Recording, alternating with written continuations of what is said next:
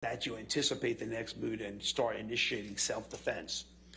But by and large, that's not what's going on here. By and large, Mr. Depp, behavior. Objection, Your Honor. Behavior was consistent. There's an objection, sir. Oh, I'm sorry. I'll sustain the objection. Okay. All right, we can move on to the next one. Is prior victimhood of abuse a risk factor for intimate partner violence? Yes. And what, So, go ahead. There's something known as intergenerational theory of violence, which is basically along the line of observation, imitation, reinforcement. So you observe a behavior that occurred in childhood, you imitate it when you see that there's no significant negative consequences, but you do get the positive consequence of maintaining control of a situation, solving the conflict in your way, if you would. So that theory is, interestingly, it applies to not only the victims, not only the perpetrators, but also the victims, because there are many victims who grow up in a house of abuse that are not abused, but they're the victims of abuse. What are the warning signs of intimate partner violence?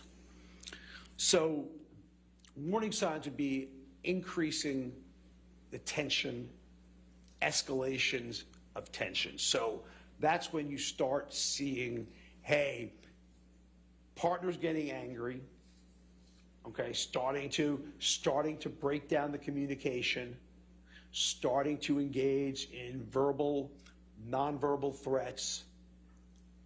Victim concedes due to this tension, and that leads you to the actual acts. So these acts progressively build, and then they occur.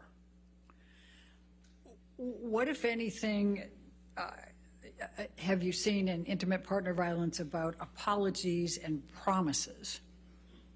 So again, the apology is part and parcel of the honeymoon phase, and promises are part and parcel of the honeymoon phase. And, you know, the victim wants to believe it's going to work. They want to believe their spouse is going to be faithful to this. And as part of the abuse cycle, it ends up, as I should say, in the calming cycle, like I said, the victim tries to get some help to try to resolve this until the tension buildup phase where something bothers them. So again, it could be bothering someone about substance abuse. It can be bothering someone about finance. It could be bothering something about your career. Anything is liable to build up tension when you have this framework of limited self-control and erratic, intense mood shifts. So what, if any, record evidence did you review that reflected Mr. Depp engaging in these warning signs, including the apologies and the promises? I think that was almost routine, that after it was all said and done, that he would apologize for letting this monster out, letting this anger out, almost routinely. And there's very well record evidence of that starting as early on in the marriage in therapy for Ms. Heard. This guy kind of reminds me of what's his face from Back from the Future. What's the old guy's name? And very much occurred. That's who he reminds me of. What happened. And the other part of this is, again, when you can recognize that when you're sober, even short-lived sobriety, when you can recognize that things are better, things are happening better, life is better, then even that should show you that, hey, there's an issue here. There are issues here that when I don't use can be resolved. Thank you, Dr. Spiegel. I'm going to now move to the Goldwater Rule. Can you explain the Goldwater Rule, please? So the Goldwater Rule is when Senator Goldwater was running for presidency, and I'm going to be honest with you, I think it was in the late 60s when he was, early 70s, because I was too young to even follow politics then, so please don't quote me on exactly when it was. But basically what's happening is clinicians, psychiatrists were making these quote-unquote armchair diagnoses from their homes or offices because they saw this person on TV, the way they acted, and were asked to comment about what they think their diagnoses are. And therefore, it was felt that that should not be done by professionals in these public settings. Does it have any applicability here? No, it does Objection. not. Why not? No foundation. He was explaining what the Goldwater You rule want to was. approach?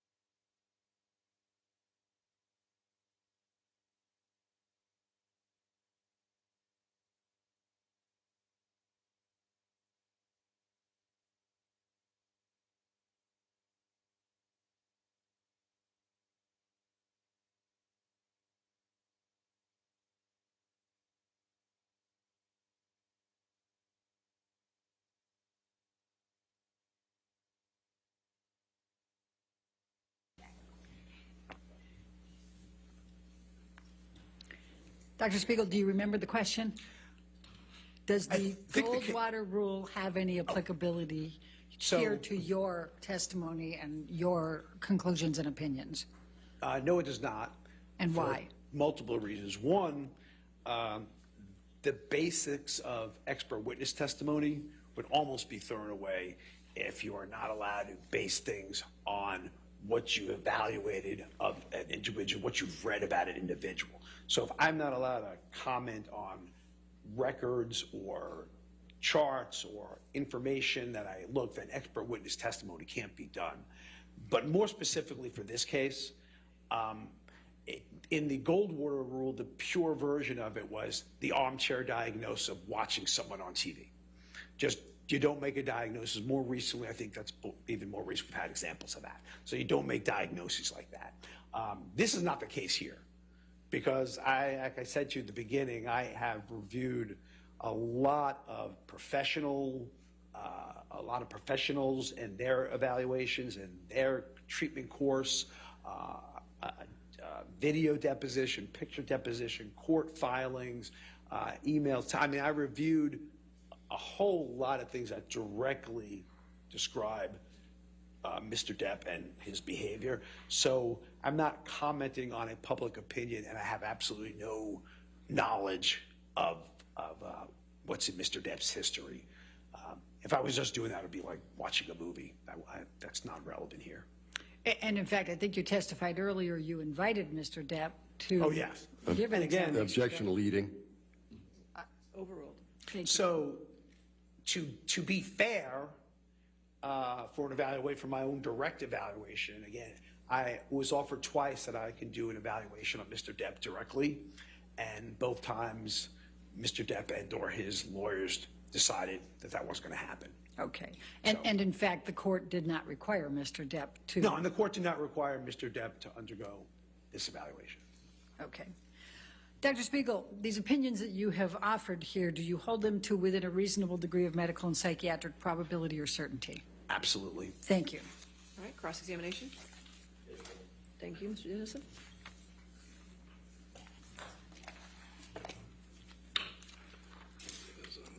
Sir, I'm Wayne Dennison. We haven't met. But let me ask you, let's start with what you finished with. I'm sorry, one more time? Let's start with what you finished with. You understand that the court was twice asked by Ms. Heard's counsel to order a medical exam of Mr. Depp, and those motions were denied. I think your team told the court you didn't want to have them, and the court ruled on them, right? I don't think the court proactively did it. You kind of had a motion to them, right? No, when Ms.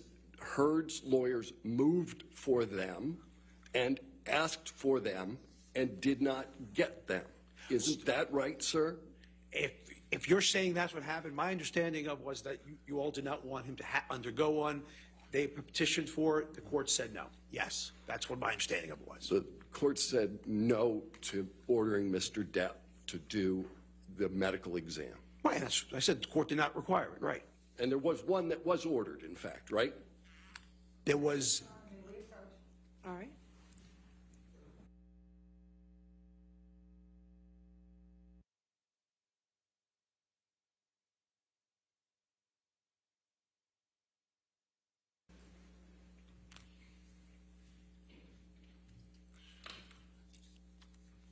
All right, so the last thing you talked about was the Goldwater rule. Yes, sir. Been around for almost 50 years, right? Yeah, I'm 59. That sounds about right. Yeah. And it's been around as a result of a presidential election that you referenced. Yes. And who has that rule? What organization maintains that rule? The American Psychiatric Association. An association you're a member of? Association that I'm a member of, yes. Yeah. Aren't you a fellow or something? Yes, I am. Okay. So, and this is an ethical rule, right? It is an ethical rule. And yes, it's ethical. They say rules. It's an ethical guideline. Yes, they're guidelines. Mm-hmm. And you know that over time, the American Psychiatric Association has amended the rule so it's not just about diagnoses, but it's also about professional opinions. Could you be more specifically say about professional opinion in regard to what? Well, let me read this and see if you're familiar with it. It is unethical for a psychiatrist to offer a professional opinion about an individual based on publicly available information without conducting an examination. That's the rule, right? If you're reading it directly, I will believe you. Okay. However, a diagnosis is not required for an opinion to be professional. So my question is, it's not just diagnosis that this Goldwater rule applies to, it's professional opinions. So again, I will reiterate that would come down to essentially nullifying witness testimony, expert witness testimony, without a direct evaluation. And as we know, it didn't happen. But regardless of that, the whole expert witness testimony thing would be basically rendered null and void. The rule, in fact, contemplates that issue, doesn't it, sir? Again, I'm just telling you the answer to the question. When you're reading me those statements, I'm telling you the response by the other side, who publishes also, is that if that was the case, there could be no expert witness testimony in the courtroom. Psychiatrists are ethically prohibited from evaluating individuals without permission or other authorization, such as a court order. That's the rule, right? Again, if you're reading that, then I have to believe you're not misrepresenting it.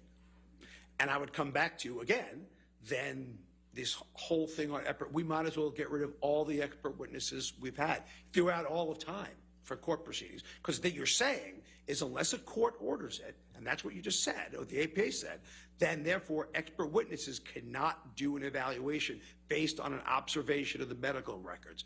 Insurance companies cannot do evaluations solely based on the medical record where their doctors rendering professional opinions. So at the end of the day, you are essentially saying that unless someone has directly evaluated it, this whole medical system we have, this whole legal system we have is null and void. I'm not saying... No, yes, you are, sir. No, you are. Well, give me a second, and I'll give you more than a second. What I'm saying and what I am reading to you is a rule by your organization that takes into account that there could be court orders that would permit the exact kind of evaluation that you say I'm eliminating. And I think we're going in circles because I think I just said that means expert witness testimony would not be allowed, and the branch of forensic psychiatry would be especially hindered. And we know the branch of forensic psychiatry does not prohibit that. So I am a member of the APA. That doesn't necessarily mean every single thing they put in there, everybody has to uncategorically agree with, because clearly that's not the case. Did you agree in your deposition that the professional opinions you rendered were inconsistent with the Goldwater rule?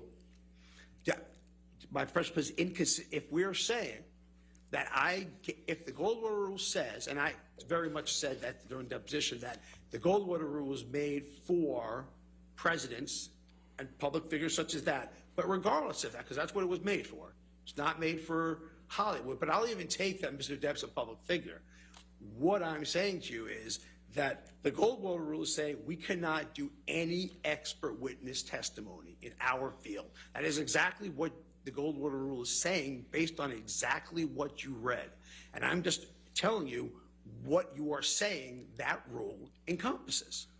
What I'm asking you, sir, is did you comply with the ethical requirements of the APA when rendering the professional opinions that you've rendered today? It is a requirement of the APA. It is not the requirement of the APA. Secondarily, so the answer is no? Secondarily, again, in order to not, we wasted our whole morning because there was an expert witness before me. There's an expert witness everyone brought in. So all I'm saying to you, that means the whole field of medical legal law is corrupt and unethical for engaging in an act that the APA clearly says we should not do. So if you're saying that, then the answer is yes, I'm agreeing with that statement.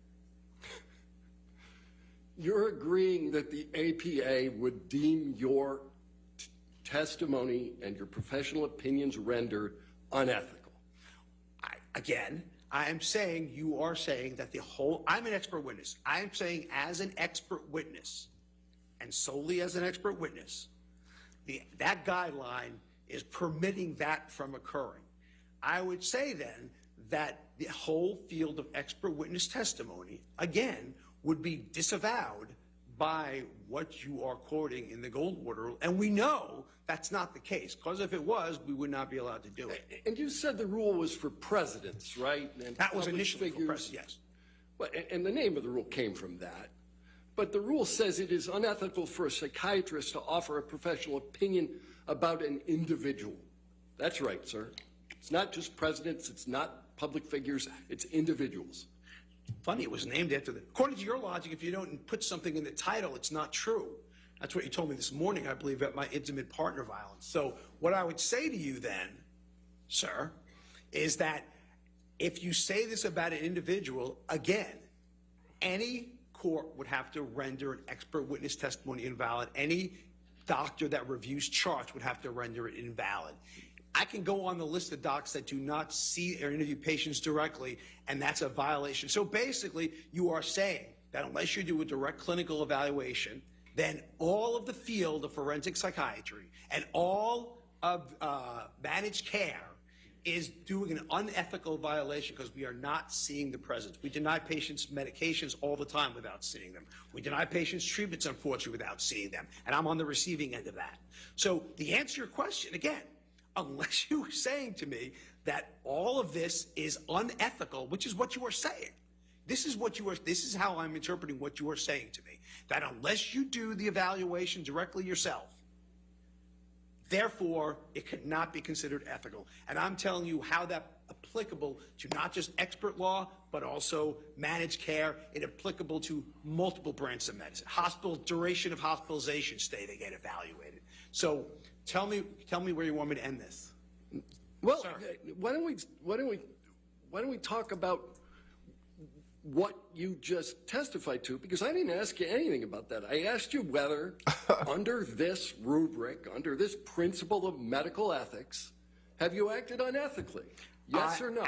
No, as an expert witness, I Then have just not say acted no, bro. unethically. And if you want the jury to believe that expert witnesses are unethical, then I guess that's for them to decide. Yes or That's no, for them sir. to You decide. said no. Let's go to the next question. Okay. Come on. Psychiatric diagnosis occurs in the context of an evaluation based on thorough history-taking examination and where applicable, collated or collateral information. You'll agree with that? I believe I said that earlier, yes. Yeah. And it's a departure from the methods of the profession to render an opinion without an examination and without conducting an evaluation in accordance with the standards of psychiatric practice, correct? Well, again, by the way, for the record, intimate partner violence is not a psychiatric diagnosis. I'll start with that. Substance usage by themselves is not a psychiatric diagnosis. If you want to cut to the chase, psychiatry is not a diagnosis of that. Narcissistic Like how personality this guy just traits isn't answering is not something, a he's diagnosis. going on little Ergo, tyrants. I am basically commenting Little tangents. on the things that were brought to me, which are not diagnosis. But an evaluation, if I was going to treat a patient or anyone here, those are the steps I would take. We, I think, started with the notion that this rule applies broader than diagnoses. It applies to professional opinions. I believe and you you've just rendered quoted professional opinions relative to narcissistic personality traits, haven't you, sir? Relative to Mr. Depp. Again, I believe you just commented on what it takes to do in a psychiatric evaluation to establish a diagnosis. I'm almost certain that's what you said. And maybe I'm wrong. Maybe you didn't say that, but I'm sure you did. And therefore, what I'm saying is neither IPV nor substance usage, nor narcissistic personality traits a psychiatric diagnosis. And then under the rubric of expert witness testimony, you are saying I acted unethically under the rubric of expert witness testimony. So if you, sir, would like to proceed that expert witnesses are unethical, based on that, I am not going to sit here and disagree with you and waste everyone's time. I think it's fairly obvious. So thank you. I'll go ahead. These were your words. I'm just saying them back how they're interpreted. Okay. Let's start with the easy question then. Maybe we can. That was pretty easy. Go ahead. All right, Doctor, you're going to have to just answer the questions. Okay. Sorry about that. Yeah. Getting into it. You need to just answer the questions, Okay. Dr. Speaker. That's what I'm saying. You He's are not rendering going so any overboard diagnosis whatsoever instead of just saying yes or no. of Mr. Depp today or ever.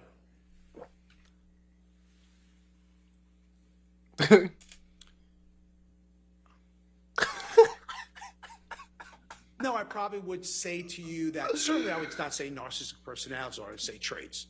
Certainly, from what I have read, intimate partner violence is not a diagnosis. So the answer is no for that. Narcissistic move on. personality traits is not a diagnosis. The answer is no. But if you want to tell me that substance use disorder is a psychiatric diagnosis, the answer is yes. But that wasn't an issue, was it? Whether Mr. Depp used substances. I mean, you said you've gone through the record. That wasn't really an issue at this trial. He's said it from day one. Oh, so you're saying he's already admitted to the diagnosis? He's already admitted to the use of the substances. Well, again, there's a difference between admitting to substance use and substance use disorder. Let's go back to what you just said about narcissistic personality traits. Yes. Narcissistic personality disorder is a DSM-5 diagnosis, correct? Correct. Diagnostic personality, and you haven't testified that Mr. Depp has narcissistic personality disorder, have you? I would certainly, if I didn't, I'm certainly thinking that, but at least I'm going to say he has traits which are characteristics of provisional diagnosis of, it's a provisional diagnosis of probably narcissistic personality disorder. But yeah, I mean, I do believe that. Well, but when you say provisional diagnosis, you know the DSM-5 requires, in order to find that diagnosis, 5 of the 9 factors. Mm-hmm. And you haven't done that analysis. You've never made that diagnosis. You've just identified certain factors. That are criteria for the diagnosis. Right. But you need 5 of 9 to get to the diagnosis. You've already told us that you didn't make a diagnosis. You're just identifying traits, correct? I'm identifying traits that are consistent with the diagnosis, yes. Right. And did you testify in deposition that the existence of traits, as opposed to the disorder, doesn't have a correlation with IPV? If I said traits do not have a correlation with the, if that's what I said, and I don't remember saying that, but that wouldn't be a correct saying. Narcissism has a correlation with the diagnosis. Yes, that part's true.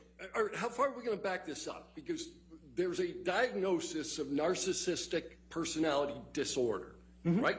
Yes, sir. And that one is tied, has some correlation with IPV, right?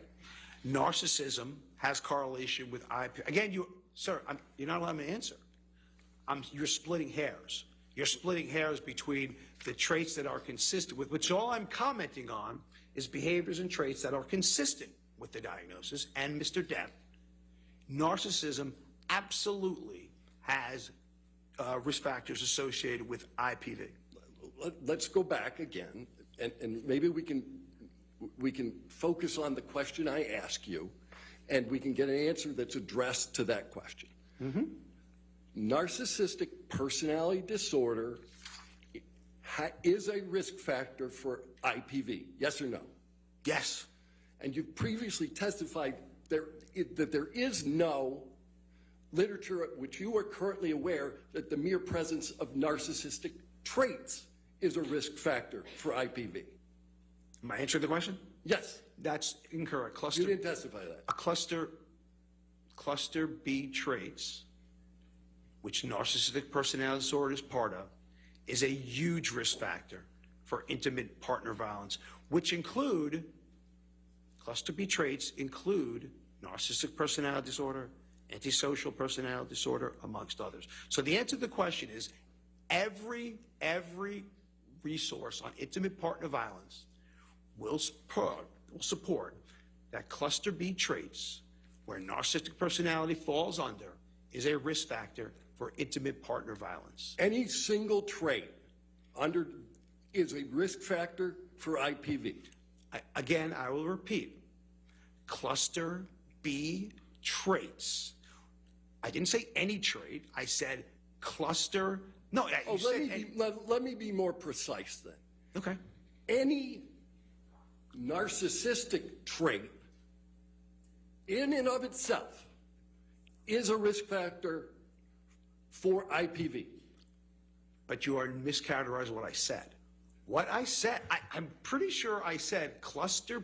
If you look at all the intimate partner violence literature, and I would behoove you to do so, you will see that cluster B traits, I didn't say narcissistic per se, cluster B traits, where narcissistic personality disorder is part of, are risk factors for intimate partner violence, part and parcel, uniformly true. And I'm not sure, the thing I don't understand is, I'm not sure why we're arguing psychiatry, because I'm telling you what it is. Dr. Siegel, you just need to answer the questions. Okay. So you want to talk about cluster B, so let's do that for a minute. Borderline personality disorder is a risk factor for IPV. As part of cluster B traits, yes. Histrionic personality disorder is a risk factor for IPV. Less so. But it Less so. Less so. I mean, cluster B. it's a risk factor, but less so, yes. Yeah. Less so. Significantly less so. All right. So which traits under narcissistic, before I move on there, there's only been one diagnosis in court of personality disorders, correct? I'm not sure who you're referring to. Are you referring to Mr. Depp, Ms. Hurt? I'm not sure what you were talking about. Do you understand that there was a medical examination done of Ms. Hurt? Yes, I did. Do you understand that the testimony was ultimately that Ms. Hurd suffers from 2 personality disorders? Okay, so I'm just being specific. I just wanted to know if you're talking about Ms. Hurt or Mr. Depp. So that's all I was asking you. Yes or no to my question? Which was there's only one diagnosis of, Ms. Hurt was diagnosed with that. Yeah, and both of the diagnoses are in cluster B, and both of them are risk factors for IPV. But both those cluster B things are, I'm not allowed to comment on the testing, so therefore, all I can say is that cluster B traits, and I'll tell you what they are, and by the way, I testified this before, which was that, one, I don't expect perfection from my victims. Two, absolutely there are cluster B traits Ms. Hurd had. Absolutely, Ms. Hurd had. Given that you've testified to it before, let's move on to a new question. Okay. All right? You indicated, in your opinion today, that you thought, well, why don't we move a little differently? Are you a member of the American Medical Association? No. Okay, so you don't know what the ethical rule of the American Medical Association is relative to doing clinical diagnoses about individuals you've never talked to. So you're saying in terms of doing expert witness evaluations, under that rubric, right? I'm just asking you, do you know the AMA's rule? You're saying the AMA's ruling under the rubric of not doing evaluations, some of you did not see, and I'm questioning, I'm asking, so you are talking about expert witness testimony? No, I'm talking about, do you know the rule? I'm not a member of the AMA, so I don't, Okay, I don't great. read the rubric. We can move on. You don't know the rule. Huh? All right. You rendered an opinion about Mr. Depp's purported cognitive impairment. Yes. Yeah. What do you use as a baseline? A baseline for processing speed? Yeah, for analyzing Mr. Depp before you watched his deposition. What do I use a baseline for that? Yeah. I mean, I guess my baseline would probably be how I've seen him interact in public. How I've seen him interact with others. I've seen him interact in media. I've seen him interact and his process speed is certainly not slow. I've seen him do commercials. His process speed was not slow. At deposition, didn't you say that what you did was compare Mr. Depp's performance in lots of pirate movies against his deposition testimony here? What I said was I've seen Mr. Depp do apology ads. I remember he did an apology ad with Bad Dog with no delay in process speed. I've seen him interact with the media regarding to that. I saw no delay in processing speed. All I'm saying Let me ask you about pirates, though. You compared pirates to the to the depositions given in this case. Then I apologize for what I said. Then I misspoke. You misspoke? You didn't make the comparison? Right now, just a second ago? Just a second ago, I may have said that I misspoke. I apologize, I misspoke. Okay. Because you know you can't compare pirates to sworn testimony, right? Yes. Okay. But you can, but as an aside, you can judge someone's processing speed at any time. Like I'm judging yours right now, you're judging mine. We all judge processing speed as a baseline because of what we know about each other. And I would say your processing speed right now is not slow. So, I mean, we're judging processing speed. I'm just saying to you. Yeah. But no, any of Mr. Depp's other portrayals in movies, did that affect your analysis of processing speed? Only I've seen him interact on interviews, and that was it. Right. When he wasn't in movies. Right. But Willy Wonka doesn't matter to you? You see him in that movie, Charlie and Chocolate Factory? Did you look at that one when you were comparing his processing speed?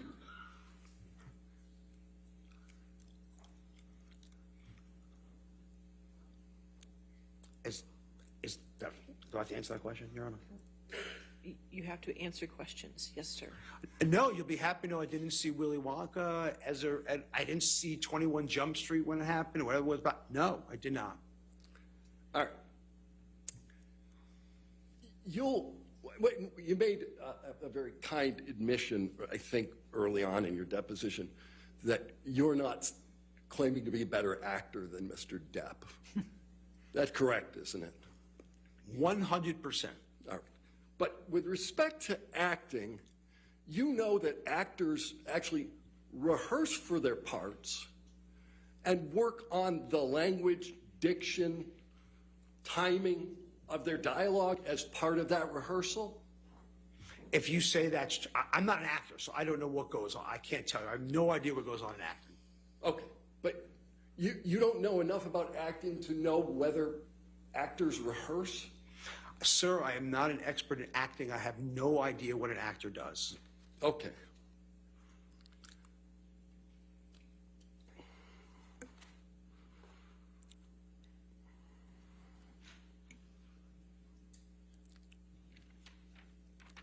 During your deposition, what were the circumstances under which you decided to call Mr. Depp an idiot? Under somebody call Mr. Depp an idiot? Yeah, you called Mr. Depp an idiot in your deposition. Why? Okay. So I think it was in the context. I think it was in the, probably should read the context of it, because I think the context was, and I'm trying to think back, okay? And what I thought it was related to was if you're coming to some deposition, okay? And again, I'm thinking back, so you have it in front of you. I don't. So I'm thinking back where he's coming in from Europe for a deposition, video deposition that he gave, and he took it overnight the night before. And what I think I said was that if you're going to do a major thing to a trial that you're involved with, I think you'd be an idiot to come in the night before. All right. So I didn't call Mr. Depp an idiot. I certainly called that planning an idiot. I didn't call him an idiot. So the words, so I mean he's an idiot, are mistranscribed? No, I'm sure, again, if I said it in that, if you're just reading one line, one snippet, I'm sure it was in the context I just said. But again, you have it in front of you, I don't. Yeah. Is idiot a professional opinion? I wasn't rendering professional opinion, Yeah. no. Is it a psychiatric opinion? And that follows the Goldwater rule. How does it follow the? Well, you just said that I'm not rendering a professional opinion. I just said idiot. That's not a Goldwater. So idiot is not a professional opinion? Mm-hmm. Is it your practice to describe people as idiots? My practice to describe people, in my practice? No, I don't describe people, my clinical cases as idiots or patients as idiots or victims as idiots. No, sir. But you sat for a deposition in this case and described the plaintiff as an idiot, correct? You gave me 9 hours of deposition, and if I said the word idiot, it was an idiot in planning. It wasn't making him an idiot. I don't know Mr. Depp's IQ. I don't know his overall functioning. So therefore, if I said it, it was an idiot in planning, which is what I meant to come across as. All right. So you did say you don't know his overall functioning, but you made some testimony today as to some evaluations you made relative to his functioning. You would agree with me that it's probably a good idea to think about the questions that are asked you in a court proceeding before answering them. Am I allowed to answer that question? Yes. Okay. So what I meant by function, what I said by function, I believe that his agent reported how late he was showing up to every movie while the cast is waiting for him. I believe that would be an impairment. If I showed up late for that, I would not be here right now, would not have a job. Okay? I believe the thing was in terms of balking out of treatment for substance rehab that his doctor is prescribing for him. So if you're asking me if that's an impairment of functioning, I would say I'm very much substantiated in that. I'm trying to understand how you got to this notion of cognitive decline. And I thought it was based at least in part on the manner in which he testified. I'm sorry, what? On the manner in which he testified. On the manner, I'm sorry, I'm not being difficult. I can't hear. I'm sorry. On what? I was asking you about the cognitive decline Yes. testimony that you made. Yes. And it was my understanding that at least a portion of that testimony that you rendered was that you derived some evidence of cognitive decline from the way Mr. Depp testified. Yes. Okay. And that's what I said, yes. Right. And so all I'm asking you is, don't you think it's a good idea when you're in the middle of a court proceeding to answer questions carefully? Again, professionally, we diagnose patients with a neurocog disorder by gross evaluation all the time with cognitive. On the thought that, again, age normal controls, I'm just saying, age normative controls does not put a 58-year-old gentleman at that processing. That's all I'm saying. That's all I said. And you derived this without ever once talking to the man. You mean me directly talking to him? Because we know how I derived it. So you're talking about me directly talking to him? Yeah, you never talked. No, I've never talked to him. Right. And this exam you gave, well, you did talk about Dr. Blaustein, right? Yes, sir. And you understand that the entirety of Dr. Blaustein's medical records are 12 pages of handwritten notes. The important part was what I said. For me, as an example of cognition, which I'm trying to prove, which is what you asked me, the important part was what I said. And that was irrefutable. The important part is that he gave the mini mental status exam? Yes, sir. All right. That's Let's talk about the mini mental status exam. Scored on a 30-point scale, right? Yes. All right. And it's an exam that basically is most often used for, what, Alzheimer's, dementia, those kind of testing? It's an exam that tests cognition in all psychiatric illnesses, not just Alzheimer's. It was made for dementia for Alzheimer's, but is the standard, has been the standard for testing cognition in all psychiatric illness, substance use disorders included. Okay. Now, there is an element of that exam that requires drawing, correct? Yes. So you don't know what drawing Mr. Depp did or whether the drawing should have been fully scored. I wasn't questioning his visual, spatial, perceptual skills, which is what that does. Right. And you don't know what score Mr. Depp received on the exam. I was very specific. I know 3 words, not remembering at 5 minutes. That's all I said. 3 words, not remembering 5 minutes, and he remembered one of them, right? From what I understand, he didn't remember any of them. All right. Memory on the exam, out of the 30 points, what's it worth? 3. 3, right? Memory is 3 out of the 30. Yeah, memory's 3. Okay. But again, the memory section in and of itself tests memory. That's the only question that tests memory, only section that actually tests memory. So the memory section tests memory. It's the only section you testified about. And for all you know, that with respect to the exam that you're relying on, Mr. Depp scored 27 out of 30.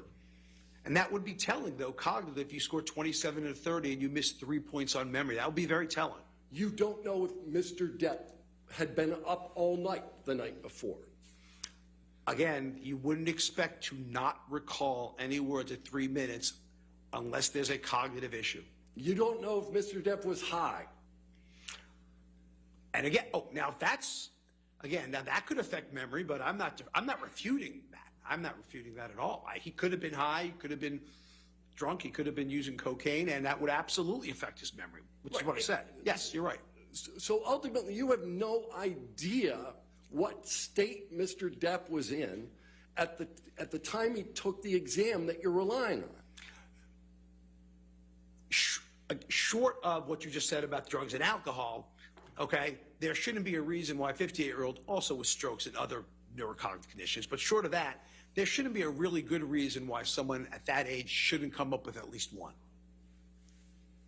But in answer, wait a minute, you started that question with short of drugs and alcohol and spent 35 minutes talking about his use of drugs and alcohol. Isn't that right? Oh, I'm agreeing. I thought I agreed with you. I think I agreed. I said that drugs and alcohol can absolutely affect cognition. I'm not sure. I agree, but I'm not sure if that's a problem. I agree with you on that. All right. So you don't know one way or the other how he scored on the exam. You don't know whether he was at the time on drugs and alcohol, but you're going to rely on it in your testimony to say that he's cognitively impaired. Which is what we do in clinical medicine, sir. Okay. You rely on tests that you don't know when it was administered, you don't know the score of the test, and you don't know the state of the person being tested, but you're going to rely on it anyway.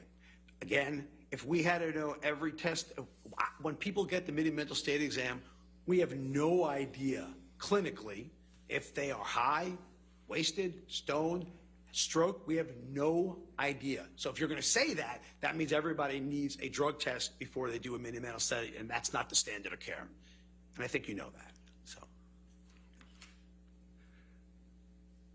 let's talk a little bit about this word you kept using, correlation. You know the word, right? yes, Correlation and causation aren't the same thing, are they, sir? no, they're not the same thing. No. How are they different? Correlation is consistent with causation, means direct link. Can you say that again? You were so fast I didn't hear it. I'm sorry about that. Correlation is a risk for something happening. Causation is a direct link. Right. So just because something's correlated doesn't mean it's going to happen. 100%. Right. 100%. But lung cancer, for instance. Smoking is very highly correlated with lung cancer, right? Yeah, and there's certainly a link Right. to lung cancer and smoking. Right. But not all smokers get lung cancer. Not all smokers do. No one, like I said, no one fits the curve perfectly. Right. And you've made repeated testimony to all of us. All of us do this. All of us do that. Mm-hmm. Your suggestion about all of us is you're just looking at the world as a sample and not at any particular individual, correct? What I'm looking at is that I'm not talking about an individual, how they can or cannot be resistant. What I'm saying is invariably, when you use substances, this is going to happen. Now, is there a 0.05% chance that someone who does? Absolutely there is. But is that medical degree of certainty? Absolutely not. A 0.05% chance of what, sir? Of eventually developing symptoms. If you're using excessively, eventually you're going to develop symptoms. All right. But risk factors tell us nothing about any one particular individual, do they, sir? No. Again, risk factors tell us nothing except that they have it, they're at a higher likelihood of developing it. That's Right. what tells us. But you did a whole litany of risk factors relative to IPV. Yes. Right. And none of those risk factors tell us anything specifically about an individual. Other than they're at higher risk. Right. Right. So someone could have every single risk factor for IPV and never commit IPV, right? It would be, again, if you're going to say a medical degree of probability, the answer is they will. But if you're saying uniformly, the answer is no. Right. IPV can occur without substance abuse. Oh, sure. Someone can abuse substances without ever perpetrating IPV. Again, absolutely. But, again, you are saying different than what I said. I did not say abusing substances. I said substance use disorder. Those are two different things, because there are surely people who use substances that do not engage in any violence, do not become psychotic, nothing at all. So And that's absolutely. equally true of people who have substance abuse disorder. There are certainly people who have substance abuse disorder who don't commit IPV, correct? They are saying people who have substance use disorders, the majority of them, over 50% do. So over 50% do. So that's medical. The answer is yes. As you said, not everyone who smokes gets lung cancer. So there are significant numbers of people. You said it was over 50. So you'd say 40% of the people who have substance abuse disorder don't commit IPV? And those are the ones that do not have IPV risk factors, though, right? So we're talking about people Wait a who minute. don't. Isn't substance abuse disorder an IPV risk factor? Oh, yeah. These are other people that don't have other risk factors, right? Right. But again, we're talking about people in general. You don't know anything about any particular individual as to whether anybody's going to commit IPV. If statistics follow through. All we can say is more than 50%, 70% will. If you combine more risk factors you have, the more likely you're going to develop the illness. If you smoke cigarettes once, that might not correlate to lung cancer. If you smoke it chronically, that might. So Right, that's but all I'm we're saying. talking about individuals here. You either have lung cancer or you don't, right? If you're smoking. Right. Right. You either commit IPV or you didn't. Oh, I mean, yeah, you either did or you didn't, yes. Right. So you took some issue with me because I was asking about substance abuse generally, and you wanted me to talk about the disorder. I asked you earlier about narcissistic personality disorder, and you haven't made that diagnosis. You've just talked about the traits, right? Yes. And somebody can have these narcissistic personality traits and substance abuse disorder and never commit IPV, right? So, along that line, Right. about 80 to 90% of people who commit IPV have a personality disorder. So the answer is less than about 10% obviously do not. Right. There are more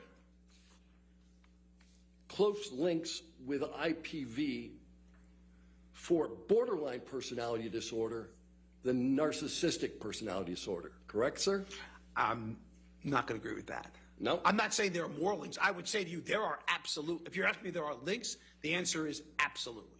If you're saying to me more, I can show studies, say yes, so studies say that. That has not been absolutely definitively correlated. No. No. Absolutely not.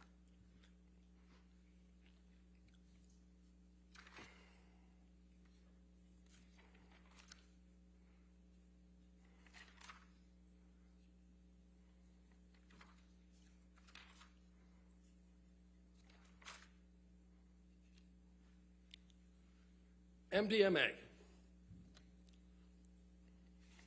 What is it? Ecstasy. Yeah. And what's the normal dosage of ecstasy for people who use ecstasy? Again, I couldn't tell you the quote-unquote normal dose because, honestly speaking, no one knows what they're getting when they're using it, right? It's not regulated, so. But the effects of ecstasy enhance sense of well-being? At low doses, the answer is yes. I'm going to gather when you're using it at higher doses and develop tolerance, you develop the sympathomimetic effects, which are not so enhanced well-being. Increased extroversion, that's a symptom? Again, at lower dose, you are 100% right. At low amounts, you are 100% right. It is an entactogen. We feel closer to people. That's what people who use it say. They feel close to people, warmth to people, 100%. But with continual use and higher doses, it could be fatal. Right. So that's not well-being. I don't know if I'd call that well-being. So continued use at higher doses, MDMA can be fatal, correct? Correct. What if you took 8 to 10 tablets of MDMA? What if you took, and again, you don't know what it's very hard to say that. You don't know what it's, what's the word I'm looking for? Contaminated with, okay? You can't just say, hey, let me just take 8 to 10 pure ecstasy and see what happens. That's not going to happen. So what I would say to you, again, because substance abuse are unpredictable, they are not regulated, no one knows what they're going to. No one absolutely has any idea whether it's going to cause this empathic entactogen effect at very low doses, or is it going to cause the sympathomimetic, increase, it's like a stimulant, like cocaine and something we talked about like that. No one knows what's going to happen. It's not regulated. And no one knows if you're using with other substances either, like other stimulants. Or if you mix it with alcohol. Or mix it with alcohol. No one knows if it's going to be potentially worse. Right. But this is a potentially lethal combination. 8 to 10 MDMA tablets and alcohol. This is a potentially toxic combination. Right. Can it kill you? Yeah, I mean, it is a potentially toxic combination. That's true. Ever heard of someone cutting off their own finger on MDMA? Have I ever heard of it? Yeah. No, I can only give you one example. Hadn't seen that one before. I Okay. ha- So, Seroquel. That one puts you to sleep, right? If you want to phrase a barbiturate putting you to sleep, then the answer is yes. Yeah, you heard Mr. Depp talking about sometimes being on the nod, right? And again, I think I explained Seroquel very well this morning. Good. I'm going to ask him a few more questions. Oh, okay. Okay. All right. You kept making references to street value. Why were you doing that? Because that's why people with substance use disorder use quetiapine and Seroquel. Say it again, I'm sorry. That's why people who use quetiapine or Seroquel it sells on the street because it's so barbiturate-like in effect. Right, but you said that Mr. Depp had a prescription. There are many substance use disorder patients who have prescriptions for Adderall and quetiapine from their doctor, and that doesn't mean they're not getting high out of it. That doesn't take much. Doctors like to believe what patients have to say. They're not going to go in there being expert witness testimony. All I'm telling you is that in people who have substance use disorder, it is not uncommon, and the thought was initially that because quetiapine was not addicting, that it's safe to give in people with substance use disorders, when in fact, we absolutely know it has street value. We absolutely know that for a fact. Right, but my point about this is you made a bunch of testimony about street value, but you knew at the time you made the testimony that Mr. Depp, in fact, had a prescription. He also had a prescription for oxycodone and roxicodone. Does that count? Because that's also probably not a good thing. Just because you have a prescription doesn't mean that. I think Mr. Depp would agree with you it wasn't a good thing. Just because you have a prescription doesn't mean you can't abuse it. No, I'm not suggesting you're abusing it. I'm just wondering why your testimony was in any way tied to street value when every single drug you referenced, Mr. Depp had legally. Again, you can have prescription substance abuse, and we know that, correct? No, I shouldn't be asking that. We can have prescription substance use disorders, and that's not uncommon if you look at the opiate epidemic that we're living in right now. We can have that. That's not an uncommon thing. Unfortunate, but uncommon. Not uncommon. So, Seroquel, I think you described as a sleeping agent when used off-label? When I saw what? Sleeping agent, Seroquel, when used off-label? When used off-label, it's used. It can be used sleeping agent. Yes. Right. So, Mr. Depp's use of Seroquel could account for some of the photos we saw in this trial, where he's asleep in a chair. Again, what I would say to you is that if you have a substance use disorder, you are using it to be knocked out. Yes, I agree, but I'm not sure at the end of the day if she'd have vomitus over you either, because I've never seen Seroquel do that. So when he was passed out in the chair, he also had vomitus over him. I've never seen Seroquel do that ever. Neurontin is another one of the drugs you testified about. That one's also prescribed, right? Yes, it is. And what's the prescription for that? What's it used for? And what's its indication, or what's its used What's its indication? I mean, its indication is for seizures. It may have one pain indication. Again, I'm not a neurologist, so I can't tell you exactly if it does. But it's chronically used off-label for pain. It's used off-label for anxiety. Right. And what's its effect? That's another one that'll put you to sleep, right? Well, yeah. I mean, sure, 100%. Right. And you made reference to a picture. There's been testimony around that picture that Mr. Depp fell asleep with ice cream in his hand. That's not vomitous, right? I was told it was vomitous. Okay.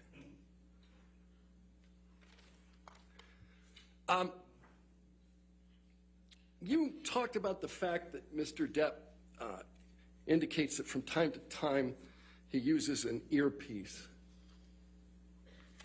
I read that, yes. Okay. Did you read the testimony of Mr. Wyatt, who told you what was being pumped into that earpiece? Yeah. I mean, if I remember right, I mean, I think it was lines, right? No, it was music. It was music, not his lines? Yeah. Okay. So if Mr. Depp was listening to music rather than being fed his lines, does that change your opinion as to his cognitive function? If he was never fed his lines through the earpiece, which I know he was, but read he was, and that may have been that example, Mr. Wyatt may have said that it was music. I guess the question is, were you having the music during the actual talking of your lines? Is that what you're saying to me? Well, you know, if you can do two things at once, that's a pretty high cognitive function, isn't it, sir? You know, it's a very good point, actually. Divided attention is something humans have a lot of trouble in. So, for instance, we have trouble driving and putting on the, using our cell phones and direct. So, divided attention, humans actually are not very good at. I'll put that out there. But Mr. In general, not just Mr. Depp, in general. But Mr. Depp is pretty good at acting. You acknowledged that early on. Absolutely. Well, better than me, so I know that. Because you don't act. In fact, you don't know about acting. You're right. I have no idea about acting. And you don't know how prevalent the use of earpieces are in acting. Again, I know nothing about acting. Irrespective of the fact you know nothing about acting, you've testified that Mr. Depp's use of an earpiece is somehow a cognitive deficit? So if I was giving a lecture and I was fed my lines, I would think there's a cognitive deficit. So and maybe I'm wrong. Like I said, maybe I could be wrong. Maybe Hollywood stars get lines fed to them through earpieces all the time, and I don't know. That could be said. It sounded to me to be unusual if you're doing a movie and you don't know the lines. But like you said, I'm just judging it on what I do with lectures, and that would never happen. If you gave lectures, you wouldn't use an earpiece, but you're not going to tell anybody how to act. I'm sorry, what was the question? I said if you gave lectures, you wouldn't use an earpiece, but you're not telling anybody how to act. Right, I would not use an earpiece during lectures. Right. But I don't know what the standard for standard as Hollywood is for that. I have no idea. Your testimony about the use of an earpiece, as maybe you were wrong. You're comfortable with the fact that you may have made a mistake there?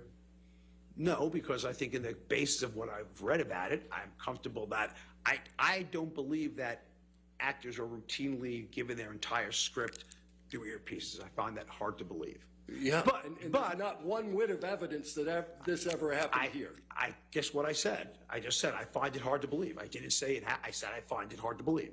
That's all I said. Oh, yeah, but what you found hard to believe, sir, was that every line of the script was pumped through an earpiece. Where did you ever get the idea that occurred? That's what I read in the court review, the court evidence. That's where I got it from. Right. And you know whether Marlon Brando used an earpiece? Isn't he dead? Yeah. So the answer is no. He does not use one now. Oh, no, I used the past tense, sir. Oh, I'm sorry. I know nothing. I will concede to you, I know nothing about acting.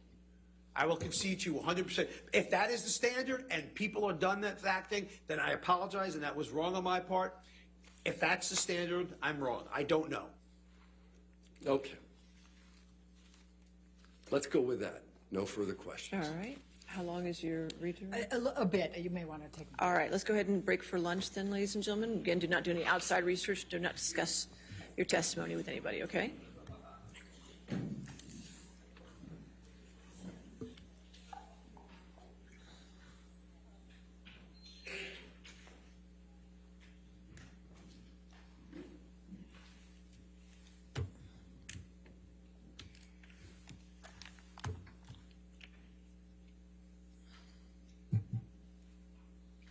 All right.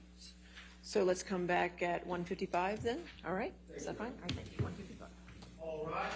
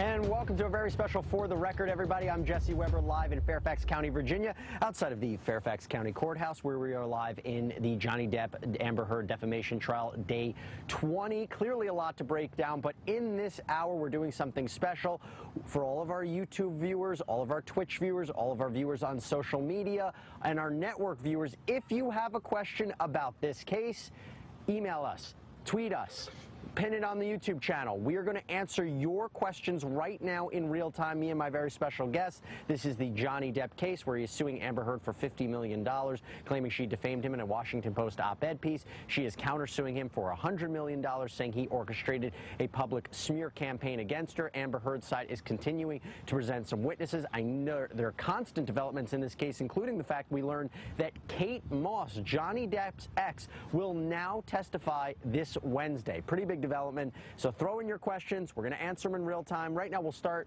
with the a little bit with some of the recap of what you might have missed earlier in the day. We heard from psychiatrist Dr. David Spiegel, whose opinion was that Johnny Depp exhibited symptoms of a substance abuse disorder and also signs that he was the perpetrator of intimate partner violence on Amber Heard. Let's take a listen to that testimony real quick. Dr. Spiegel, could you please just summarize for the jury the conclusions you came to with your opinions, and then we'll take you through the specifics. So in my opinion, based on my review of the evidence, based on my clinical experience, based on my publishing experience, based on my teaching experience, that Mr. Depp has behaviors that are consistent with both someone who has a substance use disorder as well as consistent behaviors for someone who's a perpetrator of intimate partner violence. All right, so let's break down some questions. We're already starting right now. I'm joined right now by Anjanette Levy, who was live in that courtroom today and provided us quite the story about a woman picking up her baby and saying in the middle of open court, "Johnny, this is your baby." We found out later it was not his baby, thank goodness. But we're also here with Dina Dahl, who's of course been fantastic with our Q&A sessions. So Anjanette, I will go first to you. This is an interesting question. This is from Kaylee from Ness from Facebook. Kaylee Ness says, can you explain what the time limits mean for each side and how it relates to cross-examination?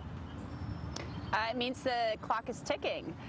The side for Amber Heard really has fewer than 8 hours left, so that's basically today. And I'm assuming will finish up today. So it means that as far as cross-examination goes, they're going to have to maybe tighten it up if they want to get more in and get more out of their witnesses. So it's really interesting, and they're going to just have to, I think they're going to have to tighten it up. Some of their stuff goes really long, and now they're going to be, after lunch, call Johnny Depp to the stand. We know having Johnny Depp on the stand is not a quick thing. So they're going to have to speed it up, and I don't think that they're going to be able to control Johnny Depp. You may recall Ben Rottenborn was often frustrated with Johnny Depp, and we may see more of that depending on how it goes. Yeah, he has these kind of long, elaborate pauses and sentences. I also want to apologize. We have with us criminal defense attorney Karen Felicia Nance. Karen, I'm sorry I missed you there. So, you know what? I have an apology to you. I'm going to throw you a question. From LOZ97, this is one of our YouTubers. How are they allowed to have witnesses in that haven't witnessed anything and are only giving their opinions based on hearsay? How is that fair, and how is it even allowed? I'm assuming this is in reference to some of the witnesses we've seen today who said that they never observed any kind of violence on their end, or they never observed, you know, any certain thing. They weren't there for the injury to Johnny Depp's hand, but they are giving opinions nonetheless. What's your take on that?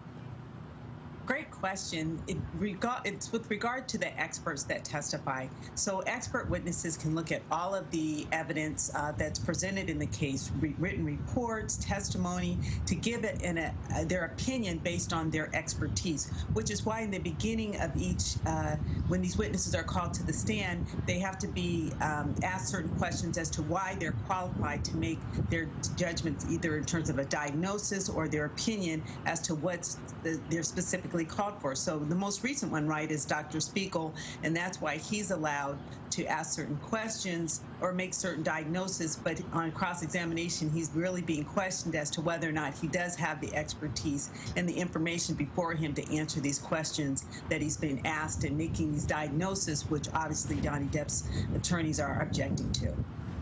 Well, I'm glad you mentioned that, Karen, because over to you now, Dina. We have a question from Finn Willie from YouTube. Have you ever seen a more combative expert witness? I'm assuming he's talking about Dr. Spiegel. Didn't seem to want to answer one single question without arguing.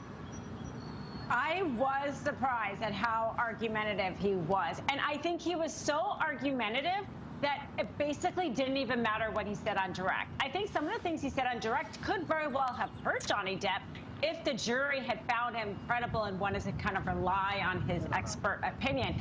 But his inability to answer any of the questions and to be so argumentative made me, as a viewer, and probably the jury, kind of question, like, why he was so defensive. Like, it just took his whole professional opinion, as he said, really into question. It was an excellent cross, and I think they did a lot of damage on him.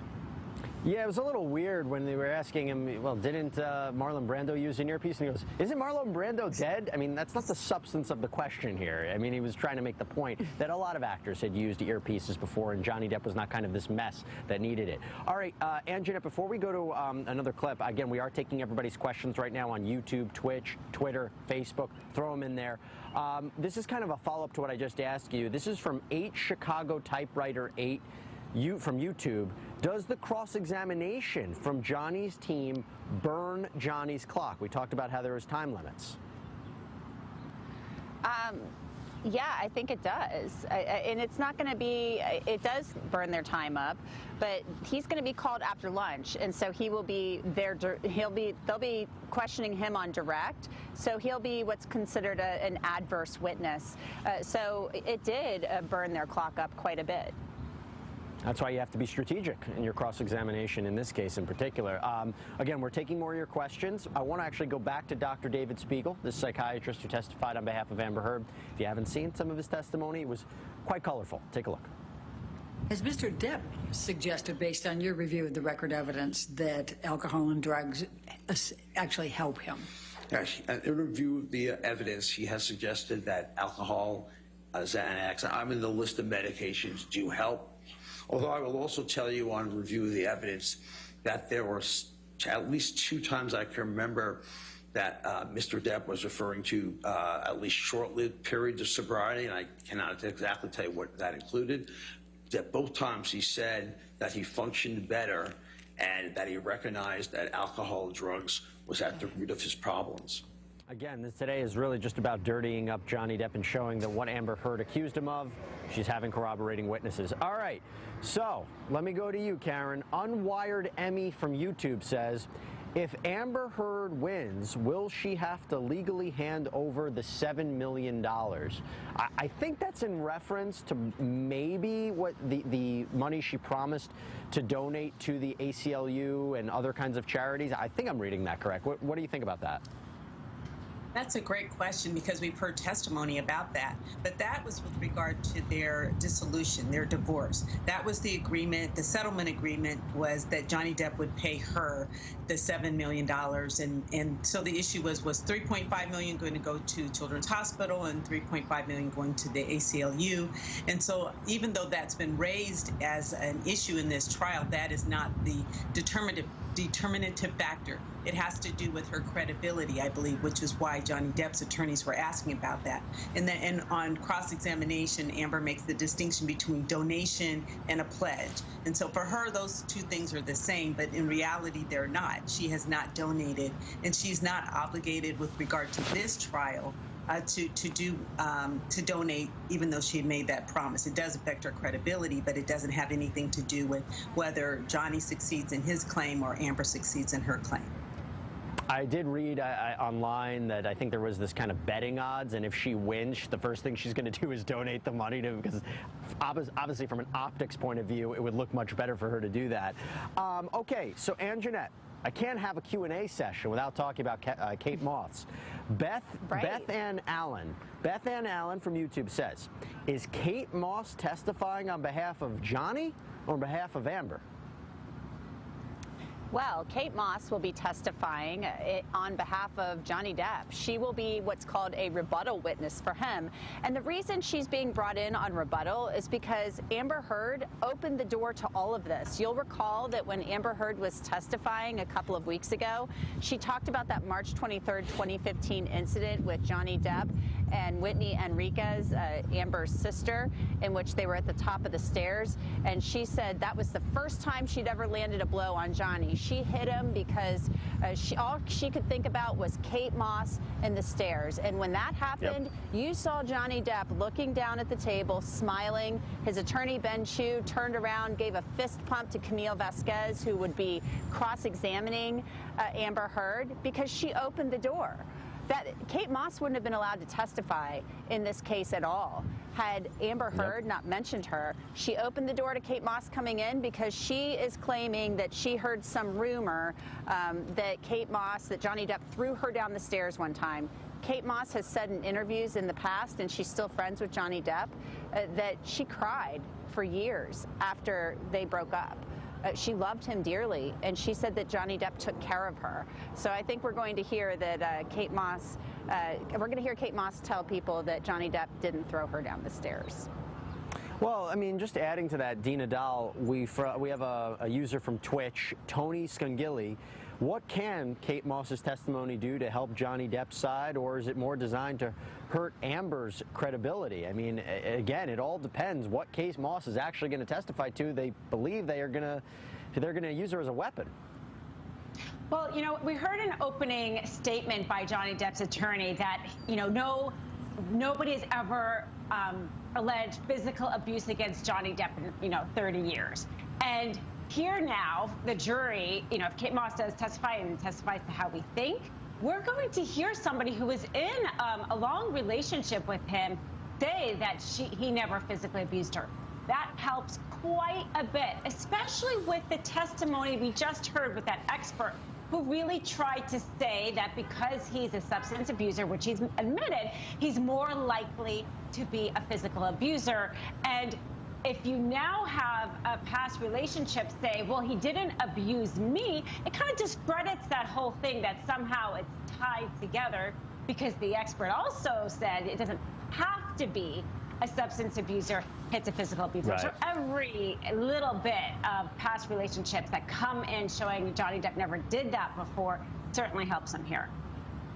So many twists and turns in this case. We thought we were going to hear from James Franco and Elon Musk, but they're like, don't worry, we got Kate Moss. She's coming in this week. So clearly there's a lot of things that are fluid that are happening here. We are taking your questions. We'll take a quick break. When we come back, I will just tease, there's one question from TTBA 1878, a fantastic question that we're going to get into. Stick with us. We'll be right back right after this.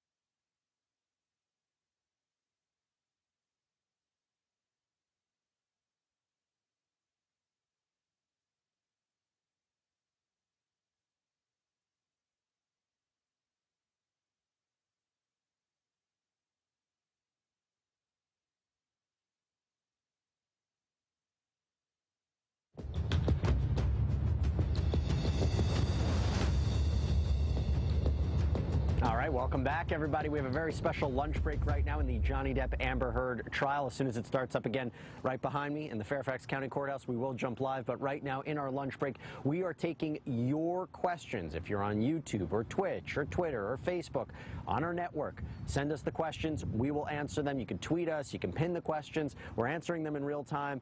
So I did tease one question. Karen, I'm going to throw it to you. I said this is a really good one. This is from TTBA 1878. This is a very big picture question. Do you think this case has strengthened or damaged the defamation court process? Wow, that is a great question. I think that it probably has put a light on it. I don't think that most people in the general public have even focused on defamation. So I think that in a good way that we're now aware, the public is aware that these type of lawsuits exist. So I think in that sense, it's a good thing. The bad part is it's muddied by the whole allegations of domestic violence, because now we have to focus on whether or not, from a criminal perspective, that these things happen. So I think that from two ways. One, yes, we're now aware that there is such a thing as defamation and how hard it is to prove. And on the other hand, we're coming to light the fact that actually men can suffer from domestic or be victims of domestic violence as well, if you believe Johnny Depp's team. So I think that overall it has a good effect in terms of awareness. And then we just need to focus on just their nuances to domestic violence. There's so many different types of physical, emotional, sexual. So I think it definitely raises that conversation for more of us to have these type of discussions, clearly. Yeah, we talk so much about the celebrity aspect, but the legal case is so important altogether as well, and whatever the verdict ends up being. So again, great questions that we're receiving from all of our viewers. Keep them coming. I want to play some of the testimony from Dr. Richard Moore, this orthopedic surgeon who said the injury he saw to Johnny Depp's hand wasn't consistent with the story that Johnny Depp gave.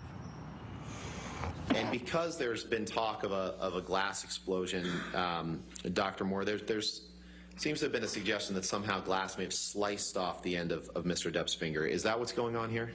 No, this wound doesn't really appear to be a sharp glass laceration. You referred earlier to an avulsion, which is a term I had never heard before. Your opinion in this case. Explain to the jury what that is, please. So often with crush injuries and we'll see tissue loss that we call an avulsion, or where the tissue's actually pinched or pulled away rather than sliced or cut. It's not uncommon with crush injuries to see that. So we're going back and answering some of your questions on Twitch and YouTube and Facebook. Okay, and Jeanette, this is a good one. Again, I keep hitting you with the time, but people want to know because we never really see it in the criminal cases. This is from Angel Cat Life on YouTube. Cat spelled with a K. I just want everybody to know that. If they run out of time, can the judge really stop them? Don't they have a right to give their best case with all the evidence? Can it be a mistrial if the judge stops them? I don't think it can be a mistrial because she told them from the very beginning, this is what you have for your time. And it's up to them to use their time wisely and to budget wisely. It's as if you get a paycheck, right? You know what your take-home pay is. You know you don't go and blow it on one thing when you need groceries. So I think it's all about budgeting your time and using your time wisely and getting the most bang for your buck. And the judge has told them repeatedly, if you run your time out, if your clock is up, I will stop you mid-witness. I don't care. Yeah, I mean, we could be there. Who knows how long? Because you know what? Here's the thing, Dina. The cross-examination that we've been seeing of Dr. Spiegel's, I mean, it's something to watch. And we have a question here from Twitter from @Calibrowski. Do we think that maybe Dr. Spiegel was put on the stand to fluster Depp's side? I can't seem to find a good reason as to why to put him up there if he never actually gave an evaluation of Johnny. Well, Well, you know, he was meant to give his expert opinion, which he was right, that kind of thing happens a lot in these cases. And I do think that what he said in his direct probably was helpful to Amber Heard. He was trying to make this connection between substance abuse and physical abuse, but he was just so bad on cross-examination that, you know, I think the jury would probably throw out pretty much everything he said there. I also thought, though, about the clock, because the Johnny Depp team really took a lot of time cross-examining him, and I think they only did that because they know how much more time they really have than Amber Heard. They had that leeway because probably after the first few questions, they had pretty much already, I thought, destroyed his direct. They probably could have just finished then. You know, it was interesting during the cross-examination. There was one point, again, as I said, Dr. Spiegel said, "Isn't Marlon Brando dead?" Johnny Depp actually put his hand and his, his face in his hands, like, "Oh my gosh, I can't believe what's happening here." But we have a question for Dina, actually for Karen, from Mal. This is from YouTube. It's on the surgeon that we mentioned, who testified earlier, Dr. Moore. Would the fact that Johnny wrote with his finger in blood after the incident affect the look of the injury and therefore affect Dr. Moore's analysis? Remember, Dr. Moore, as he just said, he doesn't believe that this was caused by a vodka bottle being thrown at Johnny Depp's hand. Now, he couldn't actually say what caused the injury, but he said clearly it's not from a vodka bottle. What do you think about that, though, if he was able to write with his finger? That's a great question. And so that was alluded to when we saw the mirrors, right? And we saw the black writing and we see the red writing. And so that's a question that the jurors have to answer. But I'm hopeful that there'll be more information when, for example, when Amber's team calls Johnny back up there, he probably has an explanation as to that. But I think the most powerful thing of the cross-examination of Dr. Moore is that he couldn't definitively say one way or another. Everyone's just speculating. And so all we have really is what Johnny said and what Amber said. So I do think that he was a much better witness than Dr. Spiegel, for example. He said what he had to say and he was done. But I do think that on cross-examination that it gave some questions for the jury to think about. They had to ponder whether this was really how it happened. Was it an accordion door or was it through the throwing of the vodka bottle? So I do think that was it effective for Amber's team? I think it was. A lot of people have questions about this surgeon, by the way, as the first witness of the day. Dina, we heard from Charlotte C. from YouTube. Why did none of the lawyers ask the surgeon what he thought of Amber Heard's version of Johnny Depp's severed finger? The fact that it was with a phone. Thanks a lot for the great Q&A. Well, you're welcome for the great Q&A. But I guess, that's an interesting point. I mean, because he really couldn't definitively say what happened. Yeah, that is a really good question. I mean, sometimes lawyers don't ask questions that they don't know the answer to, right? So whether or not, maybe Amber Heard's attorney didn't want him to say that he couldn't say whether or not it was the phone, which would have made his testimony even more vague, right? Like he couldn't back up what Amber Heard said either. And so that's possibly. And then also Johnny Depp's attorneys probably didn't want to ask him that because they didn't want him to say, well, sure, it's possible that it was the phone. So my guess is, it's that they were a little bit uncertain. He was going to probably not be able to say one way or the other it was going to be the phone, which could have actually hurt both of them. Well, yeah, I mean, did he cut himself? Was a vodka bottle thrown? It's still kind of up in the air, and how much, whatever the jury comes back with on that, it's not one of the core substantive issues. It just lends into Johnny Depp's argument that he was the victim in this relationship and not the abuser. These are great questions. Please keep them coming. We want to keep answering them. We'll play a little bit more of Dr. Richard Moore, this orthopedic surgeon. This is him being cross-examined by Depp's side. Have you ever seen this picture before, Dr. Moore? No. So you're not aware that this is the bar area where Mr. King testified he found Mr. Depp's finger? No. Okay. Do you see that broken vodka bottle in the back corner near the bottom of the bar? Yes. Okay. Do you see the blood drops on the floor? Yes. Can we please pull up Defendant's Exhibit 1820, which is already in evidence? Have you seen this picture before, Dr. Moore? I have not. So you're not aware that this is also a picture from the bar area where Mr. King testified he found Mr. Depp's finger? Correct. Do you see the bloody tissue on the ground at the bottom of the bar? Yes. Do you see the blood drops around that tissue? Yes. So you didn't consider any of this evidence in rendering your opinion about how Mr. Depp injured his finger in Australia, did you? I did not. That's a good point. That was a good cross-examination point right there, what to really take away from it. Okay, so Ann Jeanette, big picture again. I'm not going to, it's another time question. It's a little different, though. It's a little different. This is from Waleska LeBron on YouTube. How much time will the jury have after Friday? So, again, I think what the question is suggesting is after closing arguments, once they go into deliberations, how long will they have? Well, I think that that's probably going to be up to the jury. So each side gets 2 hours for their closing. Plus, think about it, Jesse, when we cover these cases, jury instruction, the judge instructs the jury, then then the closings. We're going to have a morning break, likely lunch, then closings from the other side and rebuttal, then probably a break. So it could happen. It could, they could go back and say, you know what, we'll select a foreperson, maybe talk about a few things, and then come back the next week. The judge may leave it up to them as to how late they go, but we don't know that at this point. But everybody I've talked to seems to think that closings will happen. Think about it. Friday is the Friday of Memorial Day weekend. It's a holiday weekend. These jurors have been here for 6 weeks. Do you really think they're going to want to hang out here on a Friday night and into the weekend if they don't have to, and if they can come back the next week? Unless this is going to be like a quick verdict and they're going to go back and say, okay, we've made up our minds, boom, boom, boom, boom. I don't think that's going to happen. Everyone I've spoken to thinks they will deliberate into the next week. And deliberations can go on as long as those jurors see fit.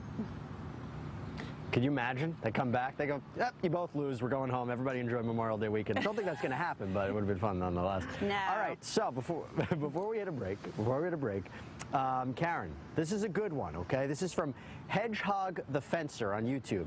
Don't know what Hedgehog the Fencer's profession is, but just let's leave it at Hedgehog the Fencer. That is great to think about. So, hi guys. Is it harder for a public figure to win a defamation trial than for a private individual? Karen.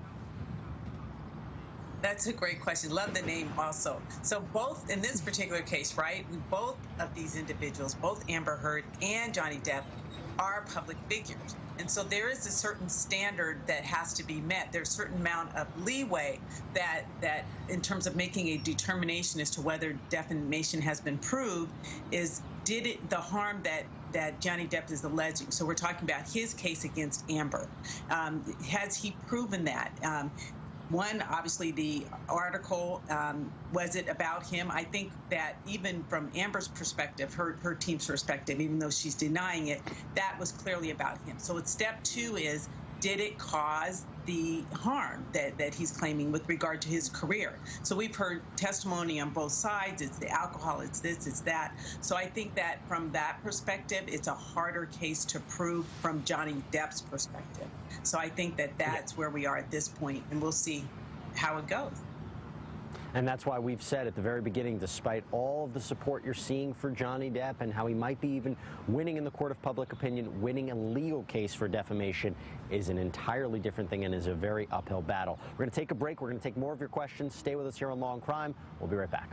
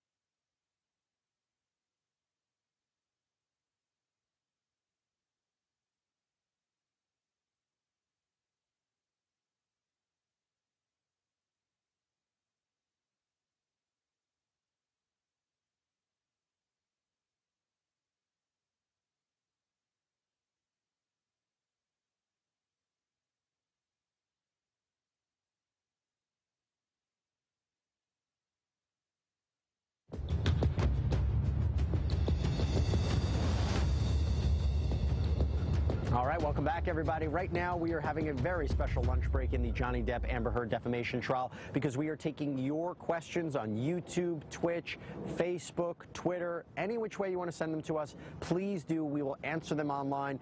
We'll answer them on air, I should say. And by the way, just great questions about this case and overall the big repercussions of this case as well. I'm back here with Karen Felicia Nance, Dina Dahl, and Jeanette Levy.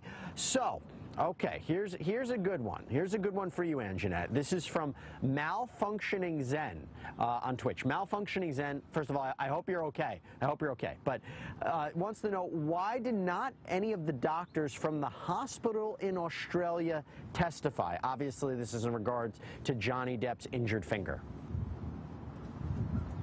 That's a really good question. I think we would have all liked to have heard from them, because what did Johnny Depp tell those doctors?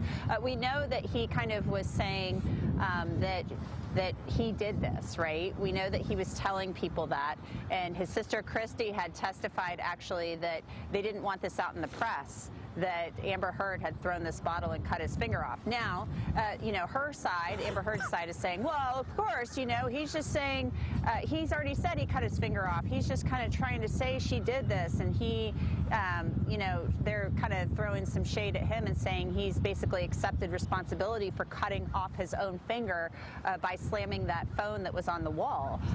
But I think it's really interesting. That's a good question. I don't have an answer. I wish I knew. I would love to know what he told those doctors at the hospital. But remember, there was all this discussion about how they didn't want this out in the press. They didn't want this in the press, that there was this blowout at the house in Australia while he's filming Pirates of the Caribbean and the tip of his finger came off. Can you imagine? It would have been big time tabloid fodder.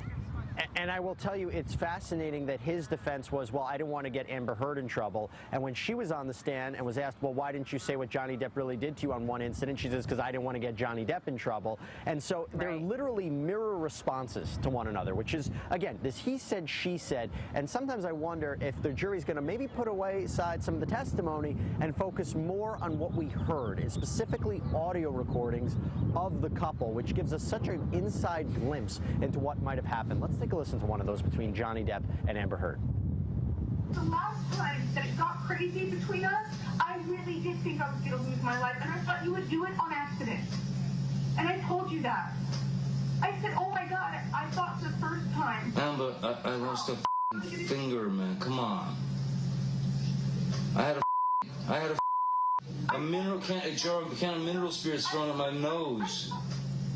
You can please tell people that it was a fair fight and see what the jury and judge think. Tell the world, Johnny. Tell them Johnny Depp.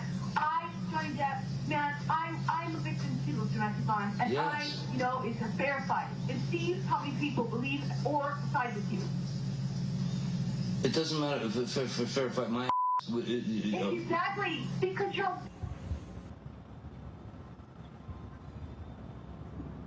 And that's it. I mean, that's going to be it right there. It's going to be important for the jury to really make that determination. It's kind of ironic she said that. So, Dina, I go to you, and I apologize to our YouTube fan here because I'm not sure exactly how to pronounce this. Mini PWNAG. I don't know. Mini Padmajada. Let's go that. This is on expert witnesses. Okay, when experts like doctors describe symptoms of mental illness or injury for the side that they're testifying for, could the opposing counsel ask the expert if they see those symptoms of their own client? What do you think about that? Sure. I mean, that would go toward, you know, what's the foundation for their professional opinion. And we have heard experts testify, you know, and I think maybe this one might have also that this was consistent with what he has seen in clients before. So that is possible. I think the most important thing about the experts is, you know, they're paid to give their opinion at trial. And I think that they don't hold as much weight at all to, you know, non-paid people. So I think that there is often this battle of the experts, and yes, they could be important, but their opinions are a little bit discounted because they realize, especially here, they brought it out across, you know, they did not personally evaluate whether or not it was the surgeon, you know, or whether or not it was the, you know, the surgeon didn't actually care for his hand after the injury, and the person, a psychiatric person afterwards, didn't personally evaluate him. So it's kind of taken with a little bit of a discount by the jury, their testimony. Right. We have someone 777 on YouTube. When does Johnny go back on the stand? I'll answer that one. We believe he is going to take the stand today. Could be wrong. Things could be fluid, but we do believe he is going to be called by Amber Heard's side. Okay, so now I go to you, Karen. This is a great one. This is from a first-time chat viewer. This is from Twitch, and this is from Nikhil Senkar Chaplin. Nikhil Senkar Chaplin. Do you think that this trial has hurt the Me Too movement, as many media outlets are claiming, despite the majority of evidence pointing to Depp being the abuse victim?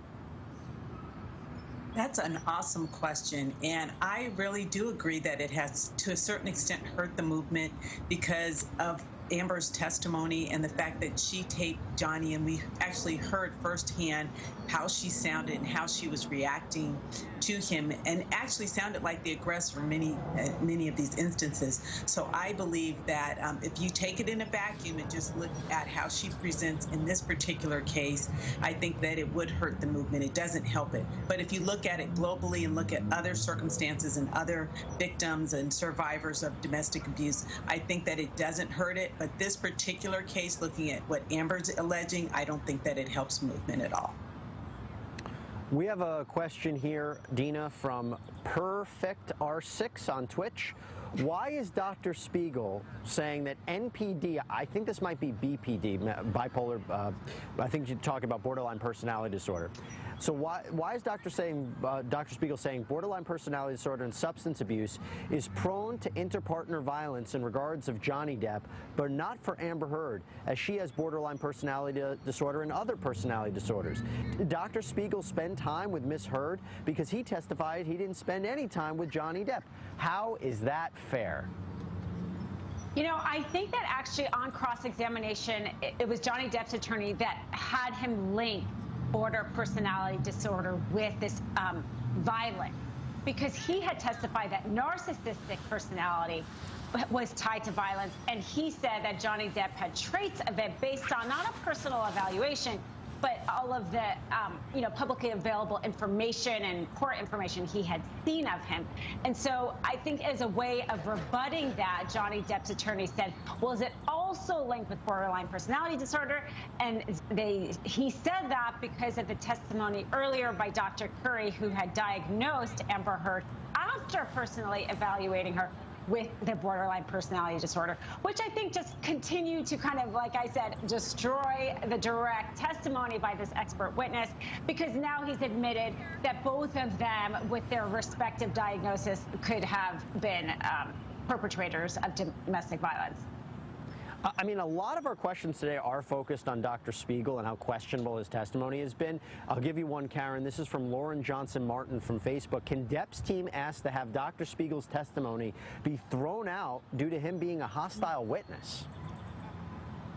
Well, I mean, obviously the question can be asked of the court. Johnny Depp's attorneys could ask that of the court, and it would be ultimately up to the judge to make that determination. But I do think that it wouldn't necessarily be to their benefit to strike it, because I think that he was such a terrible witness on cross-examination, and he still has a redirect. I don't know if he's going to be able to, quote, rehabilitate himself, but I do think the fact that he's all over the place and he's somewhat combative, I don't think that it rises to the level of being a hostile witness, but clearly he was a difficult witness, and I don't think that he did very well for Amber's side and actually helped Johnny's side, so I would keep his testimony in. Which is interesting, because this is the last week of the presentation of evidence. This is going to be some of the last things that are fresh in the jury's mind as they begin their deliberations. So let's take a break. When we come back, we're going to answer more of your questions. Throw them in there. We still got another 20 minutes or so we can answer them. And we'll be right back right after this.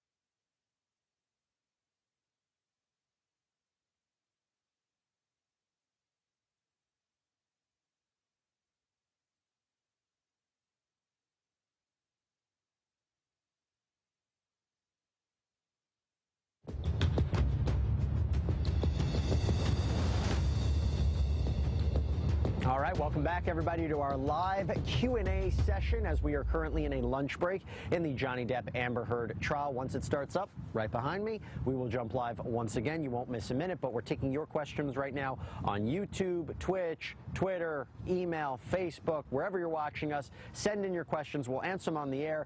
And, Jeanette, I have a really special question right now from a Jesse Weber from the Law and Crime Network. Maybe you've heard of his work. My question to you I've heard is, of him a time or two, yes. he's fantastic. But let me ask you the question. The question is, okay, what happened with the baby today in court? Because I don't know if everybody heard your report earlier today, and I know we're trying to get it up on social media pretty quickly. What happened with the baby today in court? Okay, so here's what happened, and it was pretty crazy. So we were going to the morning break. Judge Ascarati left the bench, which means the camera, because she's off the bench, goes up to the seal for the Commonwealth of Virginia. So Johnny Depp and his team always walk back then into whatever space they're taken to outside of the courtroom. And this woman in the back, across the courtroom from me and on the other side, stands up and says something to the effect of, "Johnny, I love you. Our souls are connected." And he turned around and he kind of waved. And he has waved to his supporters time and time again. And then she held up a baby, her baby, and said, "This baby is yours." And we're all like, what? I mean, that's taking things to a whole nother level. And the deputies are like, okay, you're out of here. And they take her out. They cut her wristband. She's gone. She is viewed as a troublemaker now, I can tell you that, based on what I saw in the hallway after she left. I know Celia, our production assistant, I told her, go find that woman and interview her, and Right. Celia was a really good soldier and went and did it. And she said that the woman had talked about this with her husband, and they thought it was a joke and thought it would be funny, and that she was doing that. So just FYI, everybody, Johnny Depp does not have a third baby out there that was at the courthouse today. So it was just a weird thing, and it was just one of those Right. things where you're like, whoa, we are in courtrooms all the time. You don't see stuff like that all the time. And Jeanette, real quick follow-up, any comment from the baby? No comment from the baby. Okay. I heard she just Okay. wanted a bottle. Okay, fair enough. Great reporting, as always, from Anjanette Levy. But I move on to Anjanette because you actually did get some comments from Amber Heard supporters, and that was interesting because we talk so much how there's so many supporters here outside the courthouse, inside the courtroom for Johnny Depp, but you had the opportunity to hear from some people who were supporting Amber Heard. Let's take a listen. Watching this, it breaks my heart. It breaks my heart the way that she's being forced to relive all of this in front of the world, and they just hate her for it. That breaks my heart. I mean, she already did the trial in 2020. I mean, she like leaves court every day, and people just shout at her like obscenities, saying, "I don't believe you," every day. People made it into a funny TikTok trend to dance and act out her sexual assault testimony. It's just, I mean, it's just sick. That's why I care. Do you think it's possible at all that she ever abused Johnny Depp at all? No, I don't think it works like that. What do you mean? Can you explain that to me? I don't really think there is such a thing as mutual abuse, like the power imbalance, if that makes sense. Why do you see him as the one with the power and not her? I mean, he's older than her, richer than her, more famous than her.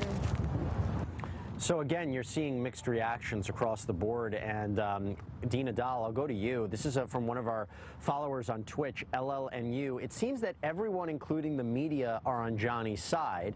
Clearly not. There are Amber Heard supporters. But do you think the jury is seeing Johnny as the victim without seeing everything we are from the outside world?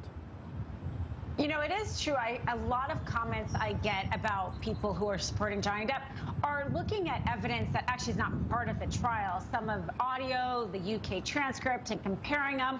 And so it is important to note that the jury is only seeing, you know, they're only evaluating this based on what they've seen these 6 weeks. Now, I really tried to keep an open mind on this trial myself, and I wasn't really familiar with the details of this case beforehand. And the thing that got me was the cross of Amber Heard and the putting forward the pictures and lining it up with what she alleged the abuse happened at the time. And I think at minimum she had to have exaggerated it because there's just no way some of the abuse could have been covered up with makeup, as she says. I personally think that's when she lost the jury. I think that is, and very, because how do you overcome that? The juries also are seeing that discrepancy in the cross. But I do think that they're not looking at it in ways of some people who really have dug deep in the details and are seeing much more of this case than the jury is being presented with. Well, that kind of brings me to this next question, and it's a really good one that I get asked that a ton. And Karen, I'll go to you here. This is for another one of our Twitch followers from, I think it's Shexnon. It's SHXNNONVXRKEL. How do they keep information from leaking out to the jury when this court case is literally everywhere? Well, that is a great question, and we're all inundated with all this information from the media every day. Every time you turn on your phone, there's something about this case. So the judge at the beginning of the case instructed the jury, the potential jurors especially, can you keep your decisions, right, your decision about the case till the end. Don't look at any social media. And so I think it's been said before by a lot of people that it's important to hold them to their honor. It's up to your word that you will not look at anything every time the jury's dismissed for a lunch break or for the end of the day. They're told, remember not to look at any social media. I think it's really difficult since everybody probably has a cell phone, that as soon as you pull up your cell phone, there's going to be some information there. So they're basically on their honor to do what's best, and not what's best, what the judge has ordered. And so it'll be interesting to see if, for example, if on Friday after the closing and they don't come back till Tuesday because Monday's the holiday, are they going to be able to keep themselves away from any type of social media or people talking about the case? It's going to be a real struggle, and I think it's going to be very difficult, even if they are trying their very best to stay out of the line of social media completely. Yeah, it's a tough case for them. I mean, they've been here for over a month now, and it's just a very high-profile case, very serious issues, complicated legal issues. And Jeanette, we have this question from Twitch. This is from Ukes3411. As ACLU ambassador for women's rights, referring to Amber Heard, listening to these recordings where she curses and testified that she hits Johnny Depp, do you think she's a good fit for the role?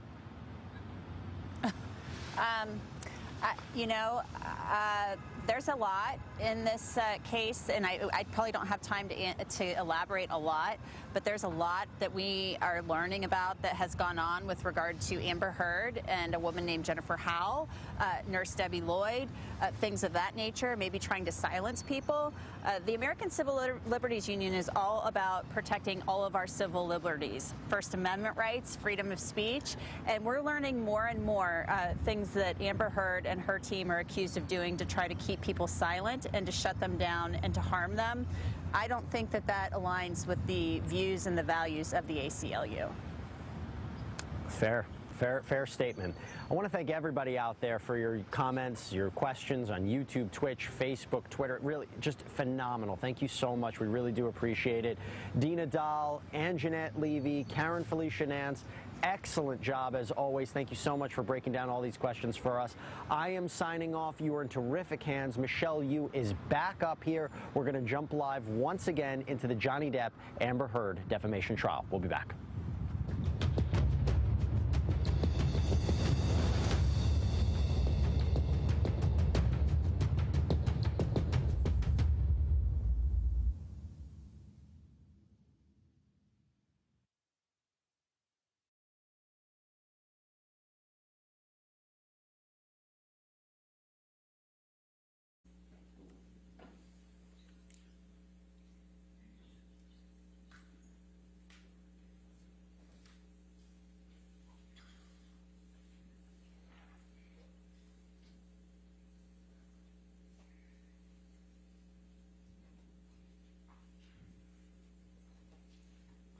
All right, maybe seated.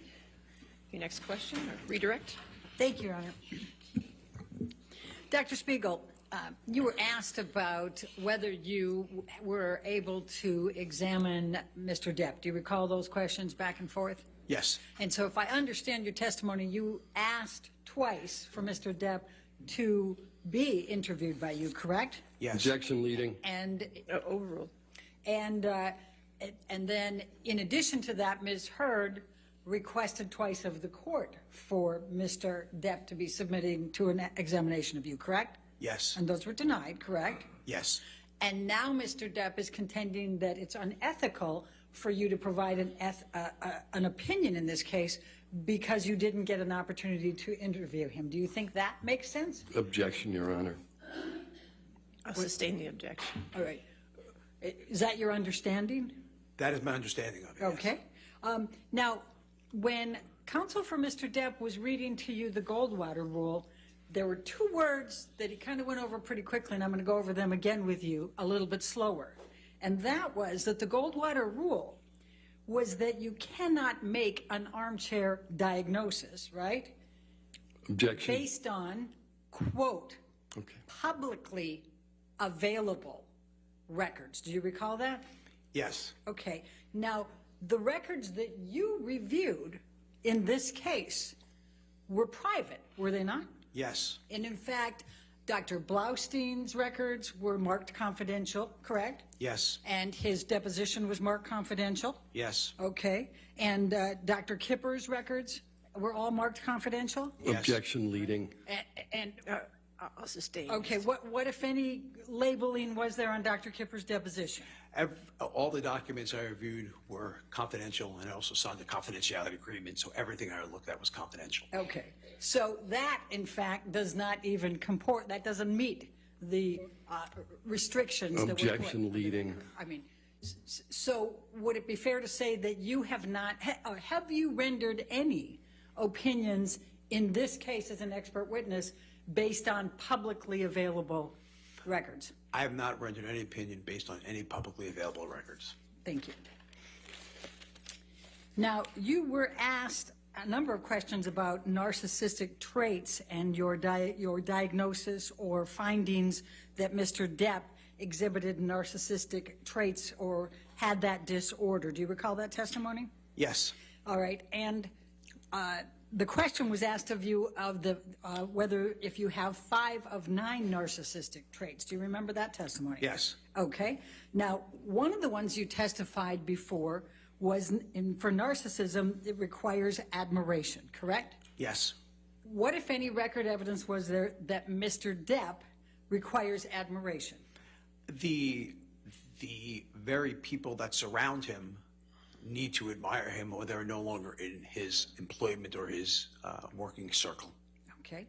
The second one that you discussed was sense of entitlement. Do you recall that testimony? Yes. All right. What record evidence is there that Mr. Depp exhibits behavior of needing a sense of entitlement? So, again, thinking that Ms. Heard was marrying him solely for his money and his influence, and that was the case, was, in my opinion, very entitled.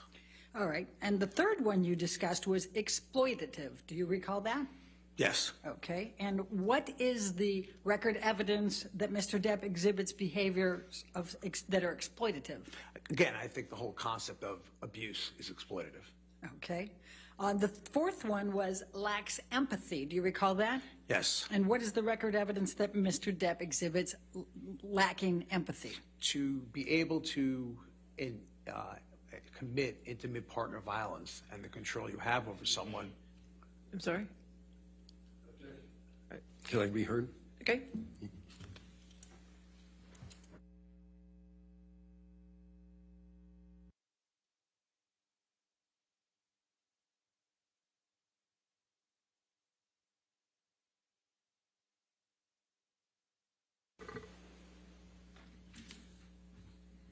I'm just going to ask you to give the record evidence of Mr. Depp's lacking empathy that you know of.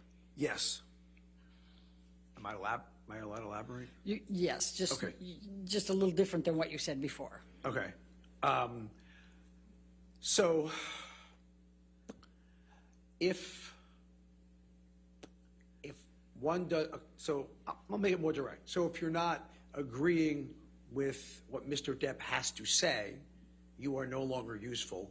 Okay. Therefore, you don't really care about others for others. You care about others for your benefit. So off and on dismissing Dr. Kipper, for Dr. Kipper setting some boundaries on substance use protocol, substance detox, is an example of lacking empathy and not really caring what other people have to say.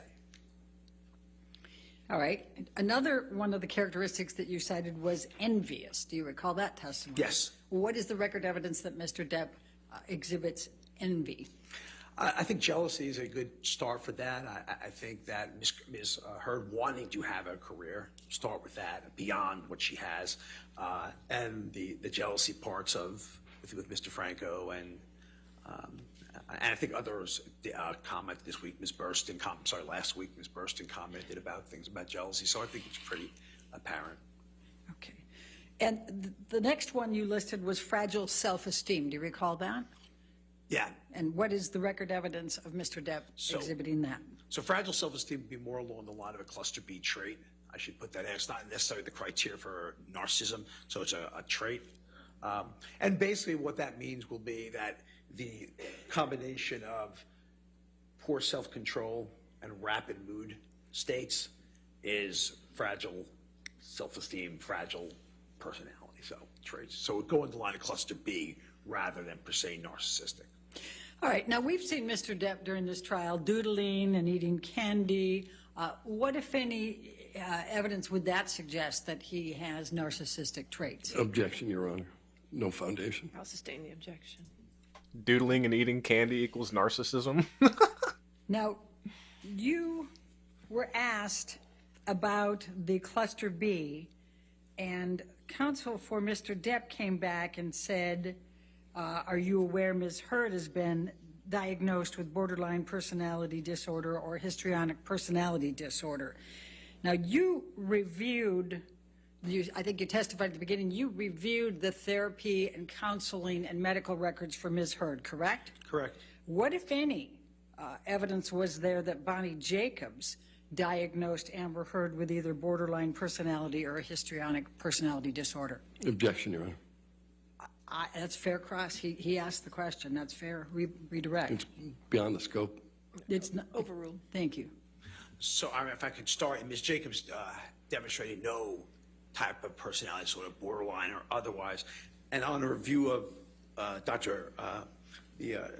Currien's records. Objection beyond the scope of the question. I'll ask each of them separately. And you also reviewed the therapy records for Ms. Heard for Colonel Cowan, correct? Yes. What, if any, evidence was there at any time that he diagnosed Amber Heard with borderline personality disorder or histrionic personality disorder?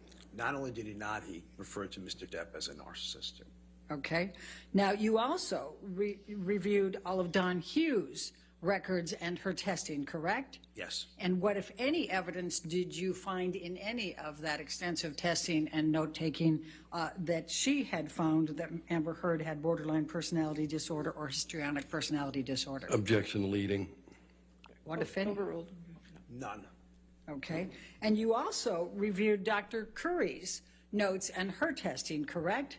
Yes. All right. And what, if any, evidence did you find in any of Dr. Curry's testing that Amber Heard had either borderline personality disorder or histrionic personality disorder? She had traits she did not meet on her own evaluation. She did not have the full endorse enough criteria to meet the criteria for borderline personality disorder and or histrionic personality disorder. She definitely had traits. She did not have the disorder by going by the strict number of criteria. So she can have traits, but not the Now, disorder. But since he says Johnny has traits of being a narcissist, he's a narcissist. Talk about battered wife syndrome. Okay. What is your experience with battered wife syndrome sometimes being mistaken with borderline personality disorder or histrionic personality disorder? Objection compound and leading. Overruled. So battered wife syndrome, which is more subsyndromal or not quite PTSD, has 70 symptoms of PTSD. And if you hear some of them, you'll see why someone might think that. They do have reliving experiences as if feeling as if the abuse is happening, even if it's not, upon reminders of abuse, such as getting ready to use something, getting ready to use a substance or something along that line. They do have hyperarousal, they do have hypervigilance, which is very easily mistaken for the emotional reactivity of borderline personality disorder. They do have avoidance symptoms, so they avoid emotions, activities, people, and if that can't be happening, they start becoming much more anxious, much more hyper-aroused. They have disturbances in relationships, which clearly can be an issue. Intimacy problems, again, which could also resemble borderline personality disorder. So those description and traits that were there, A, did not meet the full criteria for borderline, and B, could readily easily be explained by Bader-Weiss syndrome, a form of PTSD. Thank you. Now, you also indicated earlier that you reviewed the deposition of Amy Banks, correct? Yes. And what, if any, determinations did you make based on her deposition from her meetings with Mr. Depp and Ms. Heard? So Dr. Banks is a professor at Harvard, the leading institution in America for medical schools, who's an expert on intimate partner violence. She had a chance to meet them in relationship counseling. Objection, Your Honor, non-responsive. That's not non-responsive. I said, what, if anything, did she find? Sustained. All right. Tell the jury about Amy Banks, the significance of Amy Banks. So what Dr. Banks found was that she fully believed Ms. Heard's version of what was going on. Objection, hearsay. I reversed those. Let me do it again. Please tell the jury. Sustain the objection. Please tell the jury what about the qualifications of Dr. Amy Banks. This is the one who saw both Ms. Heard and Mr. Depp. Dr. Banks is a professor at, I don't know whether it's assistant associate professor at Harvard University Medical School, one, if not one of the two top medical schools in the world, who specialize in intimate partner violence. She is, above all people, who understand if someone is victim, perpetrator, because she does this, researches this for a living every day, and that's her qualifications. Can I say what she reported? Then I'm going to ask you, what, if anything, did Dr. Banks indicate relating to histrionic personality disorder or borderline personality disorder for Ms. Heard? Dr. Banks didn't mention anything about personality disorder at all.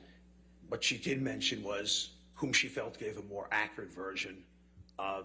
Objection, Your Honor. What's the objection? That's a credibility testimony. I think you can testify to that. I'll sustain the objection. Next question. Okay.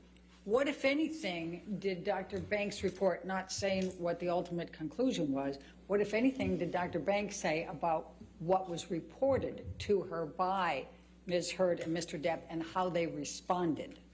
So Ms. Heard discussed the, in trying to, again, as the victim, trying to save the relationship, discussed with Dr. Banks these accusations, these facts of intimate partner violence. Mr. Depp. Objection, hearsay. I think he's entitled to rely on hearsay, and he's not giving what ultimately was. He's entitled to it. That's my. You can rely on hearsay, but you just can't state the hearsay. So you can rely on it. All right. What, if anything, did Mr. Depp do in response? Mr. Depp said nothing when Ms. Heard accused him of intimate partner violence. Mr. Depp said nothing. And what is the significance? Objection, of that? Hearsay. I'll sustain the objection. All right. And what is the significance of that? The significance of that is with... Objection, no foundation. Sustain. All right, we'll move on. You were asked about MDMA and what the impact could potentially be of taking 8 to 10 of these pills. Do you recall? Yes. Okay. And now I'm going to take you to Australia 2015. You've reviewed testimony over that, right, from Mr. Depp, Ms. Heard, Yes. and a number. Okay. Do you recall that Ms. Heard also said that she found dime bags of cocaine in drawers at the end of that 3 days? Yes. Okay. I'm going to ask you, Michelle, can you bring up 1828? It's already in evidence.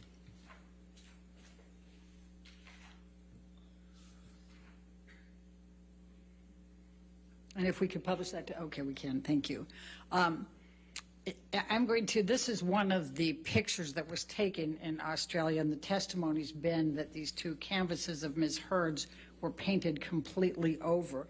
Is that something that could be the impact of having 8 to 10 tablets of MDMA and combining that with cocaine and alcohol? Objection, no foundation. Speculation. The foundation's already been laid, Your Honor. That's... Sustain the objection. Next question. Okay. What, if anything, if you look at the painted canvases on this one, what, if any, evidence is that reflecting behaviors indicative of taking a lot of MDMA, cocaine, and alcohol? Objection, speculation, no foundation. It's the same question. Sustained. They're painting. You testified earlier about property, destruction of property. Do you recall that? Yes. Okay. Could you tell the jury how that relates to the correlating factors of risk factors for IPV? Again, destruction of property is a form of psychological abuse, psychological mistreatment. And so destruction of property is used as intimidation and as means of control. Okay. Michelle, can you bring up 1829?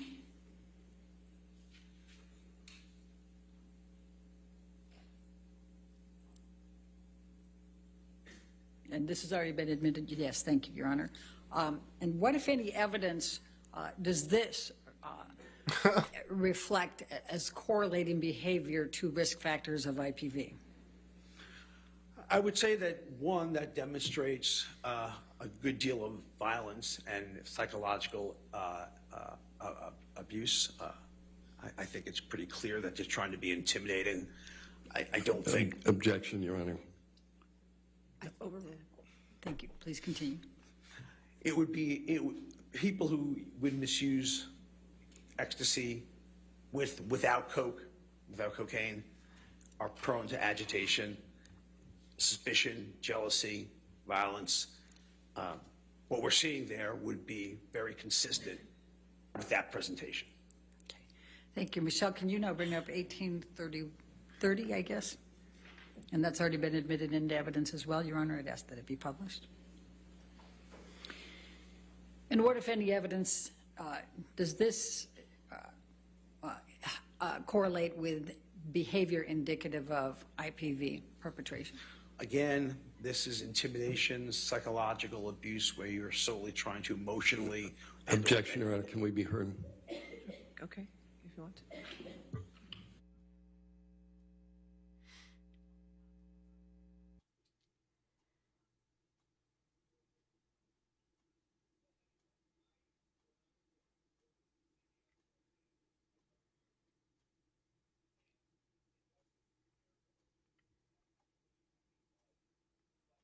Man, I wish we could hear what they're saying.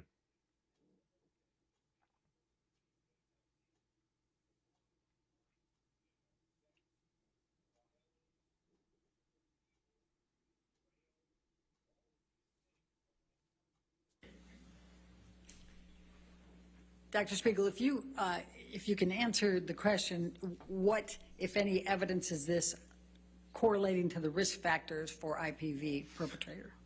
Again, I think the violence comes through. Objection, Your Honor. Just the evidence of risk factors, if you can. The evidence of risk factor would be accepting a more than average degree of violence, as well as psychological abuse. Okay. Are you aware of any record evidence of Ms. Heard writing on walls, mirrors, countertops, or painting canvases? No. Okay. Thank you, Michelle. You can take that down now. Now, you were also asked about Seroquel and some of the other prescription medications. Did you, during the course of your review of evidence, see the lists of medications that Mr. Depp was on at one point? Yes, I read that list. Michelle, I'm going to ask you to bring up Defendant's Exhibit 301. And Dr. Spiegel, it's not into evidence yet. I'm going to ask you to take a look at this. Is this one of the documents that you had that reflected the amount of medication that Mr. Depp was on as of October 26, 2014? Yes. Okay. And this was an email from Debbie Lloyd to Dr. Blaustein, his treating psychiatrist, correct? Yes. Okay. Now, can you tell the jury that we've got Seroquel, 50 mg? Can you just Objection, hearsay. Can you just tell the? I haven't finished asking the question yet. So let's approach. Okay.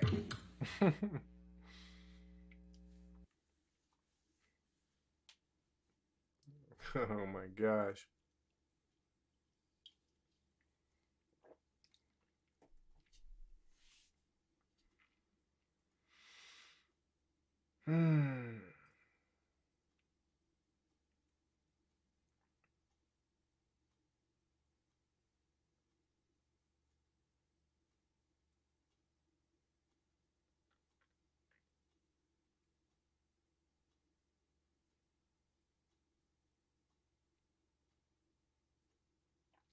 You know, the sad part is Amber Heard actually has a great team.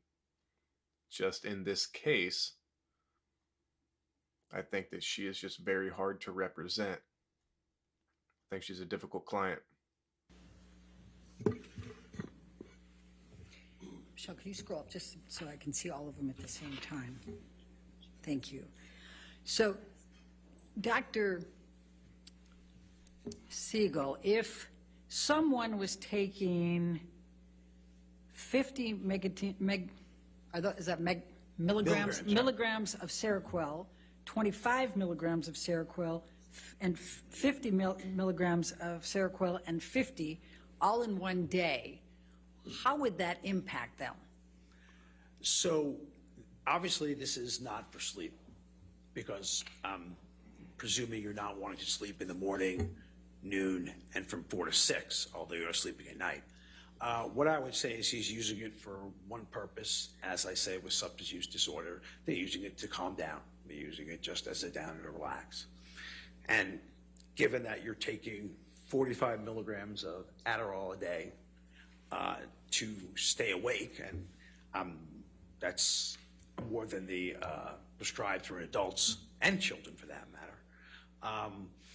the combination makes very little sense at all to me.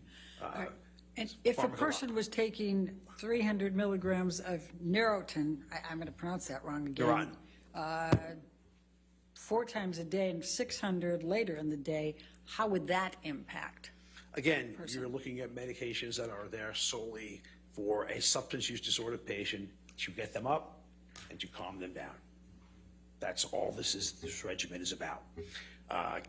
Gabapentin doesn't have a psychiatric indication other than, actually doesn't have a psychiatric indication, although it does calm you down. And it, as I may have intimated before, similar to Adderall, gabapentin is also abusable. Similar to quetiapine, Seroquel is also abusable. So you're getting these kind of unusually calming effects from these medicines, while at the same time getting what's called a super therapeutic dose or an excessive amount of Adderall. And for the record book, adults are only indicated with Adderall for the extended release, not the immediate release preparation. And why that's relevant is the immediate release preparation is more abusable. You get more high quicker. The extended release goes out throughout the day. The immediate release gets you up right away and then down. Now, in ADHD, this medicine is very effective. But from what this is being used for, clearly based on the combination, no. All right. Do addicts lie? Yes. All right. Now, you were asked about Mr. Depp passing out. Do you recall reading testimony of Mr. Depp passing out in the bathroom in his vomit? Yes. Okay. Does that help refresh your recollection of what you recall? I mean, for the record book, I don't think that falling asleep with ice cream on you is a... Objection beyond the scope of the question. Overruled. Keep going. I don't think taking Seroquel at night and falling asleep with ice cream on you is not what Seroquel is indicated for. It's not meant to put you out in a state where you don't even be able to stay awake to put ice cream away. All right. Michelle, if you can pull up defendant's 1090. It's already into evidence. If we can publish that to the jury, Your Honor. Dr. Spiegel, does this look like, would this be evidence correlating with behaviors consistent with IPV perpetrator risk factors? This would be correlated a person who is completely knocked out, and it's usually only one way someone gets knocked out that badly, and that's with pharmacological assistance, whether it be legal or illegal. They make it to the bed. They don't sleep with their head on a game box in a furniture. That doesn't happen to people who sleep, no matter how tired you are. No matter how tired. I've been a resident in the past, and I was up for 40, 45 hours. Objection beyond the scope. It's just explained, Your Honor. Sustained. All right. Michelle, can you pull up 1095, please?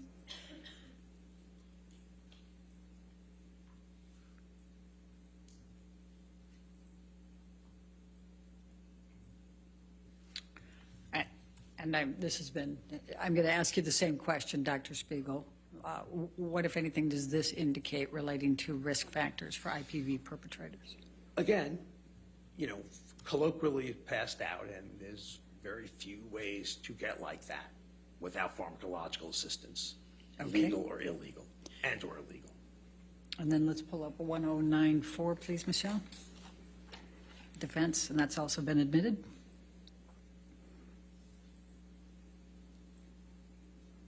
And now we have the ice cream picture. And what, if any, indication does this have? Probably could see how I could mistake Objection, speculation, no foundation. What, if any, correlation, what, if any, evidence does this indicate correlative with the risk factors for IPV perpetrators? Again, this proves one of the major risk factors and precipitating factors for intimate partner violence. Objection, move to strike. All right, sustained. I'll strike it from the record. Next question. We'll just move on. Okay. You were asked about earpieces. Do you recall reviewing Tracy Jacobs and Joel Mandel's depositions? Yes. All right. And do you recall them both testifying that Mr. Depp had someone on salary to feed him his lines? Yes. Okay. Now, you've testified that you reviewed a substantial amount of evidence in this case. Did you find any evidence that Amber Heard exhibited conduct or behaviors indicative or consistent with any of the risk factors for perpetrators of IPV? Objection beyond the scope. Sustained. Well, it was suggested with the borderline personality. Sustained. Okay. But you did find that for Mr. Depp, correct? Yes. Okay. And did you find record evidence that Mr. Depp had a substance abuse disorder? Severe substance use disorder. All right. Did any of the questions asked by Mr. Depp's counsel change any of your opinions in this case? Nothing there. No, my opinion has not been swayed an iota. Okay. Do you hold them all still within a reasonable degree of medical and psychiatric probability or certainty? Absolutely, yes. Thank you very much, Dr. Spiegel. All right, thank you. Sir, you can have a seat either in the courtroom or you're free to go. Thank you. All right, your next witness. My next witness is Catherine Arnold. Catherine Arnold.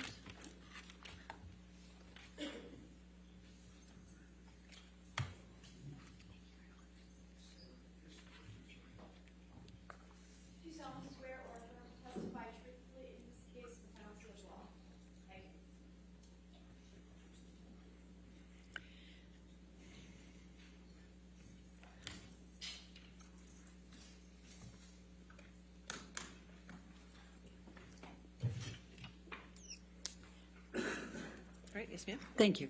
Will you please state your name for the record? Catherine Arnold. All right. And what is your profession? I am an entertainment industry consultant, and I also serve as an expert witness. Okay. And can you please tell the jury your educational background? Yes.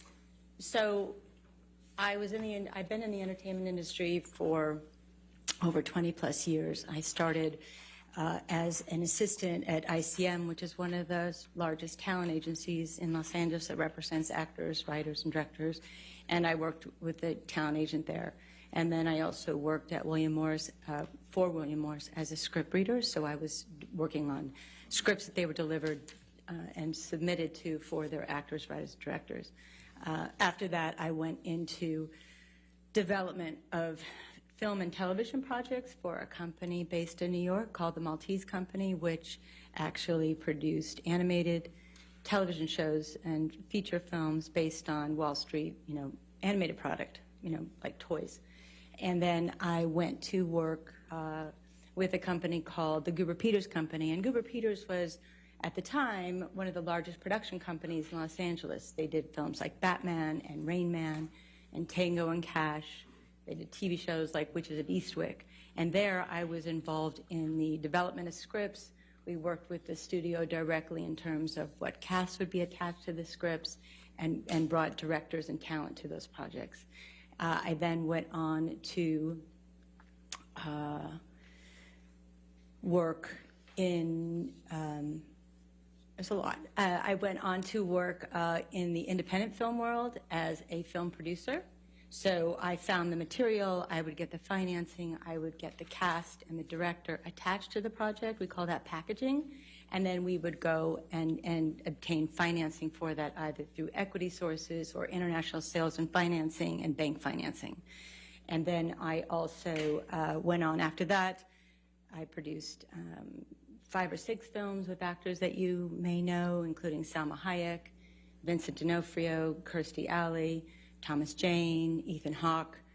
And then I worked with a international sales and production company where I was the head of production, and I worked again on the development of scripts and the procurement of financing. So I worked in both the independent world and the studio world, meaning independently financed or financed by the big studios like Warner Brothers and Disney and Paramount and such as that. That's the bulk of my work in the entertainment industry. Did any of your films win awards? A couple of them did. So a couple of the independent films that I produced, one of them won, called The Coriolis Effect, won the Venice Film Festival in its category. And then I also produced another film that won the Heartland Film Festival Award. It's called the Crystal Award. All right. And what other video production projects have you been involved in? So throughout that time, in between those jobs, I also worked in the corporate world. So large studios like Warner Brothers and Disney and CBS would need corporate videos for their live events. So I would interview executives and interview their talent and then edit the piece together to create video and media for their live sales conferences that they had at that time. And then I also produced some commercials. All right. And what, if any, experience did you have in corporate relations and licensing? So early on in my career, I worked at the Los Angeles Olympic Organizing Committee, and I worked in the licensing department where we handled the licensing of the Olympic logo, and we also worked with sponsors and suppliers who were funding those Olympic Games. So it was a lot of contractual negotiations with the use of the logo, as well as raising money for the games and working with those corporate sponsors throughout the 2 years prior to the games and then during the games themselves. And what, if any, experience do you have working on film festivals? Well, I've had films in festivals. I've actually been very lucky to travel the world and gone to a lot of festivals with my films, both here in the United States and elsewhere. And at one point, I was also hired to raise sponsorship funds for the Sundance Film Festival. They had a new program that they were starting to do online festivals, and so I raised about $500,000 for them in about a month. All right. And do you have a degree, a college degree? Yes, I graduated from UCLA with a bachelor's degree in economics. What does your current consulting practice entail? So as an entertainment consultant, having been in the business in both the independent and the studio worlds as both a producer and an executive, I work with investment companies and production companies who are looking to navigate the various inroads of Hollywood. It's a pretty it's a business is very different and unlike anything else and very relationship based. So I use my 20 years of experience to help them get cast, get financing, understand the distribution process, marketing process, and get them set up to be able to produce their films. Have you ever testified as an expert witness in the field of entertainment industry? Yes. Okay. Approximately how many times have you served as an expert? I've been involved in somewhere between 85 and 100 cases as an expert, from beginning stages to testifying in court. And have you ever testified as an expert on damages and defamation cases? Yes, I have. Okay, and approximately how many times have you qualified as an expert on that? On defamation? Yes. I believe 3 or 4 times. Okay. And have you ever been admitted to testify as an expert on damages? Yes. Okay, and how many times have you qualified as an expert on damages? Almost all my cases have some form of damage, economic damage related to the case. So I would say in all of the cases that I've testified in, I've been qualified in damages. Okay. Have you ever served as an expert for both, have you served as an expert for both plaintiffs and defendants? Yes, I have. Okay. How much of your current practice involves consulting as opposed to serving as an expert witness? So over the last 10 or 12 years, it's been about 50-50. So I spend half my time working as a consultant and the other half working with lawyers on their cases. Okay. Your Honor, I'm going to move to qualify Catherine Arnold as an expert in the entertainment industry, standards and practices, and related economic damages. All right. Any objection? All right. So moved. Thank you. Now, you have a dual role here as an expert, correct? Yes. Now, you're going to be testifying with respect to Mr. Depp's challenges to, or claims of damages, and you're also going to be testifying to Amber Heard's damages, correct? Yes. All right. Well, I'm going to start you with Mr. Depp's claims for damages. Okay. With respect to Mr. Depp's claimed damages, on what subject have you been asked to offer your opinion? So I was asked to assess any alleged damages that the op-ed piece in the Washington Post that Ms. Heard wrote, whether that impacted his career in any way, particularly did he lose any income or any economic opportunities because of the op-ed piece specifically. All right. And have you been asked to limit that to the period of December 18, 2018, with the date of the op-ed, through November 2, 2020? Yes. Okay. Now, what materials did you review in making your analysis? There were a lot of documents. I reviewed the pleadings of the case, the complaints, the discovery items, the responses to what they call interrogatories, which are the questions that the lawyers ask both sides. I reviewed Mr. Depp's deposition testimony, which there were volumes of that, as well as Ms. Heard's. I also reviewed the deposition testimony of the experts that were proffered that had to do with the entertainment industry, the agents and the management teams of both sides. Ron Schnell, the data expert. I also reviewed emails and texts between the parties, between their families, between their management teams, the audio recordings, the visual recordings that have been presented in this case and the previous cases that have been involved in the last couple of years. I also did my own independent research from general publicity and press and investigative articles, as well as those that are specific to the entertainment industry, and utilized some entertainment industry specific sources to get some information that was helpful to my case, to the case. Thank you, Ms. Arnold. Please describe for the jury your observations with respect to Mr. Depp's career trajectory. Well, Mr. Depp has had an extraordinary career over many years, so it's a long one to look at. Obviously, he was a rising star in the late 80s and in the 90s, starting with 21 Jump Street, and you've heard, all the films that I'm sure he's been in. He really started to break through when he worked with Tim Burton, the director, and of course his character Jack Sparrow in Pirates of the Caribbean was, world renowned. And probably his biggest role. And he was, a well-liked, both critically and within the industry and within the public as a movie star. And at the same time, his behavior, and both on and off the set, in his personal life and in his professional life, start to interfere with what we would say, what everybody saw was his great talent. And it started, you know, there's some stories of issues that started back in the 80s and the 90s, but I would say really in the mid-2000s, between 2006 and 10, is when the behavior started affecting his work to a certain extent in terms of lateness on set. And then, as Ms. Jacobs, his talent agent, discussed with you in her deposition, it really started to affect her ability to get roles and the industry's willingness to work with him, given the issues that he was having with both behavior, tardiness, drinking, and the drug abuse, and, you know, other issues in his personal life. So it got more complicated for her to find him work, and I think it got harder for production companies and studios to hire him due to the challenges that that would put on a production. And when did Mr. Depp's career downturn begin, based on your review of all the record evidence?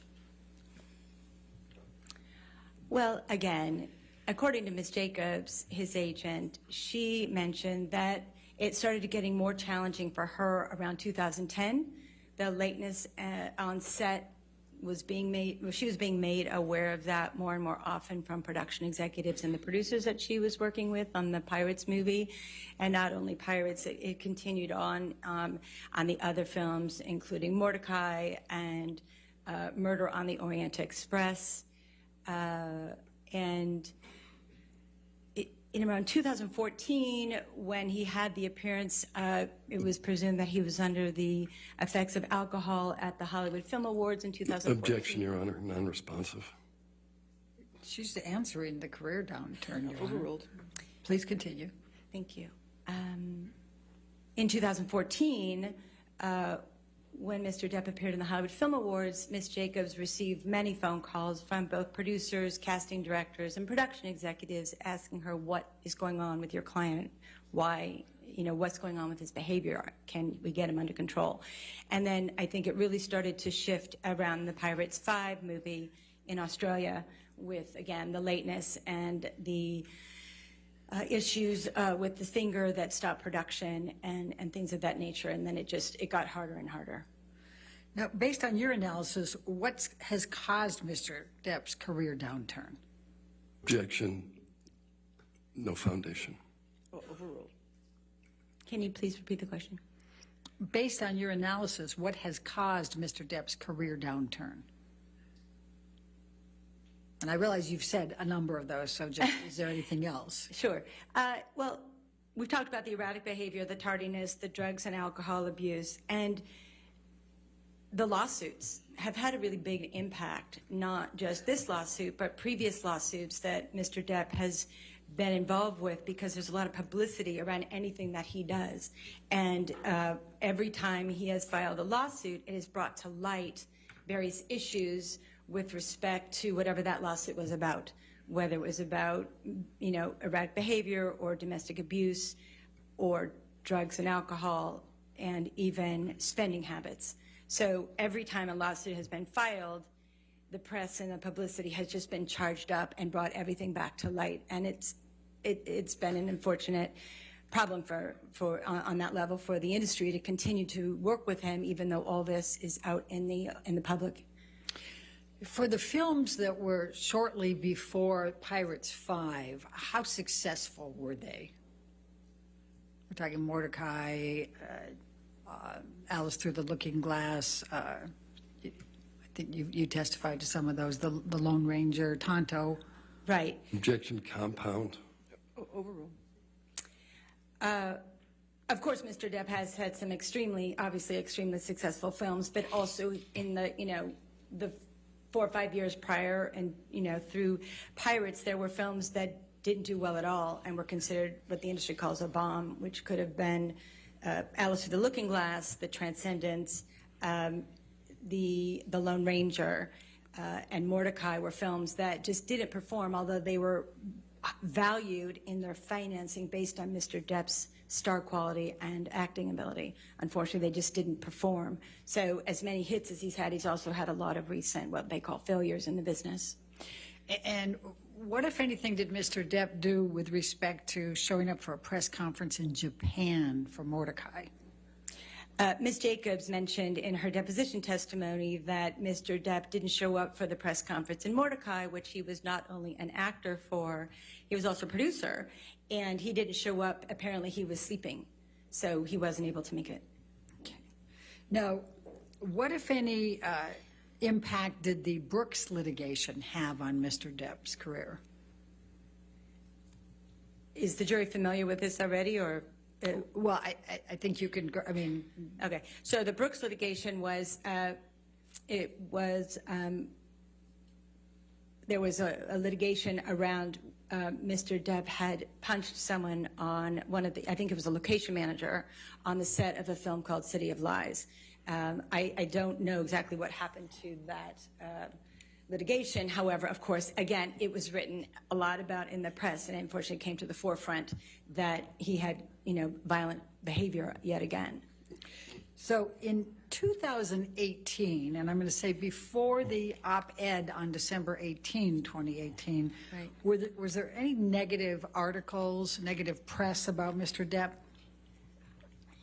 For quite a while, when you're a celebrity such as Mr. Depp, you're in the limelight and everybody wants to look at everything that happens. So after every movie or after every incident, there was usually press. But the ones that were more significant were the ones in the Hollywood, a couple of them in the Hollywood Reporter and one in the Rolling Stone. So in 2017, there was an article in the Hollywood Reporter where the journalist discussed, I think the article was called Pirates of the Caribbean, The Diminishing Returns of Johnny Depp.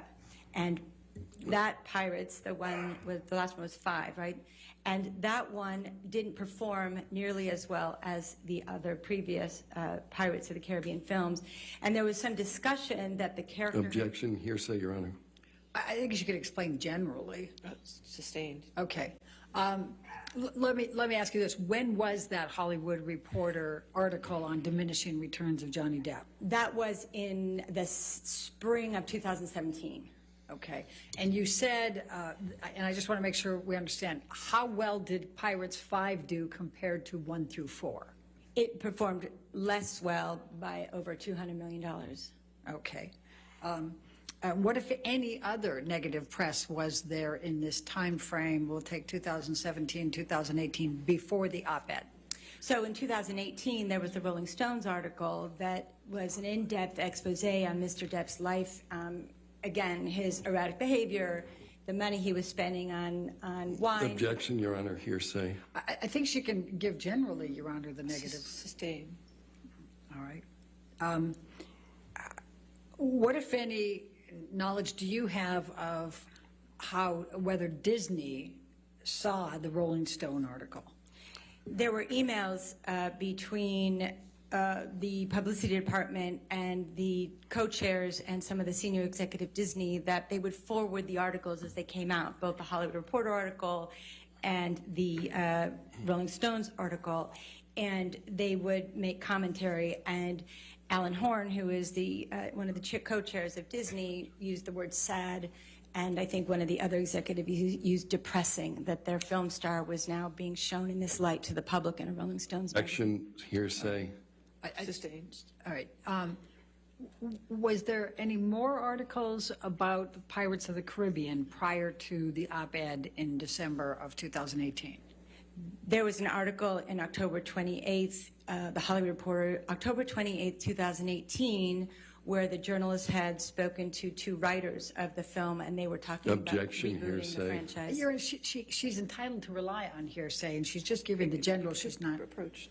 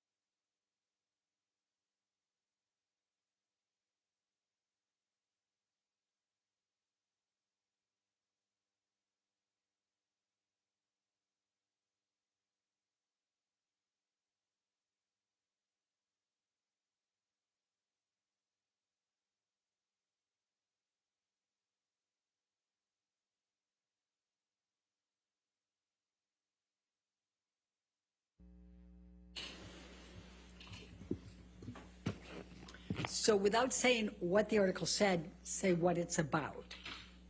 Okay. So in October 28th, the article was about whether the Pirates of the Caribbean Objection, franchise hearsay. would be rebooted without. Overruled. Please continue.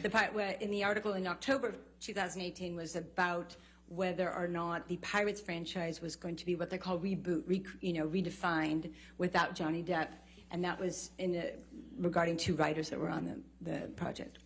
Okay. And there was one other one I'd like Okay, to go talk ahead, about. please. So there was another article, there was an expose on the president and production. It was also in the Hollywood Reporter.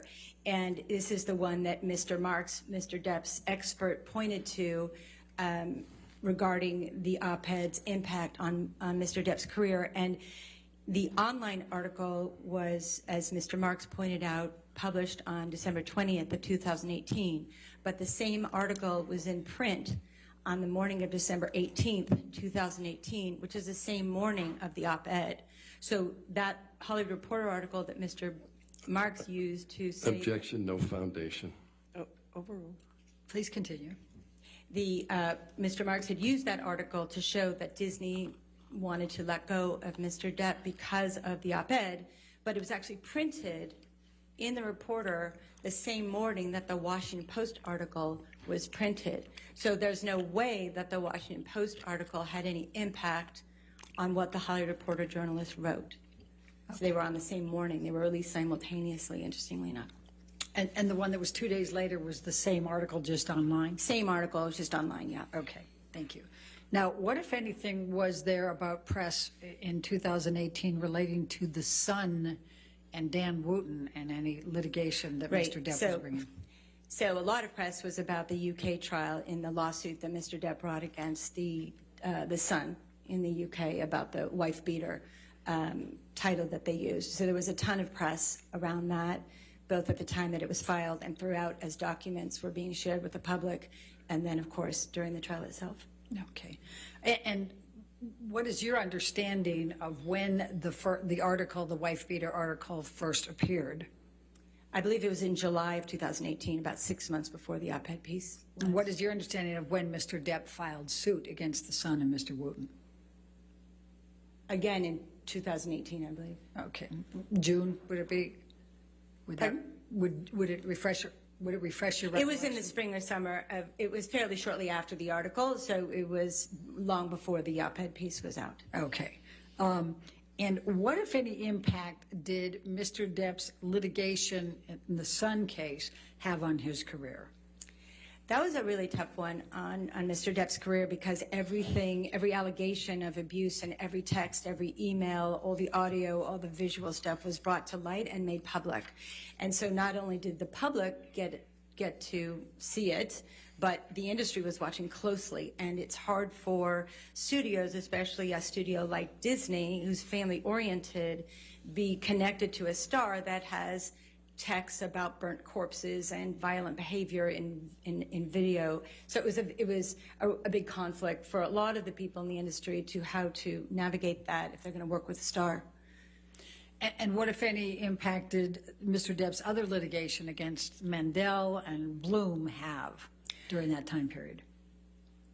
As I was trying to say earlier, every time Mr. Depp brings a lawsuit, because he's such a well-known public figure, the spotlight goes on him. So every time a lawsuit was filed, whether it was to against his business manager, against his former lawyer, even when he fired his talent agent, it becomes news. And then everybody talks about what could have preceded that. Why would that lawsuit have happened? And then they look at the details. So again, the erratic behavior and the financial issues and the drinking and drug abuse was all part and parcel of every one of those, and it was brought to light yet again each time.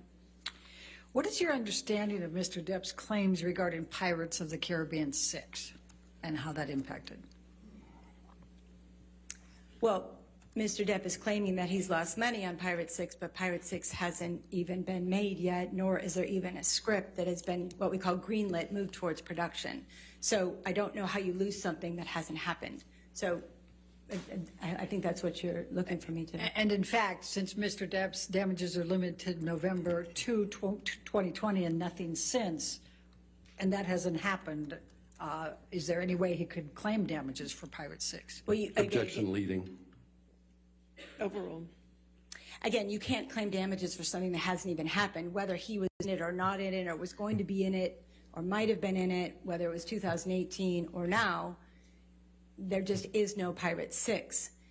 Not only did he not have a contract even back in the day, 2018 or after that, no contract had been signed for a Pirate 6.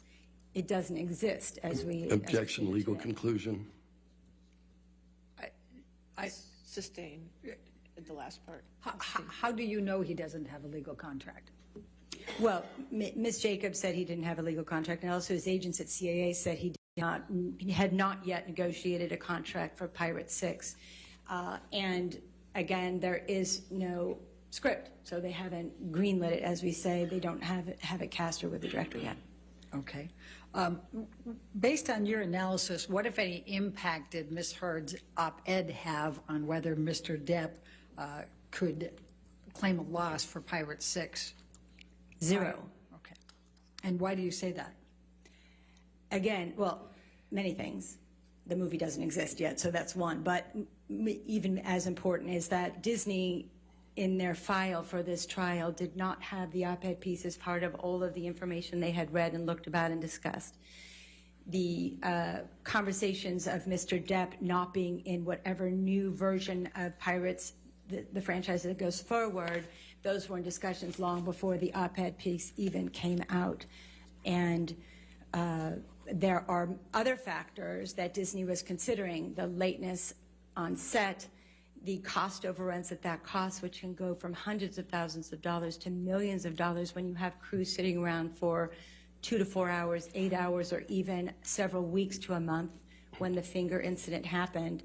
So on top of that, Mr. Depp is an expensive actor. He can earn between $20 and $25 million per movie plus back end. So it's very expensive. So when you put that all together, the rising cost of Mr. Depp's talent, the challenges that they had to keep it on budget because of his lateness and his tardiness, and all the other allegations that would affect a brand such as Disney, right? Someone talks about a burnt corpse, does not necessarily coincide with the brand of Disney. So there were many problems. And interestingly enough, there was a lot of conversation internally in the industry. Objection, hearsay. She's entitled to rely on hearsay, Your Honor. Sustained. You can't say it's hearsay. All right. Please continue without saying what the discussion in the industry was. The Jack Sparrow character had been exhausted in terms of where it could go creatively, and I think the studio is looking for a way for it to renew the franchise, but not necessarily base it entirely on the Jack Sparrow character, which is where it had ended up the last couple of years. Okay, and evidenced by the lesser box office of Pirates 5 compared to the earlier ones. Right. And was there any article that came out on November 5, 2020, 3 days after the damages are cut off, relating to Pirates of the Caribbean and Mr. Depp's chances of being Jack Sparrow? I think they reiterated the fact that he was probably not going to be in the movie. Okay. Now, what impact has the op-ed had on Mr. Depp's career? Very little. Hardly anybody even knew the op-ed existed before he filed suit. Okay. If anybody that I know, but certainly not Disney. Okay. And what impact has the op-ed had on Mr. Depp's Q scores? According to what I read of Mr. Alan Jacobs, an expert in statistical analysis, and from my own research on websites that are available to us, Mr. Depp's Q score, or if you're familiar with IMDb, which is Internet Movie Database, which is available to public and to the professional side, his Q score did not change dramatically. It was kind of in the middle of exactly the high and low of his Q scores overall. It was in the middle. It was at like 113, which is where it was a couple weeks before and a couple weeks after. So the op-ed didn't have any effect on his Q score, and that was reiterated by Mr. Jacobs in his deposition testimony. And then you testified in response to an earlier question I had that people, or that nobody seemed to notice the op-ed until Mr. Depp filed suit. Now, that was on March 1, 2019. Do you recall? Yes, that's when the lawsuit was filed. And why do you say that they didn't notice until then? Because the op-ed piece, for most people in the industry, kind of came and went without much fanfare or much conversation. It was much more about I don't think very many people even know it was written until the allegations were made by Mr. Depp in the lawsuit. It kind of came in and out of the radar very quickly, if anybody even saw it at all. All right. Between December 18, 2018 and November 2, 2020, our window here, has Mr. Depp continued to star in films? So Mr. Depp, the article the op-ed piece came out December 18 and 20 of 2018. In January and February of 2019, he shot a film called Minamata, which was an independent film that it was what we call a passion project. He loved the script and wanted to do it. So he was able to film that after the op-ed piece. And then the Dior campaign, Sauvage, I don't know the exact dates of filming, but I know that it did air throughout 2019. And it's my understanding that he still may have that contract with Dior, so he continued that product endorsement. And then in in the spring and the fall, I believe it was, Mr. Depp was able to do press for the film Waiting for the Barbarians. He went to the Deauville Film Festival. He went to the Venice Film Festival. He was well received at the press conferences. You know, life was at the same level for him in terms of his popularity over in Europe. They were still, he was still working on press for the films. And then, of course, he was scheduled to film Fantastic Beasts in early November of 2020. Okay. And that's no longer the case, is that correct? Objection, Your Honor. What's the objection? Can we approach? Okay.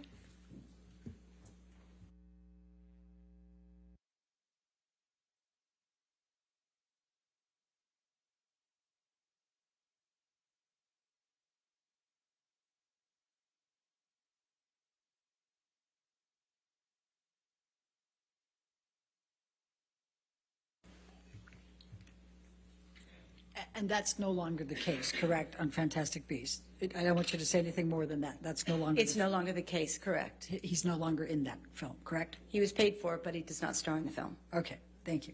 Now, what, if any, effect did the op-ed have on Mr. Depp's fan following?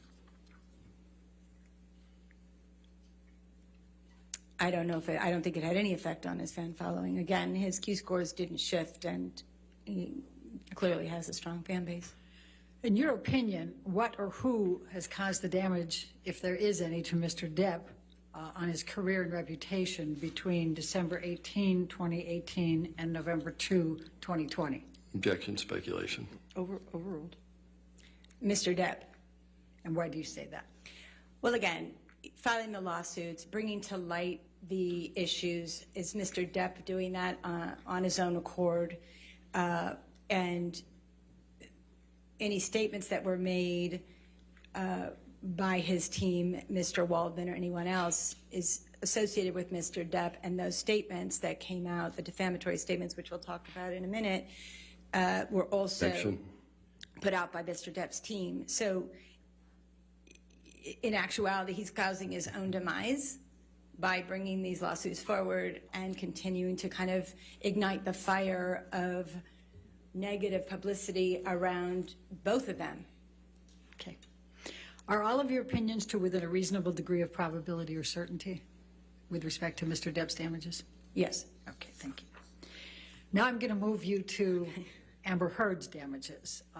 With respect to Amber Heard's claims for damages, on what subject have you been asked to offer your opinion?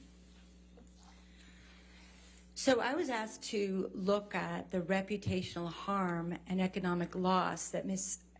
Heard incurred due to the defamatory statements that Mr. Waldman, on behalf of Mr. Depp, made in April of 2020 and again in June of 2020. And what materials did you review in forming your opinions? again, many of the same materials that I reviewed for Mr. Depp's case, which was the deposition testimony, the pleadings, the discovery, all of that was included, as well as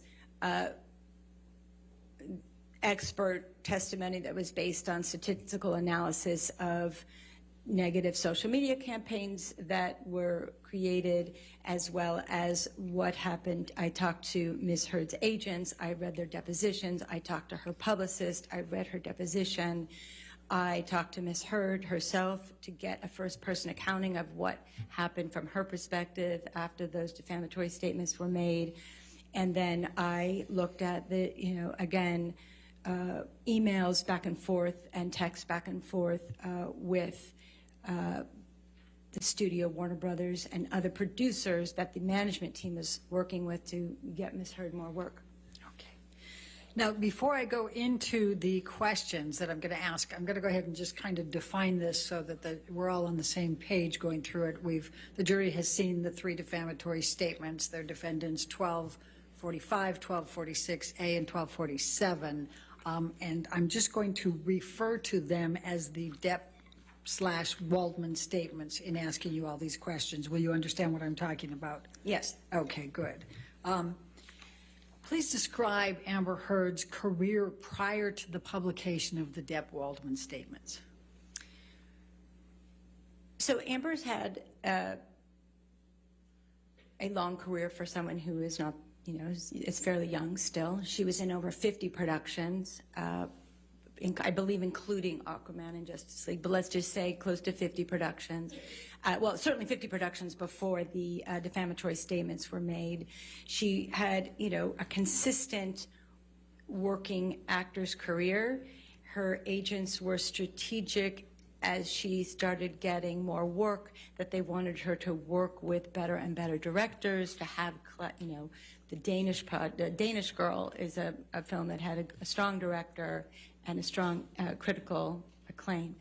And then she went from that to getting Justice League, which is on the bigger budget, is the bigger scale movie, and then, of course, Aquaman and Aquaman 2. So her career was following a very nice, steady rise, and she was on the precipice of a meteoric rise with with Aquaman and Aquaman 2 prior to the statements. Was Aquaman a successful film in terms of box office sales? Aquaman was an extremely successful film. It made over $1 billion, and I believe it is the highest grossing DC comic film ever. Okay. Now, what, if any, accolades did Amber receive for her role in Aquaman? And I'm going to call it, sometimes I'll call it Aquaman 1 just to make sure we don't get confused. Right. So in Aquaman 1, there were many emails from the director and the producer. And Objection, hearsay. She's just characterizing, Your Honor. She's not quoting them. Well, I don't know where it's going. I'll overrule at the moment. Thank you. She got emails from the director and the producer stating that they loved her performance. Objection, hearsay. You can't say what the emails say, but you can summarize them or characterize them. Can you do that? Accolading emails? Emails of accolade from her, from the director and the producer. Objection, hearsay. Overruled as to that. Thank you. Okay. What type of press opportunities did Amber have prior to the Depp-Waldman statements? So the press really loved working with Amber. She was on the cover of many magazines after The Danish Girl, after Justice League, after Aquaman. She was the cover girl, I think it was, of Marie Claire or Elle in the UK. She had a cover story of a big magazine in Mexico and Australia.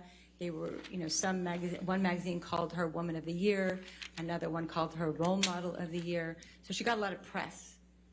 She did a lot of press, both in magazines, but also on the press tours and the press junkets that she did for the films. And were some of those California Style, Marie Claire, Elle, Shape, Glamour? Yes, there was a lot of them. Objection, leading. Overruled. There was a lot of them, so I'm not, don't remember all of them, but it was, GQ, Elle, Marie Claire, the big magazines, both here, the UK, Eastern Europe, in Latin America, and in Australia. And what about after the release of Aquaman, which was December 2018? How was her press then? Well, the press tour was doing well, and they wanted to give her a lot more press. And I think up until the defamatory statements came out, she was on deck to do a lot of press. And then it Objection, no foundation. Overruled. Please continue. So the press and the request for press went silent after the defamatory statements were made, and which then the negative social media campaign ensued after that. Now, what factors relating to social media does the entertainment industry rely on when considering an actor for a role? Social media becomes a big part of how studios decide to use an actor or an actress in a film because they want to know how the general public feels about them. They want to know what the consumer feels about that actor. So when there's positive social media, that's a good thing for the actor. When there's negative social media, it can be very bad because not only can social media be directed at the actor or the actress themselves, but it can also be directed towards the movie company, towards the product that the actor or actress is working with. So it becomes very complicated, and it can get very messy to continue working with an actor or an actress if there's a lot of negative social media around them. Okay. And after the Depp-Waldman statements, what happened on social media? After the Depp-Waldman statements, social media blew up with negative tweets and Instagram posts and, Facebook posts and Snapchat and trolling, as we call it. It was just negative. According to Mr. Schnell, there was over 1.2 million negative tweets about Amber using hashtags that used the words in the statement of the Depp-Waldman statements, that 1.2 million negative statements between April of 2020 and November or January of 21. That's a lot of negative publicity, and there was just a lot of what we call noise around Ms. Heard and her work of any kind. Can you please describe to the jury what a negative social campaign is? So, a negative social campaign would be when a fan base, or in this case, according to both the forensic statistical analyst as well as Ms. Heard's agents and the product that she was working with, L'Oreal, and her publicist, it was a campaign that included both live accounts, live Twitter, people that actually have are individuals, as well as what we call Objection. bots. May I be heard? All right, here come.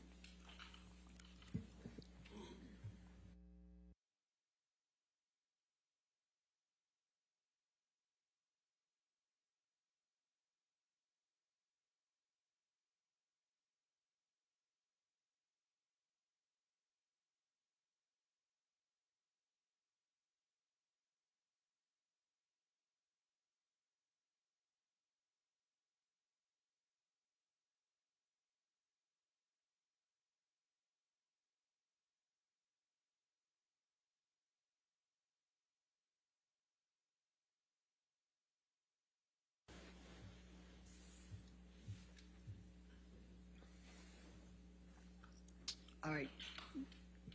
Other than the bots, please describe the rest of the social media, the negative social media campaign. The fan base was very energized by Mr. Is it the Depp-Wald state? Yeah, let me just ask you. Depp-Waldman? I'm sorry. There's a lot in my brain right now. It doesn't matter. Why don't I do this? Let me formulate a different question. How has the negative social media campaign been used against Amber Heard since the Depp-Waldman statements? Great. So the negative campaign has been used both to, let's fire Amber off of Aquaman, to the product that she had an endorsement contract with L'Oreal, the makeup. And every time that L'Oreal mentioned Amber Heard and the product together, they would get harassed. Her publicist company was harassed. Any kind of movie that she was related to or television project that she was related to got negative attention from the social media world. Even the charities that she was involved with were getting hammered, if you will, or bombarded by negative social media, which made it difficult to work with Amber on any level because negativity was brought to their product, service, or film. Okay. And is that negative social media campaign ongoing to this day? Yes. Okay.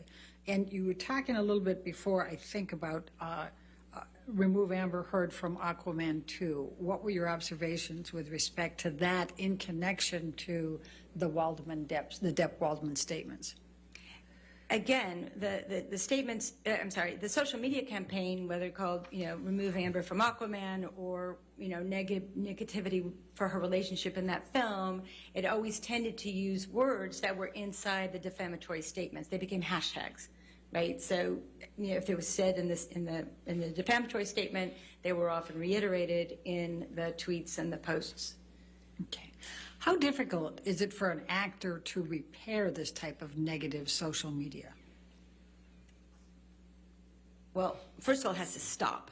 Okay, so once it stops, then an actor and their team can work slowly and patiently in both, maybe it's press interviews, maybe it's relationship with charity, maybe it's a small role in a movie and they do well and they kind of rebuild their career. But it can take 2, 3, 4, 5 years or more to rehabilitate your career. But first and foremost, it needs to stop.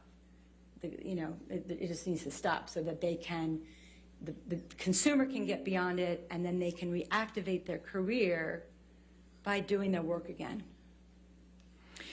Describe Amber Heard's reputation after the Depp-Waldman statements. Well, the reputation, I guess, depends on who you're talking to, but in the public, it's been very negative. In the industry, they like her work, but they can't work with her right now, again, because every time her name is mentioned, the negativity flares up again. So it doesn't make sense for them to try to make a movie which costs millions of dollars and then have a lot of negativity towards the film or the TV show or the product.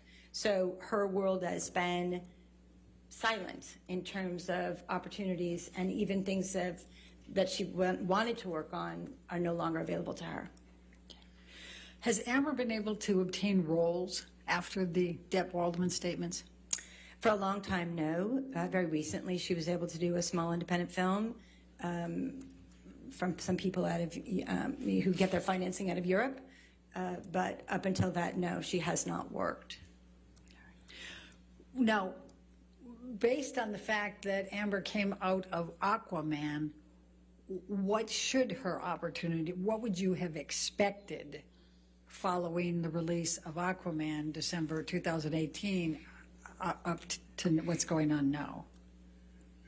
I like to call Aquaman really, Amber Heard's Star is Born moment. It was that moment where not only was she a good actor, but she was now world renowned because she was in the most successful film almost of all time, if not all time, and certainly for DC Comics. She was on the poster with the very handsome Jason Momoa, and they were this couple, and she was strong and beautiful, and it was just this extraordinary moment for her career to take off, right?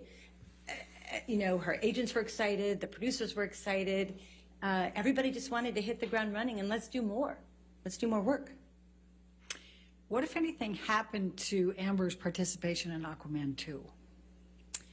So for a moment in time, in February 2021, there were conversations that Amber's, I'm going to be technical with you, her option for employment was not going to be exercised. So they may not have hired her again, even though she had a contract for it. There was some question as to whether she was going to be hired again on Aquaman 2. All right. And did ultimately then she still get hired for Aquaman 2? She did. Her management team fought very hard, and they ultimately ended up hiring her, but also not only because of what her management team did, but Jason Momoa, the star, and James Wan, the director, committed to her in an email saying, if we are involved in this movie, you Objection, no foundation, hearsay. I'll sustain the Don't say what the email said, just summarize it or describe it, please. Oh, okay. I'm sorry, I'm just trying to understand this world. So her management team worked hard, and Jason Momoa and the director were adamant that she was in the film. Objection, hearsay. Worked hard I think to be in the film. Your Honor, she has to be able to say that. Well, sustain as to hearsay. Next question. So what, if any, assurances did Mr. Momoa and Mr. Wan give Amber that she would be in Aquaman 2? Objection, hearsay. Sustained.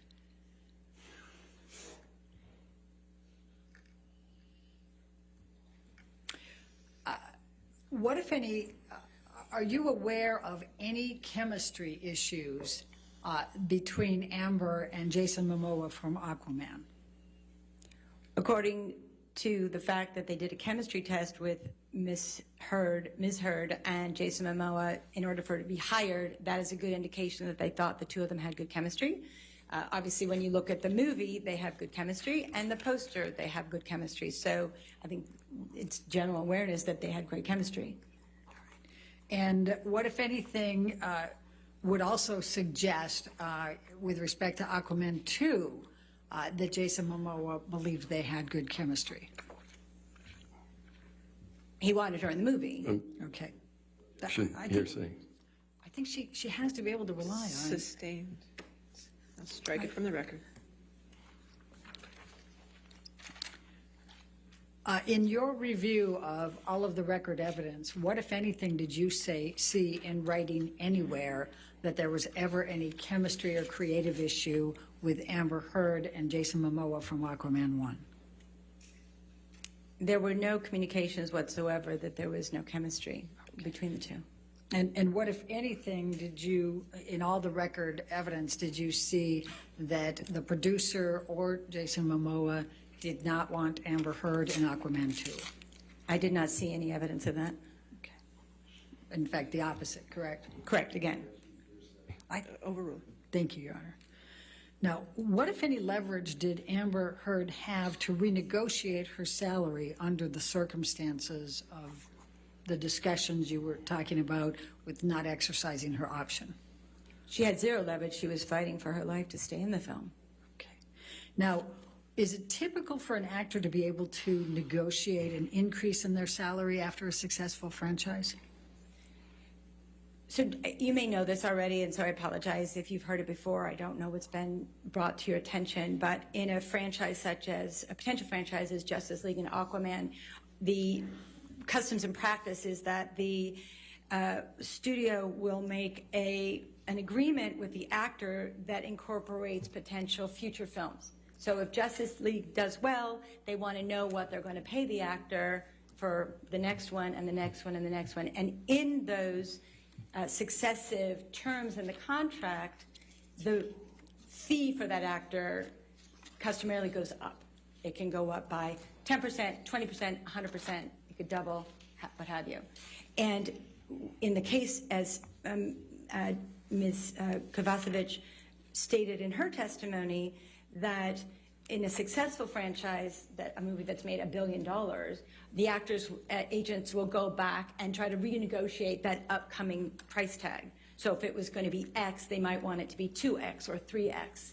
And that's very standard in the industry to renegotiate your contracts when there's many films in one single contract that each have their own price points. What, if any, other actors in Aquaman 1 were able to renegotiate their contracts? Jason Momoa renegotiated his contract very significantly from Aquaman 1 to Aquaman 2. Do you know roughly how much more? It went up from the, somewhere between $3 and $4 million to $15 million. Okay. Did Amber have a contract for Aquaman 1? Yes. How much was she paid for Aquaman 1? Aquaman 1, she was paid $2 million. Okay. And and did that same contract provide for if she was in Aquaman 2? I'm sorry, I apologize. Aquaman 1, I believe she got $1 million. Aquaman 2, she was supposed to get $2 million. I apologize. The numbers, there were a lot of numbers in that one contract. So Aquaman 1, it was $1 million. Aquaman 2, it was going to be $2 million. All right. Now, based on your experience and knowledge in the industry, how much would Amber Heard have been able to negotiate her contract, but for the Depp Waldman statements? For Aquaman 2, I'm asking. Right. Well, as you can see from Mr. Momoa's contract, that went up exponentially, up to $15 million.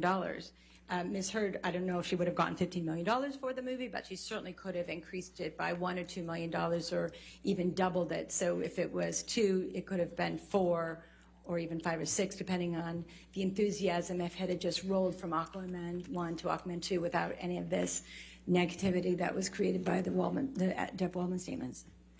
What, if anything, happened to Amber's role in Aquaman 2 after the Depp Waldman statements? It was diminished. Okay. Now, why would Amber have been featured more prominently in Aquaman 2? Objection, no foundation. If only a foundation. Okay. What usually determines, or are you able to speak to whether Amber should have been or would have been more prominently featured in Aquaman 2? Well, a couple of things. I'm trying to get your foundation. Are you able to speak to that? Yes. Okay. And please tell the basis of that and then your opinion. So there's two things. When two actors do well in a romantic relationship and, they get married or they're going to have a baby, you want to follow that through, because part of what did well in Aquaman was not only the action sequences, but to have a strong female character having a relationship with a strong male character, it's very empowering, right? So that was working for them in the first place. The poster of Aquaman that went around the world was, one of the main posters was of the two of them together standing proud and strong, right? Being that couple. And so naturally, as you go and develop scripts in the industry, you want to follow on the things that are working. And according to Ms. Heard, when she read the first script for Aquaman 2, she had a strong romantic arc for the entire film. And then she also got to do some great action sequences at the end of that storyline in that script. So she was featured predominantly throughout the script of Aquaman 2 when she first read it. All right, and then what happened? Well, she didn't hear anything, so she wasn't getting the scripts when her colleagues were getting the scripts. She heard that through her agents. And then when she got the script, it was pared down from the first script dramatically. They had her in the hospital very shortly in the first part of the movie called Act 1. They had her in the hospital, and they pretty much had her in the hospital, and then she was going to do this action sequence in the end. She trained 5 hours a day for several months with a trainer to do this big action sequence. And then when she got to set, two things happened. One, the costume designer said, "I don't know what happened to your role. It got diminished." And Objection, hearsay. Sustained. All right, go ahead with the second one. That's and right. more importantly, though, this big action sequence that she was going to do at the end of the movie, in the third act, was cut out, and they took it away from her. So it was radically reduced from what it was in the script and what she even trained for while she was preparing for the movie. And what, if any, changes were made to the storyline? I haven't seen the movie yet specifically, so I can't really speak to that yet. All right, and when you say she was in the hospital, what do you mean by, was she injured in the first scene? I believe that in the first act of the movie, she was injured somehow or had something to do with the baby. I don't know exactly. I'm just going with what Ms. Heard told me about, was that she ends up in the hospital early in this new Aquaman 2 movie and doesn't really come out till the end to kind of wrap things up. But all of the interactions with Momoa's character and certainly the action scenes were taken out. Okay. How has Amber typically been involved in promotions for her films? As we talked about earlier, actively involved in the press and the promotion, whether that was on the press junkets, what we call when they tour the world and the actors tour together and answer questions from the press at various screenings and film festivals. And then also she was, on the cover of magazines, usually after her movies, especially after Justice League. And how was the promotion of Aquaman 2 affected by the Depp-Waldman statements? Amber has not been involved in any of the promotion that's been done to date, or very little, particularly in teasers that I've seen. We call, short little films about the making of and so forth. She's not featured in them. And also, very specifically, there was a big event that Warner Brothers put on during the fandom. I think it's a DC fandom event, which is a big kind of like Comic-Con style event. And they invited all of the actors, or the majority of the actors that have strong roles in film, to participate both in the posters and the artwork, and also participate at DC fandom. And Ms. Heard was not invited to either be in the poster or be at the event. And in fact, they told her she cannot come. Now, can this hurt Amber's career, not being allowed to be in any of the promotional materials? Absolutely. It means that nobody knows about her. She doesn't have the same part in the film. It's not going to take her on to her next movie. She's not being associated with the tremendous amount of promotion that's going to be made for this, movie that everybody's looking forward to see. So she's not a part of it because of this negative campaign. How have the Depp-Waldman statements affected any other films or TV project promotions for Amber? So prior to the defamatory statements, but either around the, after or around the time that Aquaman 1 came out, she was in the TV show called The Stand. It was based on a Stephen King novel. So big book, going to be a big TV show. And again, Ms. Heard didn't do any press or promotion for that for the same reasons. And what, if any, plans were there to have Amber Heard on the cover of LA Style relating to Stand before the Depp Waldman statements? Right, so Ms. Heard was in, and they had done an article about her participation in this TV show, The Stand, the Stephen King novel related TV show, and they were going to give her the cover picture and cover story, and they took that away. I don't know if the article existed, but they certainly took away the cover picture and the cover story. Okay. How have the Depp Waldman statements affected press requests for Amber? There aren't any. So yes, they affected it because there used to be a lot of press requests, and now there aren't any. Has Amber Heard obtained any roles since the Depp Waldman statement? Again, for many years, no, for a good period of time, or a year and a half, 2 years, until she got this small movie called Into the Fire. Okay. Has Amber obtained any studio movie roles since the Depp Waldman statements? No. How, if at all, have Amber's philanthropic opportunities been affected by Depp Waldman statements? Again, she had some passion projects. She was invited to do some charity work, and she also had her own passion projects that she, loved and wanted to be involved with and even travel for. But they decided it wasn't going to be a good idea because every time she appears anywhere, the social media negativity campaign starts up again. So she hasn't been able to do any of her charity work. What is an endorsement? So an endorsement is when an actor associates themselves with a product, either for print promotion or commercials, like Jennifer Aniston doing the water, or Matthew McConaughey doing the car commercial. That's a product endorsement. He's paid to say that the product is good and be associated with the product. How important are those endorsements to the actors in the entertainment industry? Well, very, very important on two levels. One, they bring a good amount of income to them when they're not shooting a movie, so it's a good way to make money in between film roles. And then also, it shows the studios and the production executives and the financiers that the actor is relevant in the community because they're being associated with a product. So if it's a well-known product, that's really great. If it's a medium product, that's great, and so forth and so on. So you want to be, if you can, and if that's something that you like to do, not everybody does, but if they like to do that, then they can get a lot of value out of those product endorsements because then the studios see that there's a connection with the consumer, not just on the film, but also with product. Did Amber have any endorsement activities prior to the publication of the Depp Waldman statements? Yes. Please explain. So Amber was hired by L'Oreal to be a product and endorse their product, the makeup line. And she had a $1.5 million contract for 2 years. And they were able to work. They had 20 days of her work. They had the right to work with her for 20 days.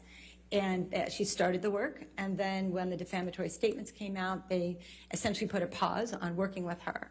So they no longer brought her to photo shoots. They no longer had her do public events for the product. And it basically said, we love you, but we can't work with you right now because it's just too much. Objection, hearsay. All right.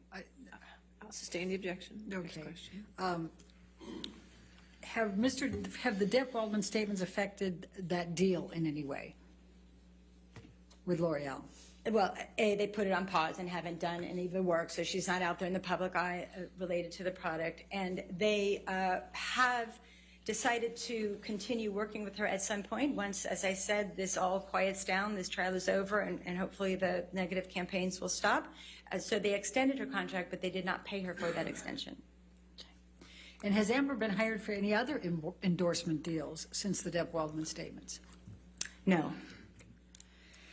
Now, did you assess Amber's losses as a result of the Depp Waldman statements? Yes. What did you do to assess those? Well, first of all, I looked at Amber's career directly, so I wanted to see, as I said earlier, she worked consistently, and then she was on this kind of very large upswing with the big movies, Justice League and Aquaman and all of that, and The Stand with the Stephen King project, and then it stopped. right? So her work stopped. And then I looked at other actors that kind of grew up at the same time frame. Grew up meaning they started their career and had the same time frame to start going from the smaller projects to the well-known director projects to the big movie projects. And I looked at those actors, and I then saw, after they had their Stars Born moment, if you will, I wanted to see where their careers went. So I looked at several actors to see, including Jason Momoa, her co-star, to see what happened in their careers after such a successful film as Aquaman came out. And why did you use that method of analysis? It's a very common methodology in the entertainment industry to work with what we call comps. I think Ms. Kovacevic even used that word, comp. So you know, with films, you try to find comparable films. With actors, you look to see comparable actors. So you can kind of, it's not a distinct actual, this is going to happen, but this is the probability with a reasonable certainty that with the right management team that she had and her acting ability and her looks and the press that she was getting and should have continued to get, that her career would have been similar to these other actors. Have you used that method in other cases in which you've been an expert on damages? Yes, I have. Who did you select as comparable actors for your comparison? Well, I wanted to look at actors that were in superhero films that had done really well at the box office. So I looked at Jason Momoa, her co-star. I looked at Gal Gadot, who was is in Wonder Woman. I looked at Ana de Armas, who was in Blade Runner? Thank you, Blade Runner. I looked at Zendaya, who was in Spider-Man, and I looked at Chris Pine, who was in Star Trek and also Wonder Woman. About the, you know, similar age range, all attractive actors, all with good acting skills, all able to do stunts. So there are not that many actors to look at who do superhero characters. So it was a small pool to work from, but I took a wide range from those actors, both men and women, to see what could potentially happen to Ms. Heard's career. Do you consider all of them to be identical for purposes of measurement?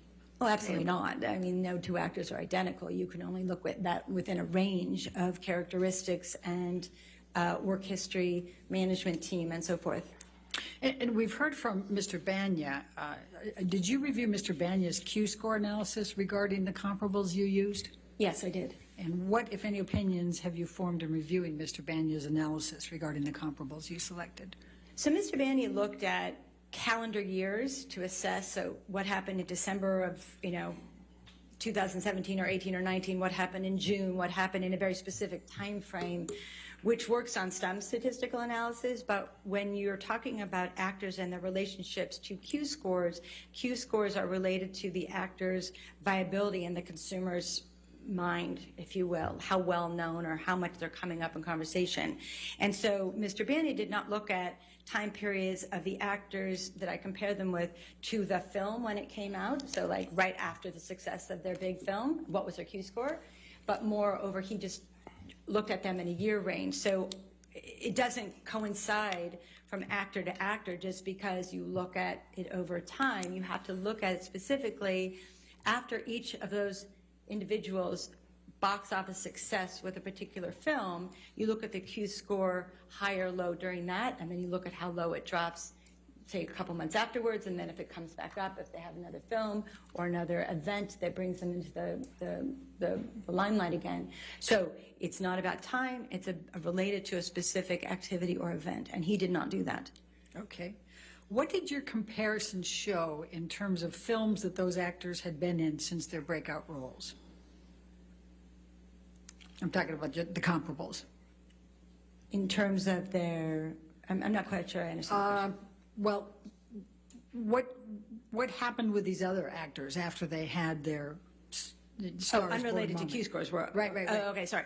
So all those actors' careers, the ones I mentioned, they all either were a steady rise or even a meteoric rise in terms of where their career went after their Stars Born moment. Then they got some other good films, and maybe they got another film that performed extremely well. So it was a range, but they all were on an upward trajectory without a doubt.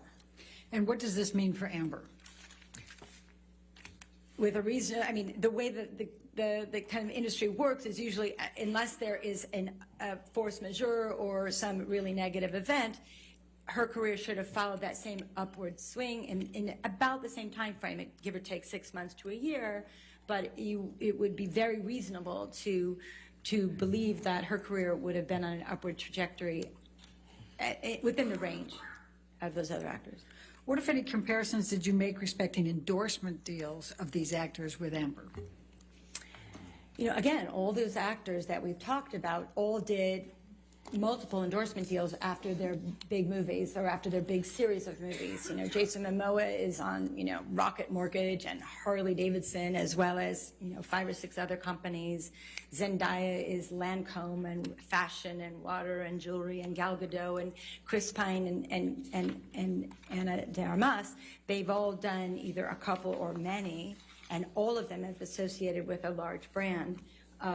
Unlike Amber, who hasn't even been able to work on the one contract that she had. She certainly didn't get any others. So what did your analysis show with respect to Amber Heard's losses, but for the Depp Waldman statements? They were significant, if we follow the trajectory of her, you know, colleagues. Well, let's start with at Aquaman 2. What would she have realized there? Well, as I stated earlier, so from Aquaman 1 to 2, it went from $1 million to $2 million, right? So that was a pre-written contract. It doubled. So the agents were very excited after the success of Aquaman to go and negotiate a much higher fee like they did for Jason Momoa. They weren't able to do that. So in that instance alone, it was more than likely a $2 million loss just from that movie alone. So 2 to 4, you had said before? It could have been 4, it could have been 6. Objection leading. Sustain. Okay.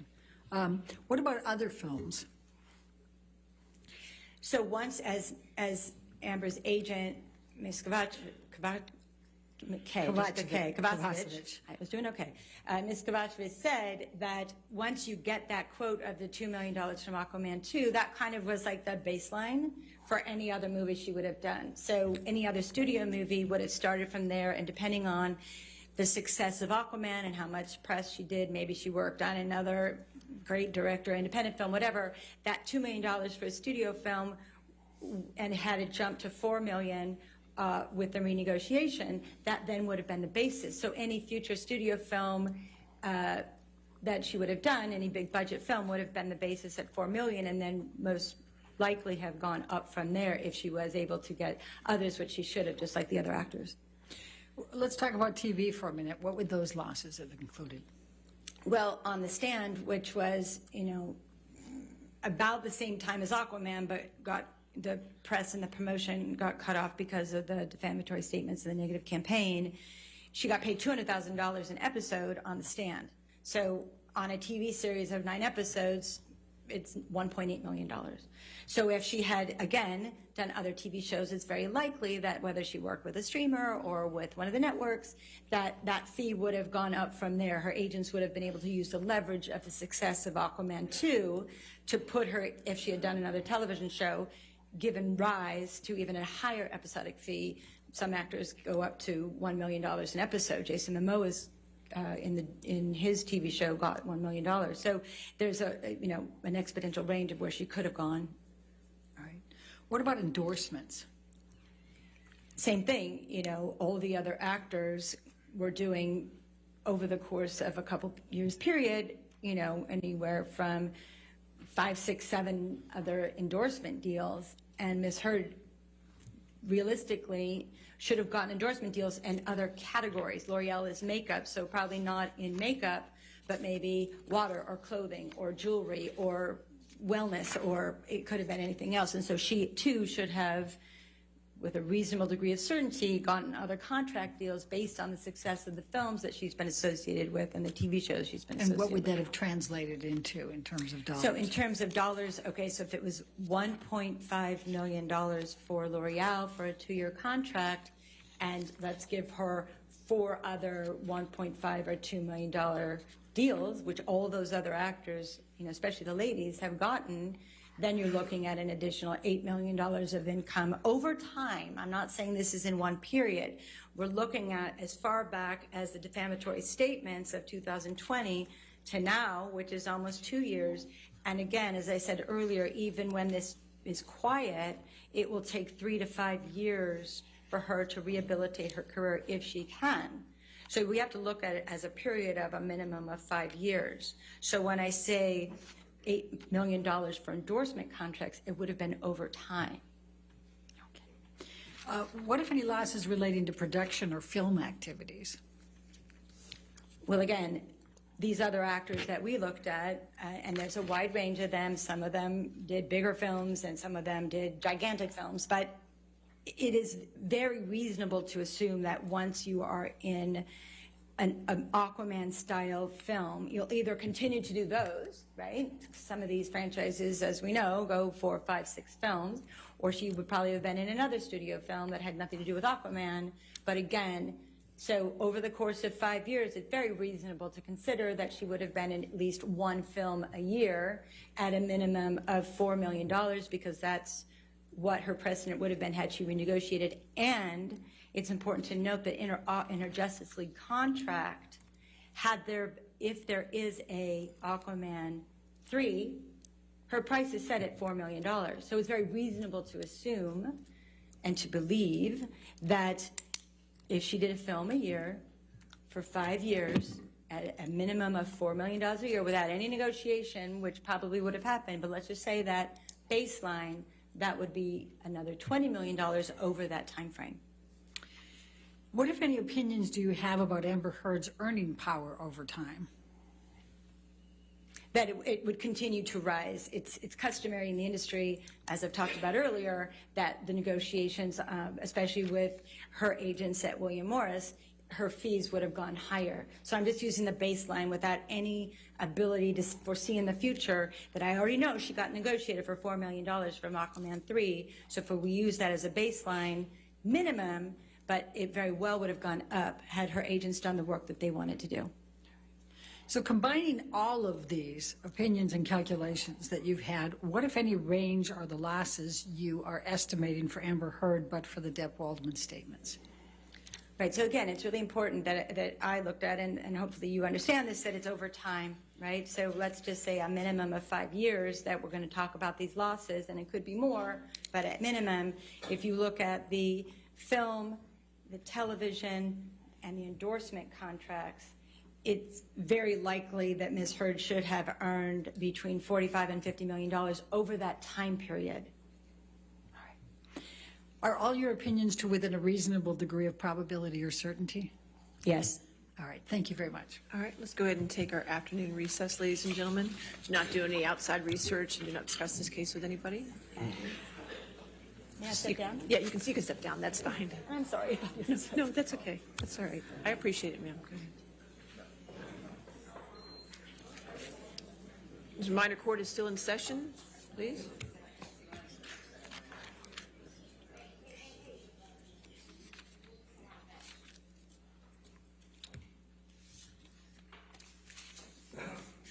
All right, so let's come back at 4 o'clock. We can do that, all right? Thank you, Your 4 Honor. o'clock.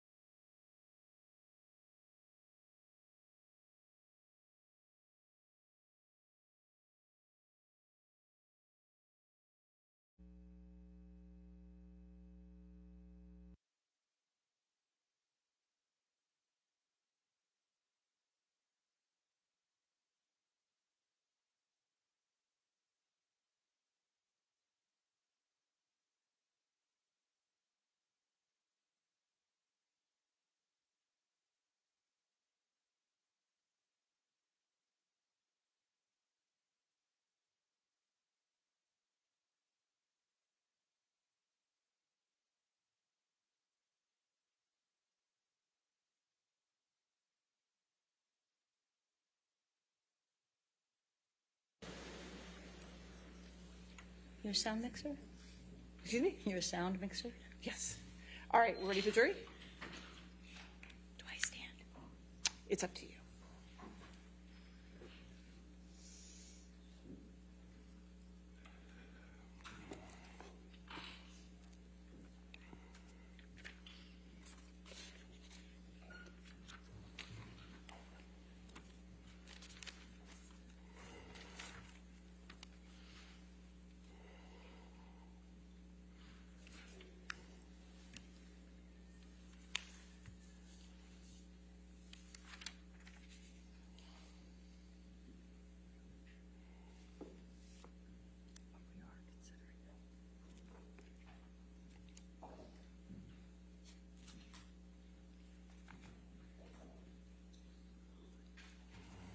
All right, you can be seated. All right, cross-examination. Good afternoon, Ms. Arnold. Hello, how are you? So you repeatedly testified about what you were asked as the Depp-Waldman statements. You don't have any knowledge whether Mr. Depp knew of the statements that Mr. Waldman made, do you? Only with association with Mr. Waldman, correct? You don't know when the first time Mr. Depp learned about those statements? I don't know. No. And the association you're talking about is that Mr. Waldman worked from time to time as Mr. Depp's attorney, correct? Objection, Your Honor, may we approach? Okay.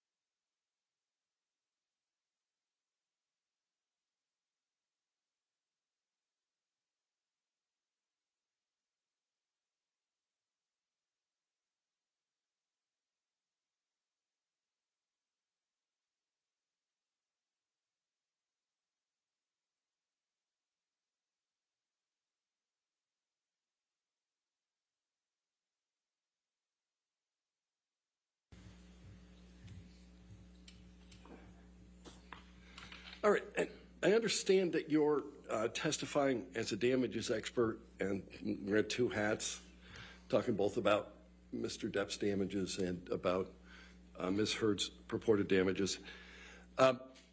Let's talk about Ms. Heard's damages first. You understand that you have to testify as to damages that resulted from the Waldman statements, correct? That was my analysis. Most of your testimony, however, was just simply testimony about things that occurred after the Waldman statements. That's what I was tasked with, yes. Right. The mere fact that there were activities after the Waldman statements doesn't establish that the Waldman statements caused any damages, does it? When you look at the time frame of when the Waldman statements came out and you look at what was going on with Ms. Heard's career prior to the statements and what happened after the statements, it's very clear to make that correlation that they were caused by those statements and the campaign that followed afterwards in terms of the negative social media. Well, all right, that's an interesting thing because the witness this morning actually described the notion of what's correlation and what's causation. And correlation does not imply causation, does it, ma'am? I'm not an expert in semantics. Okay. But you're an expert who is purporting to say that Ms. Heard lost between $45 and $50 million. And I'm trying to understand where you put the link between the Waldman statements and all the other activity that occurred since then. As I stated and very clearly wanted to make sure that everybody understood was that it was a time frame between which the Waldman statements were made and the negative decline in her career started happening, and in discussions with her agents and her publicist, there was a very tight timeline and a very close link to when those statements came out and when everything started pulling away from Ms. Heard.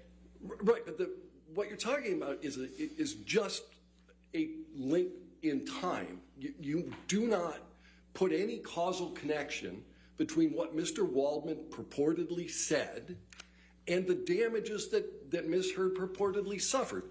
You have no idea whether Mr. Waldman's statements caused any damage to Ms. Heard, do you?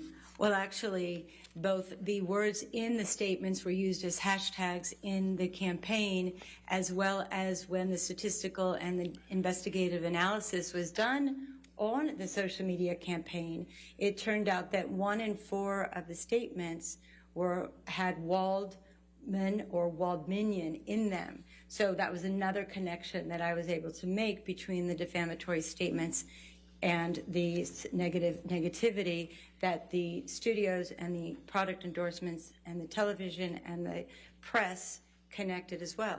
All right, let's start with first principles. If they're true, they're not defamatory, correct? Again, that's outside of the scope of my expertise. All right, let's then go back to what you just testified to, and I think you said the Waldman statements appeared in hashtags. I said words from the Waldman statements appeared in hashtags. Right, and the hashtags that were analyzed, however, don't have the Waldman statements in the hashtag. I've also seen them online myself. Well, but the analysis that Mr. Schnell did, he looked at 4 of them, right? That was Schnell's analysis, and I do believe I remember reading that, yes. All right. And the 25% that you just raised, that's Mr. Schnell's analysis. You didn't do that. He did it. Correct. All right. So you know what Mr. Schnell did. And he didn't look at hashtags that contained the Waldman statement words. He looked at Justice for Johnny Depp, right? That's one of them, yes? One of them, of the 1.2 million hits that you talked about, that was 900,000, 984,000? Well, also in my conversations with Mr. Schnell, we talked about all of the words that were in the statement that also appeared. So what he wrote in his report and what I had in my conversation may not have been the same thing. Ma'am, I don't want to hear about your conversation with Mr. Schnell. It's part of what I relied on, and I'm allowed to talk about that. All right, so your conversation with Mr. Schnell, let's move beyond that. Let's talk about what the other hashtags were. Amber Heard is an abuser. That's not in the Waldman statement, is it? The fact that she was called a hoax can be related to Amber Heard as an abuser, but no, those words were not used, correct? Right. And we just don't like Amber. That's not in the Waldman statement. Correct. All right. And Amber Turd is not in the Waldman statement. Correct. Right. None of those things are. And in terms of the use of the words fraud and hoax, that appeared in only 6.5% of the millions of tweets that Mr. Schnell analyzed, right? I don't have his definition or his report in front of me, but we can look at it together if you'd like to. Right. And you said Waldman appears in 25%. Waldman or Waldminian. According to Mr. Schnell, yes. No, all right. But if that's your only evidence, however, that any of this activity has any link to Mr. Waldman. Is that correct? Well, no, we also look at the timeline because those campaigns were not active prior to the Waldman statements, and then they started appearing, so there is some connectivity there as well. Mr. Depp bears no responsibility for the social media campaigns. He doesn't. If the social media campaigns caused Ms. Heard to lose her ability to generate income, that's not the Waldman statement. That's a social media campaign. I'm going to object, Your Honor. May we approach? Okay.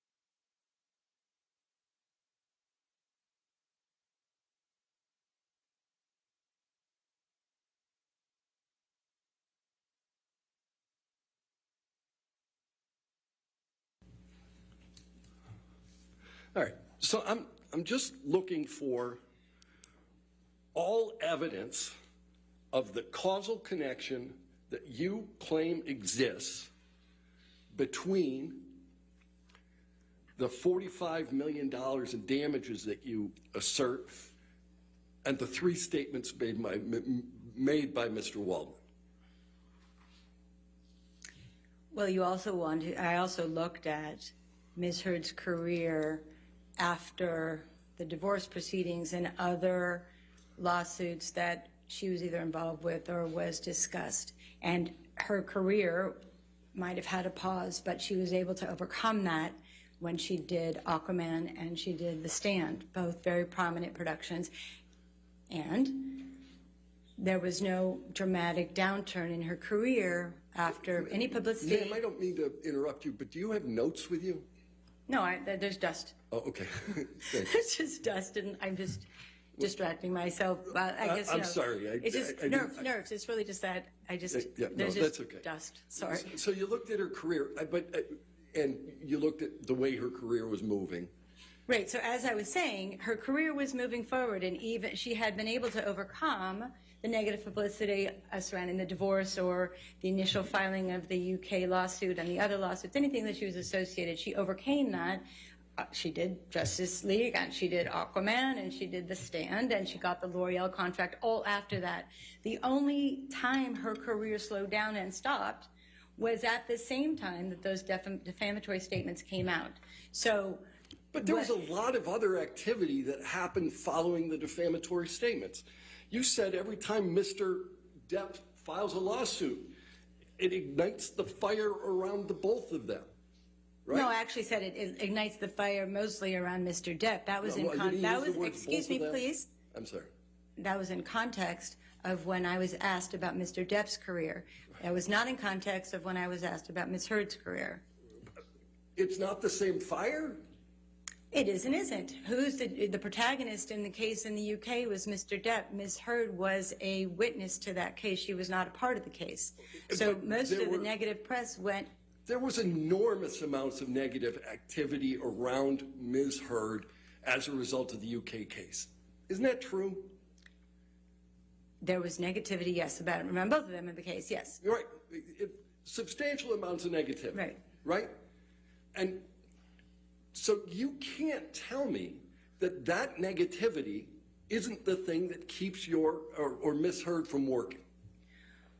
Well, again, it was a close time frame. The negative statements were a much closer time frame to the press and publicity around Aquaman and The Stand than the UK case, which was months later. So, again, I will look at the defamatory statements as kind of the igniting force, and it was promoted and kind of more oxygen was put on the fire when the UK came out. So it kind of became a snowball effect of the match was lit and it kept getting stronger and stronger.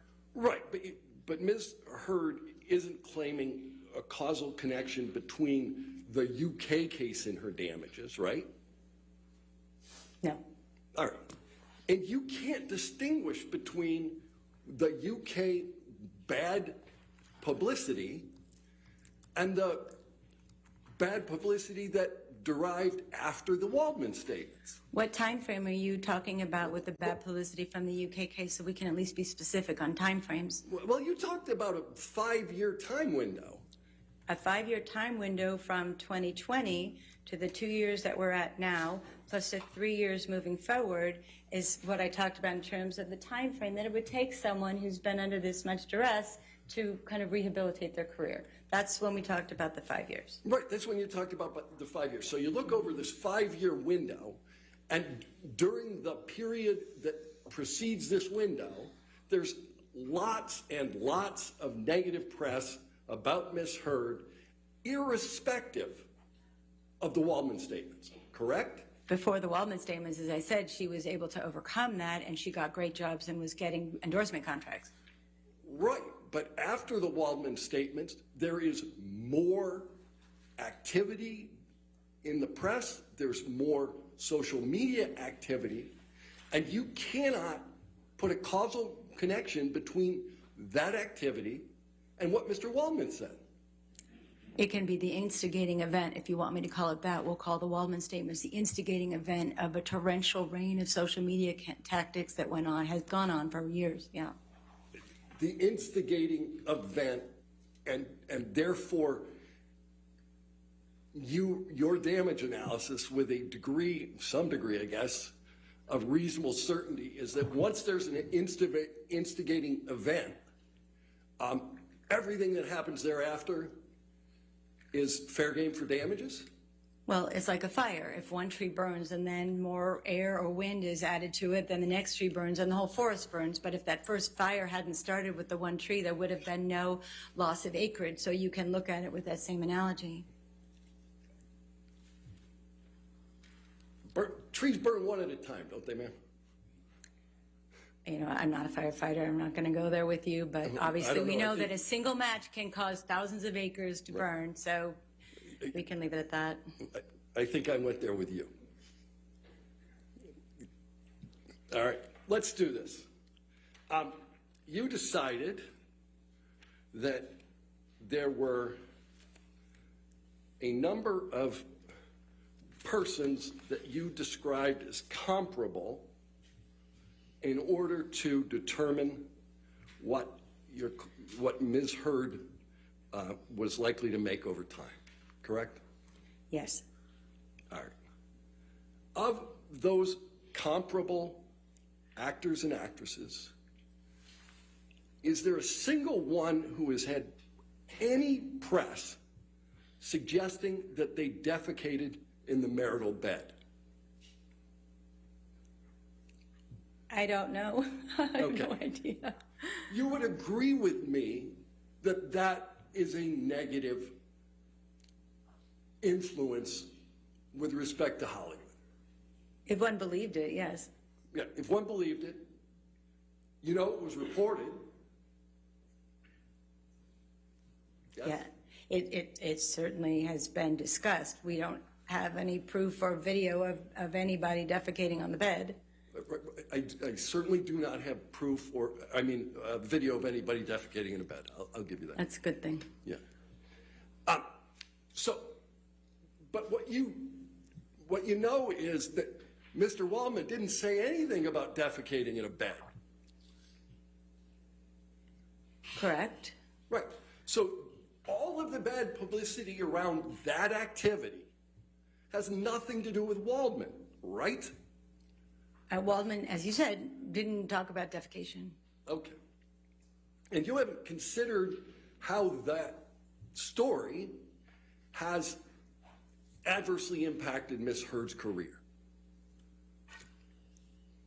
That story, you're going to ask me for a causal link between that poop story and her demise of her career. I can't. No, I'm not going to do that, nor can I. You couldn't do it? Can I make it? No, I can't. Right. And you can't do it with Waldman's statements either, can you?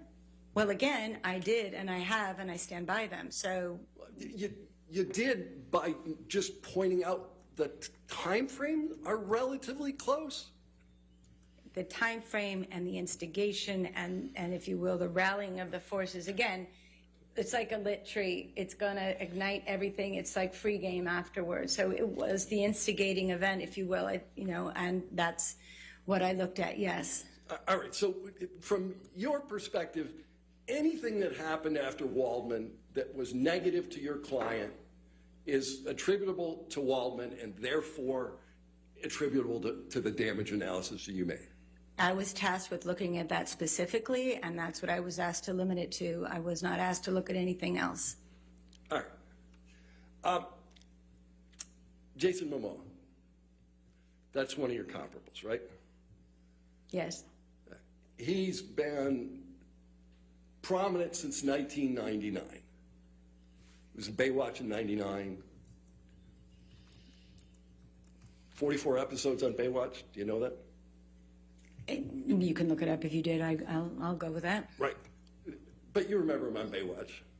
Actually, didn't watch Baywatch, but right. He certainly had the physique for it, so. Stargate, Atlantis, he was on that. Many episodes. Right. Did you know that? Yes. Okay. He played Conan the Barbarian. In TV or film? Film. Okay. I don't have Mr. Momoa's resume memorized, so. No, I'm just trying to understand how you came to the conclusion they're comparable, because I'm just want to spend a few minutes talking about Mr. Momoa's career. Game of Thrones was one of the most popular things on TV for a period of 3 years, correct? Yes, he was. And he was in Game of Thrones. Yes, he was. Yeah. And he's Aquaman, right? Yes, he is. Right. And he's the title character in Aquaman. Yes. Yeah. And he was actually Aquaman in a movie before the Aquaman movie started. You mean the Justice League and other things like that, yeah. Batman versus Superman, Dawn of Justice.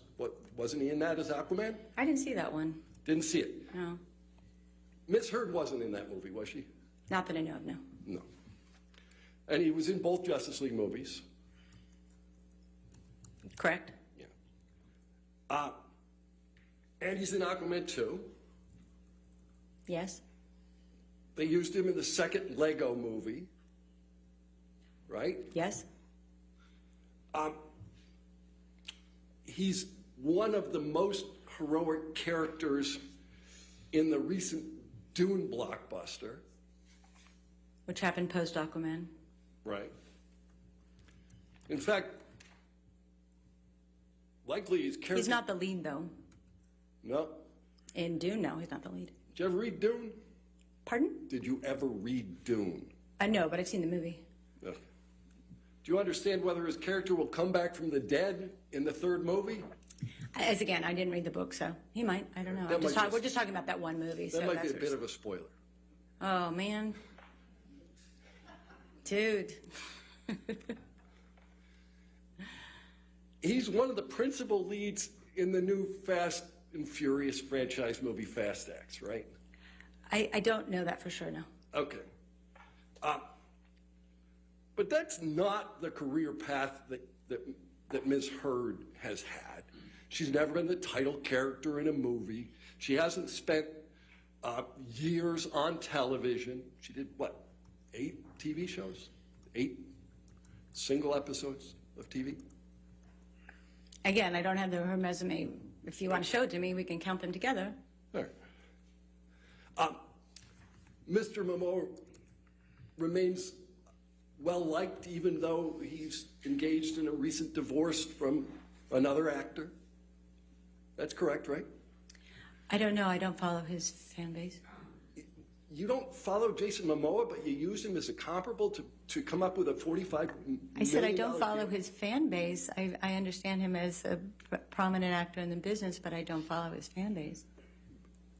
Isn't fan base one of the things that you analyze? Of course, you can look at numbers, but I don't keep a watch on his social media feeds. All right.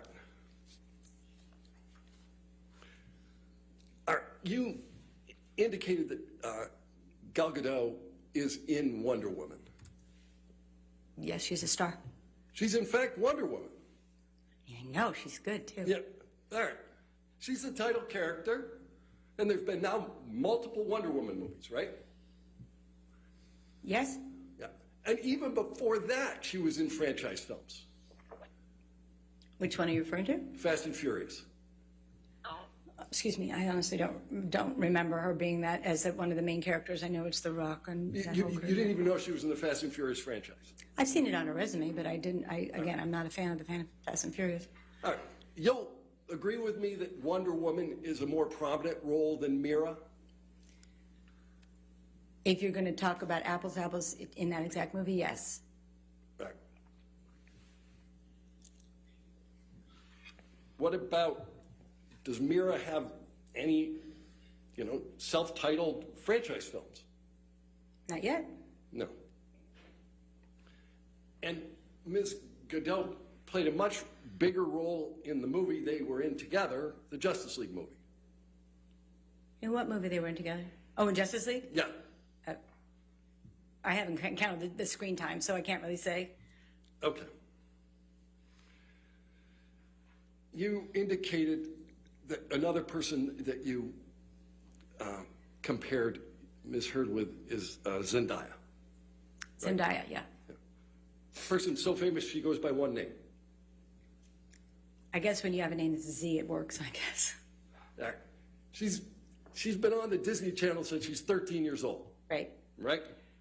She's won an Emmy. Yes, she did. Right. She was singing and dancing and swinging from trapezes in The Greatest Showman, right? Yes. Yeah. She's now been in multiple Spider-Man movies. Yes. She's 10 years younger than your client. Right. Yeah. But this is a person that you deemed comparable. Well, as I was explaining to you how I chose them, when you look at superhero characters, there's not that many to pull from. So I just I worked on pulling characters that were in superhero movies that were about the same age range within 10 years, as you've noted to me, thank you. And also just where her career would have gone. I said that they were comparables, they're not identical. So you can just look at what their career has done either before that superhero movie, then in others, or the one they were in, and then you look at where her career should have gone. Even though she may not have been at the stature of a Zendaya at that time, you can still look at it as a comparable trajectory of what happens when you're in a blockbuster movie. It's just a reference point. It's not meant to be identical. They're not meant to be the same people, or not even have the exact same career. It's meant to be a reference point. Simple as that.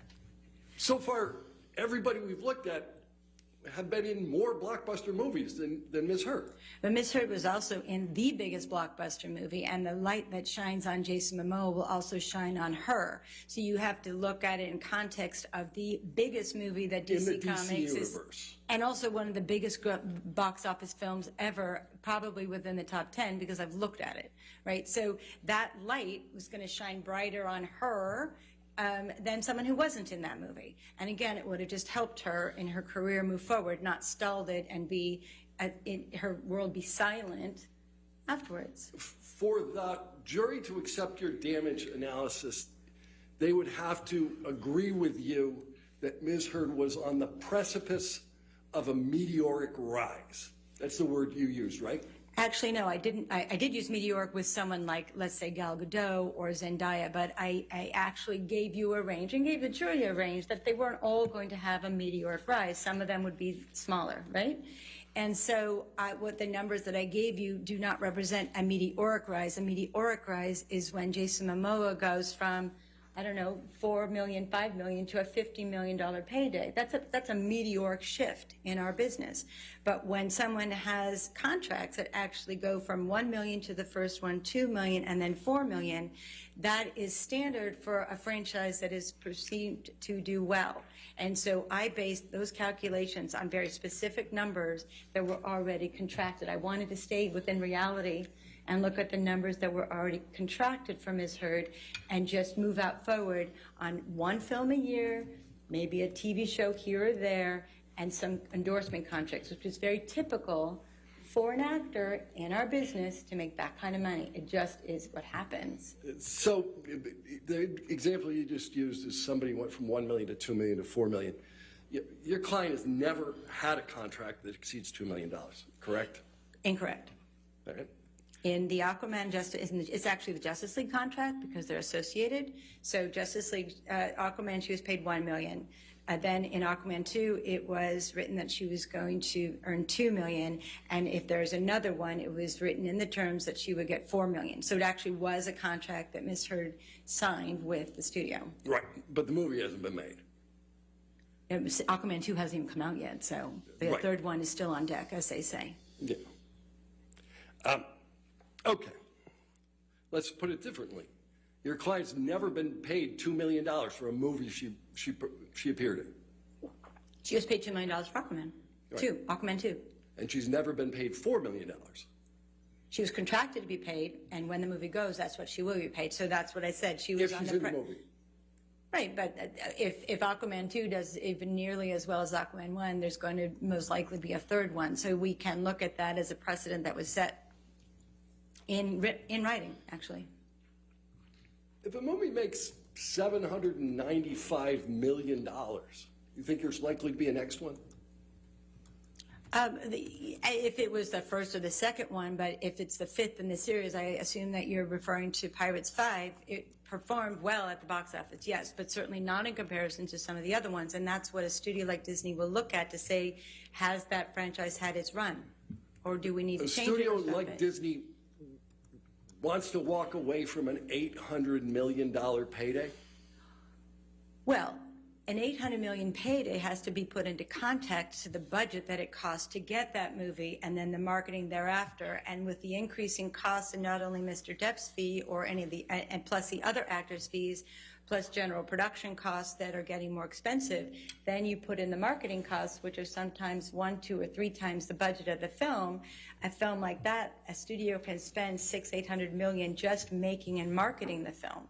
So $795 million is a lot of money, and it seems like a really good box office, but you have to put into perspective of what's spent on production, marketing, and the overhead costs that the studio takes. So you have, again, it's all in context of what the budget of the film and the marketing of the film is. All right, let's put some more things in context. Ana de Armas, that's another one you used. Yes. All right. She, most recently, I guess, in Deep Water with Ben Affleck. I don't, again, I know some of the movies that she's been in, I don't remember about Deep Water. I don't even know if that's out yet, Okay. to be honest. She was in the last James Bond movie. Yes, she was. Yeah. They were talking about making her the next female Bond, right? Right, after her big Stars Born moment, yeah, she's gotten a lot more big roles, which is what we had hoped for Ms. Heard. Yeah. And you said that her breakout role was Blade Runner? It was like the first big, studio movie that got a lot of attention. I believe that was the one that we can look at as a marker for her, sure. Did you watch Blade Runner 2049? I did. Do you know what she did in the movie? It was years ago. I don't remember exactly what she was in, what role she played, but she was in that movie, and from that, her agents used that as leverage to get her more movies. You have no knowledge that her principal role in that movie was as a gigantic naked billboard? Are you saying that's the only thing she was? She was a gigantic naked billboard. She wasn't in the movie. That's the principal role in that movie. I don't remember the movie well enough to know. Okay. And did you know that she was? I talked a little bit about Ben Affleck, right? Right. He's an interesting example because he's been in a role that's been recast multiple times. You know that role? Are we talking about Batman? Yeah. Yeah. Batman. Sure. All right. So the title character in that DC series has seen how many actors? Several. Right. Michael Keaton. He was Batman. Val Kilmer. You're a movie buff, yeah. Yeah. Christian Bale was Batman. I think he was, you're right. George Clooney was Batman. Definitely. Yeah. I guess Robert Pattinson is now Batman. Don't know. Okay. But you're taking an absolutely iconic role that the DC universe has recast 4, 5, 6 times, correct? Correct. So just because you have the role in the first movie or the second movie doesn't mean you get it in the third movie or the fourth movie. Unless it's contractual. Right. Unless it's contractual. So, now, let's look. Ana de Armas, she's like the new Marilyn Monroe on Netflix, too, right? I believe so. She was also in Knives Out, which is probably even a bigger breakout role for her. But Right. again, I chose Blade Runner because it's a similar thing. You have to start somewhere. But Knives Out probably was her big moment in time. Yeah. All right. The other person you picked was Chris Pine. Chris Pine is in a superhero movie, Wonder Woman. He is in Wonder Woman. He's also, well, Star Trek being a blockbuster, but not necessarily a superhero, right? Yeah. He was in both Wonder Woman movies, right? Yes, he plays the love interest to Gal Gadot, yeah. Yeah. On Star Trek, in the Star Trek franchise, he plays Captain Kirk, right? I don't remember exact role that he played. I didn't see it in the movie. I just know it from his resume, to be honest. Do you know who Captain Kirk is? Yes, I do. All right. Well, but you didn't know that Chris Pine is Captain Kirk in Star Trek? I hate to say I'm not a Star Trek fan. Okay. But you used Mr. Pine as an example, irrespective of the fact you didn't even know he starred in this franchise film? I did know that he starred. That's why I used it. Again, in fact, he was the most prominent person in the movie. We can go over this a couple more times, and I'm happy to do so. All I wanted to do was look at, from a small pool of people that have been in huge franchise movies or superhero movies, and give you a sense of what the range is or what someone's trajectory can be. Again, they are not apples and apples. They're not both green apples or both red apples. I just was looking at a range. It's what we do. It's what we do in the industry. It's what you do to kind of get a sense of how much you're going to pay an actor, what they're worth in the foreign markets and the domestic markets. I think my question was, did you know whether he was in Star Trek? Yes, and you were asking me why I chose him, which is what this conversation is about. And again, I chose him because he was part of Star Trek and Wonder Woman, but mostly because he was in Wonder Woman. And I don't know the exact time frame of which came first, but the fact that he's in both of them is consistent with what actors of this ilk tend to do once they're in a movie like this. But you talked about breakout roles, but you don't know which was his breakout role. Chris Pine's been an actor. He's been a well-liked actor. He was in both Star Trek and in Wonder Woman. And Did a Star movie Trek, with Denzel Washington? Pardon? Did a movie with Denzel Washington? He's had a good career. Yeah, great career. Yeah. Yeah, much longer career than Ms. Hurt, right? She was on the precipice of a great career. Yeah. She hasn't had the chance to negotiate for that yet or be in those movies yet, so we don't know yet. We're getting back to precipice. Didn't you just deny precipice a few minutes ago? I thought your testimony was she was on the precipice of meteoric rise. You said, I guess. I didn't say meteoric. I said consistent. I don't know. She could have a meteoric rise, but I was talking about consistent with Ms. Hurd. All right. So of the actors you selected, 2 of them are the title characters in their DC movies. One is Aquaman. Who's the other title character? Gal Gadot.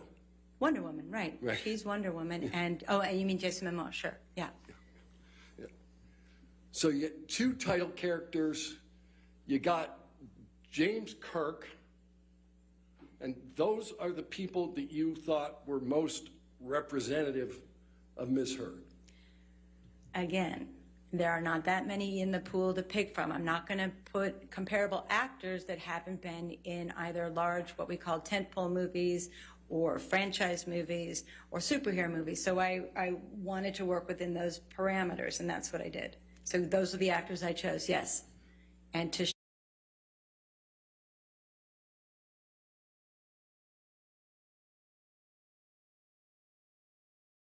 one of the actors you chose had a much longer TV career than Ms. Hurd.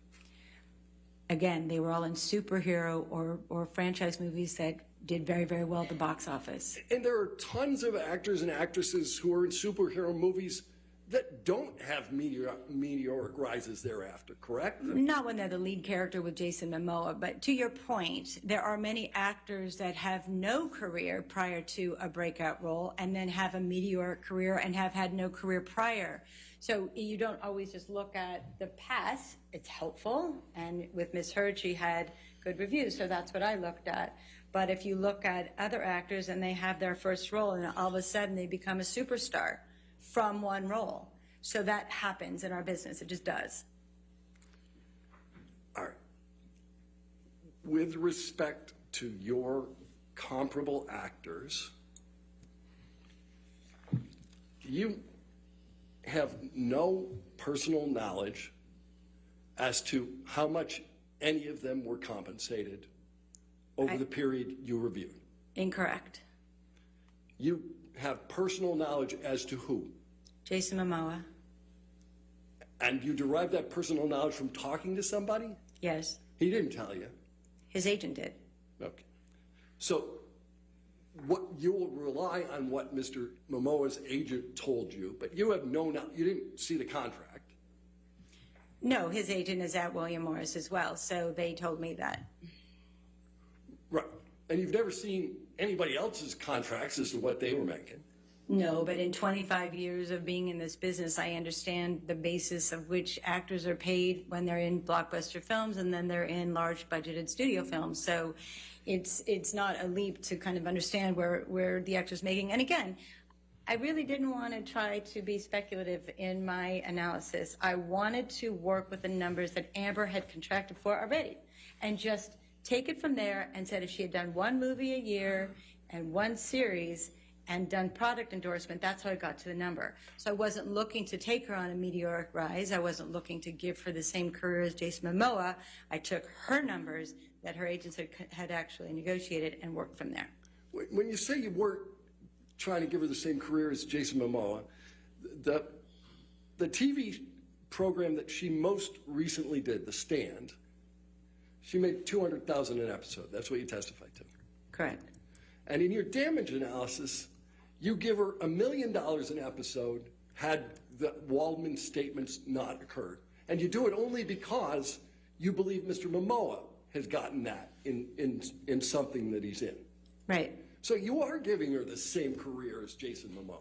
Well, again, with someone like Ms. Heard, who was in a blockbuster film with the team at William Morris, in my discussions with William Morris, that's what they were looking to negotiate for her on other projects. So I got some of that information from her management team directly. So her agents were looking to get her as much money as possible? I think that's the job of an agent. They usually try to get the most money as possible. Your testimony is they were looking to get the money for her, but you need somebody willing to pay on the other side of that deal, don't you? Right, but agents are working with people in the industry and have a pulse on have a finger on a pulse of what's going on, so they know who's marketable and what the prices that all the streamers are paying these days. You haven't seen a single one of the endorsement contracts that you referenced, other than Ms. Heard's? No, other than, again, what I was talking to William Morris in terms of the pricing that they are aware of, not only for their own clients, but what's out in the marketplace, and it's pretty consistent. And I've also worked with other actors on other cases that have gotten similar contracts, so I'm familiar with the rates of endorsement contracts. You haven't made any reference to the actual earnings of any of these actors. Again, as you do an analysis, you put together the numbers that you know from both your experience and the marketplace and the agents that are working in the marketplace. So together, that's how I created those numbers, and mostly using Ms. Heard's numbers specifically and giving her a very steady career, which is what she had had prior to Aquaman. Yeah, and you don't have the prior earnings of any of the actors you looked at other than Ms. Heard's. No, I don't have all the contracts now. You don't have any of that information. I'm sorry? You don't have any of that information? No. Okay. In fact, that information, I guess aside from Mr. Momoa's, is confidential, right? Usually it is, yes. Yeah. And the only reason you know anything about Mr. Momoa is that Ms. Heard shares an agent? Or an right, agency. but look, I've also been in the industry for many years, and I know what actors get paid. I talk about budgets constantly, so it's not a secret within the industry the amount that actors in those types of movies are paid very, very well. You're not currently working as an agent for anyone, are you? No. All right.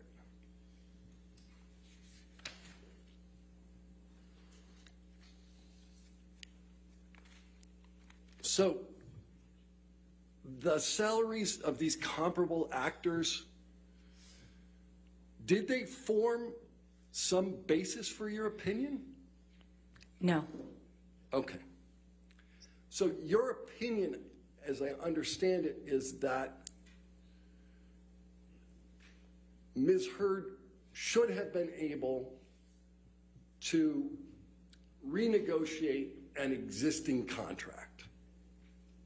Which is standard in the industry as well as with her agent specifically. Do you know if it's standard with Warner Brothers? I'm sorry? Do you know if it's standard with Warner Brothers? I don't know if it's standard at any of the studios, but it is standard for agents to renegotiate, and oftentimes are successful when the film is done so well. Right, but what you're talking about is there's an existing contract where Ms. Heard has made a promise that she will do the next movie for, in this instance, $2 million, right? Right. And what the agent is trying to do is to get Warner Brothers to say, hey, you should pay her more than your contract says because you like her? Well, as Ms. Kovacevic said, also, it's standard in the industry. As again, I've been in the industry, I've worked with agents, and I've worked with lots of lawyers, and we have conversations about what is an actor getting, or what can they do, or what are they going to do the next time. So again, it's a standard in practice in the industry, especially when a film is as successful as Aquaman, that the agents will go back and renegotiate. In fact, that was conversation. Isn't the standard practice is that they would try to renegotiate, but it's up to the studio? Sure, but oftentimes in a movie of such of the nature of Aquaman, they're very successful, usually. But the entirety of your analysis assumes a renegotiation with a studio for terms that are double what the studio had already got a promise from Ms. Heard she would work for. Correct. All right.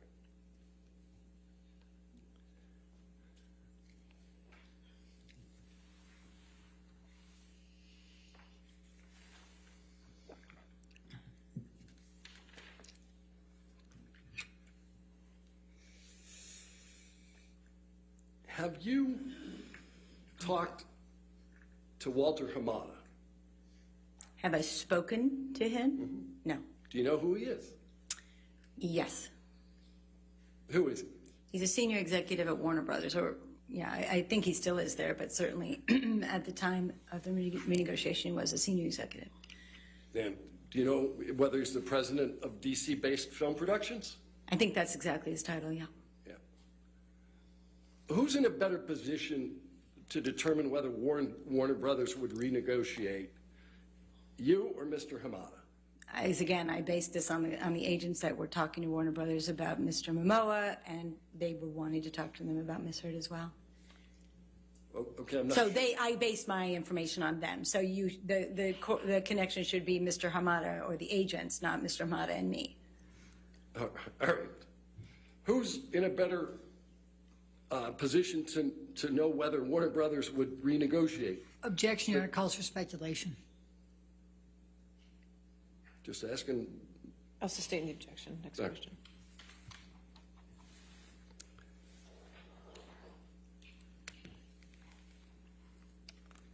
Do you review any testimony from Mr. Hamada?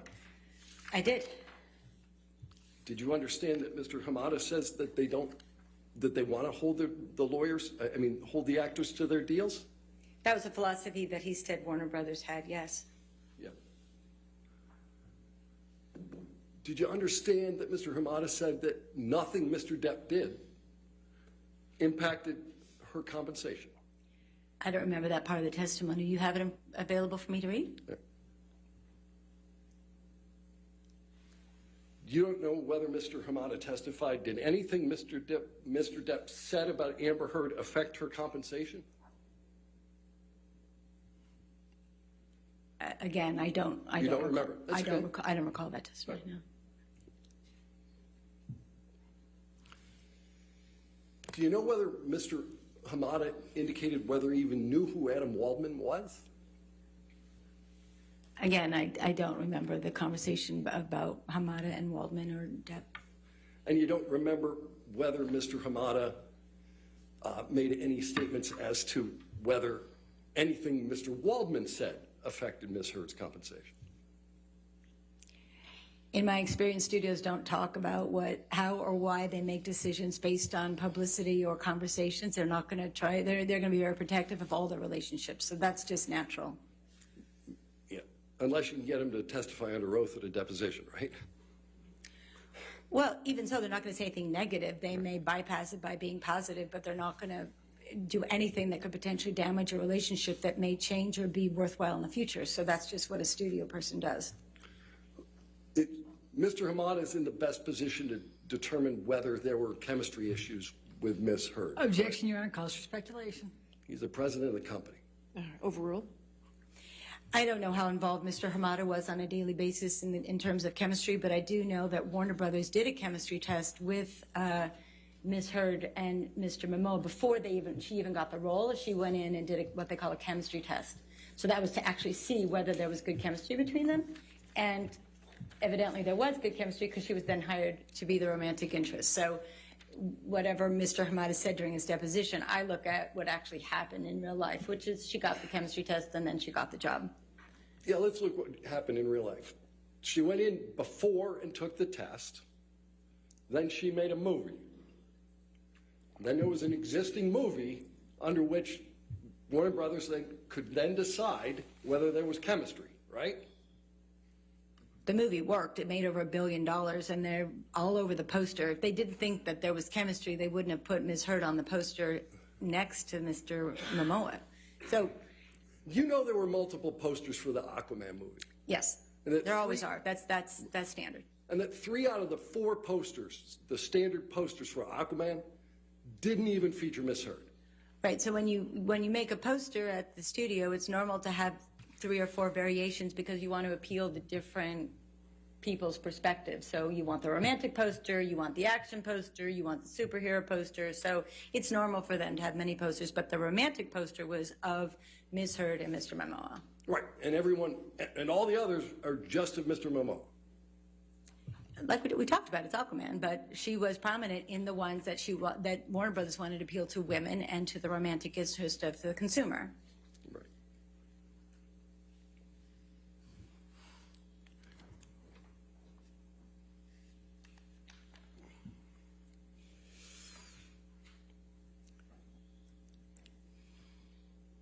What movies would Ms. Heard have gotten absent Mr. Waldman's statements? Well, the ones we know about specifically that she was in conversations with was a movie with Gail Garcelle Bernal, I believe that's how you say his name, at Amazon, which is what Ms. Kovacevic said. And she was also in consideration for a movie called Ambulance with Michael Bay. But again, after the Waldman statements, nobody would talk to the agents, and so they weren't able to garner more. Oh, she also had a movie that she was interested in producing that a good friend of hers, or a friend of hers or colleague was doing. So there was at least those 3 that I read about. Those were 3 movies that she was being considered for, but you don't know what movie she was going to be in. Well, again, they stopped the conversation after the statement, so we don't know where they would have gone, of course. But she was in consideration for all of them, and given her fame from Aquaman, that would have helped all those movies. So it would have made a lot of sense. You're projecting movies way out into the future that you have no knowledge would ever have gotten made. Well, that's what we do when you talk about comparables and economic damages. You talk about the future. That's standard in our industry as a forensic expert and in the industry. That's how movies are financed, as a matter of fact, is by forecasting what happens in the future. What connection do you draw between Mr. Waldman's statements and the reported reduction in Ms. Heard's Aquaman 2 role? Again, it's the timing of it all. It's the timing of it all. And also, they were going to take her out of the movie after the statements, and then they put her back in, and then can I talk about the emails that I read? I'm not sure at this point, but. So, when you say they were going to take her out of the movie, when you have an option, you literally have the option whether to include the actress, right? That's what it means. Correct. Right. So they can choose to exercise the option or not exercise the option. Entirely up to them. Correct. And they have, that particular studio, to your knowledge, has repeatedly recast even major figures in their DC movies. We talked about Batman. What about Superman?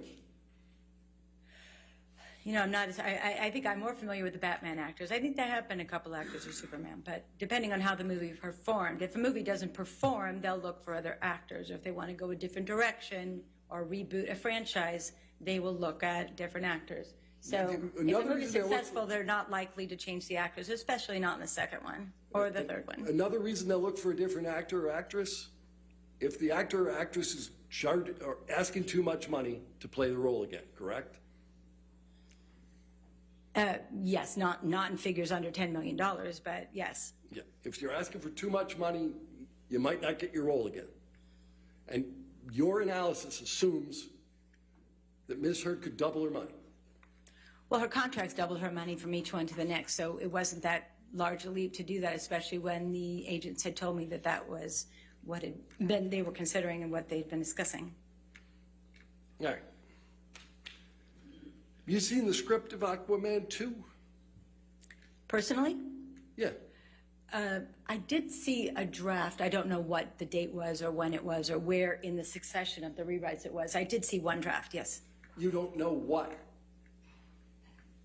Warner Brothers has in mind for that movie in terms of the kind of movie it's going to be? It's a superhero movie. Right. It's supposed to be like a buddy comedy, right? I don't know. I don't know about a buddy comedy. It's an action movie, superhero movie. I don't know. Who's Patrick Wilson? Patrick Wilson. I've heard that name in terms of an actor, but I don't know Mr. Wilson. All right. Do you know if he appears in Aquaman? Again, I don't know him by name. If you want to show me a picture, or a clip from the movie. All right. Do you know if Mr. Wilson appears more frequently in Aquaman than your client does? I didn't count the screen time when I watched the movie. It was a long, even when I watched it again, I didn't count the screen time of anybody else.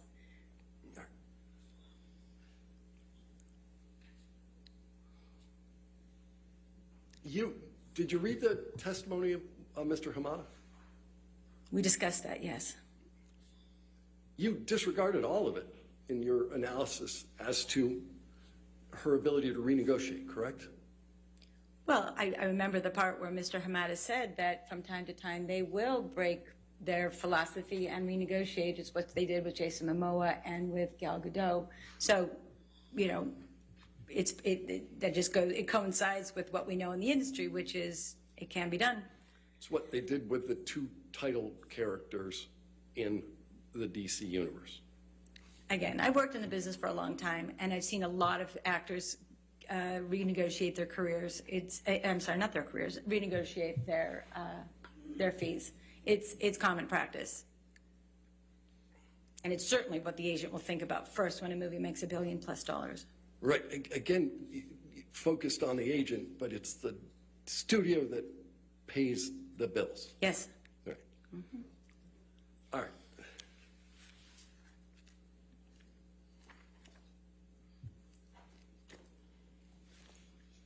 Your Honor, I have a fair amount more to do.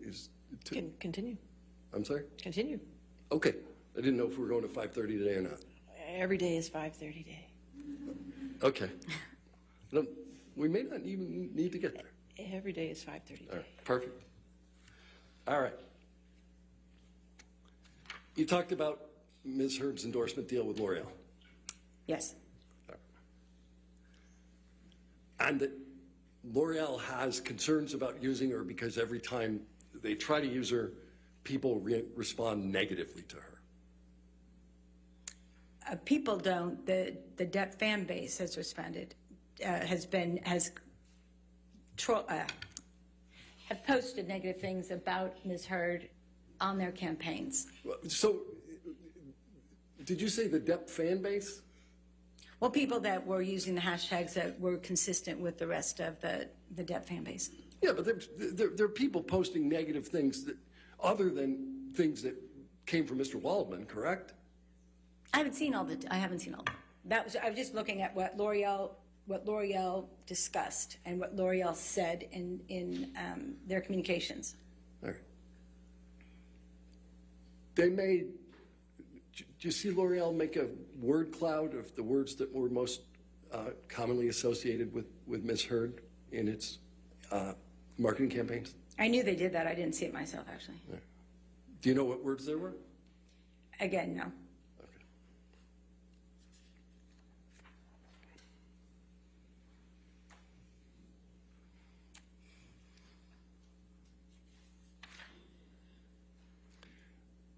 You didn't talk much about this, but in order to get to the damage analysis that you got, the $45 million, I think at least initially you suggested that Ms. Heard would have a role producing and starring in a movie, and that she would make $12 million. I've talked about that, but in the latest calculation, that was really less what I considered and more about what films and TV and endorsement deals that she would do. The producing was something that she had wanted to do, and again, Mr. Momoa got that, so that's where the agents were discussing those figures with me. The last movie that she has a production credit for is in 2013, right? Again, I haven't memorized her resume. There's a movie called Syrup. Did you ever hear of it? No. Aside from having probably seen it on her IMDb. And Soon the Darkness, that's her other production credit, right? If you say so. If you're reading it off of her resume, I will believe you, yes. 2010? Okay. All right. 12 years ago. But you, at least at some portion of at some point in this analysis, were of the mind that she would recover $12 million with a producing role and a starring role in a movie? Because that's what Mr. Momoa got. Again, the agents were just saying that those were the kinds of numbers they were looking at to help her as she moved forward in her producing career. Right. Those are the kind of the numbers the agents would like her to get. Right, but again, I didn't use that in the final analysis of my $45 million, so it was just a discussion point because that's what the agents wanted me to consider. All right. All right. You have testified that the breakout role for Ms. Heard was Aquaman, right? I didn't say the breakout role, but I used it as a movie that it was a superhero kind of super box office success. I think that some of her other critically acclaimed movies probably helped.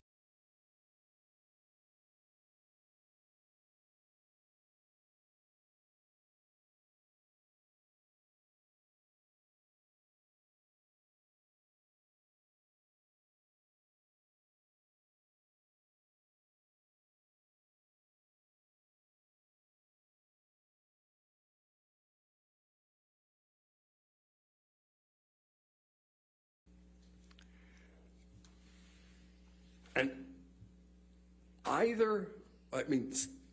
other than Aquaman, which was released in 2018, how many movies has she booked? Well, she booked Aquaman 2. Right. And she did The Stand, which was a significant television show. Right.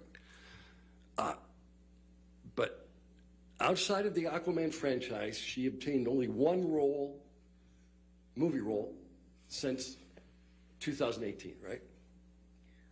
Right. The industry also knows that she's planned to be on the next movie, and they understand her production schedule, so she's not going to go after films that would conflict with a mega box office movie. So there's scheduling and conflict issues as well that she and her team would consider. So when was Aquaman released in 2018? It's December. It was either December 2018 and then it depends on where it was in the world. It started in December 2018 and then it moved out, into 2018. How many months between December 2018 and the Waldman statements went by?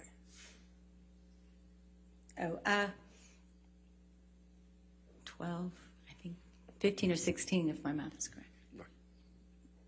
She got one role during that 15 or 16 month period during the entirety of the post-Aquaman boost, right? She got Stand. Right. And then she was in discussions for other films as they were getting ready to go. But she didn't get another role for 16 months between the release of Aquaman and what you say are the Waldman statements. Well, she got The Stand. Right. She got one TV role. A pretty significant TV role, yes, for a Stephen King novel. Right. She was in a movie, though. I'm sorry? She was in a movie that was released after Aquaman. What movie are you referring to? Gully. Oh, well, I don't know when that was shot, so you'd have to tell me when it was shot. Movies get released at different time frames. Like, they can be shot in 2016 and not get released till 2018. So you'd have to tell me, we'd have to look at, you know, the actual filming dates of The Gully for me to talk to you about that. She wasn't initially cast in Gully, was she? I'm not familiar with the casting process of Gully. There. Do you know who Alice Eve is? Who? Alice Eve. Alice Eve.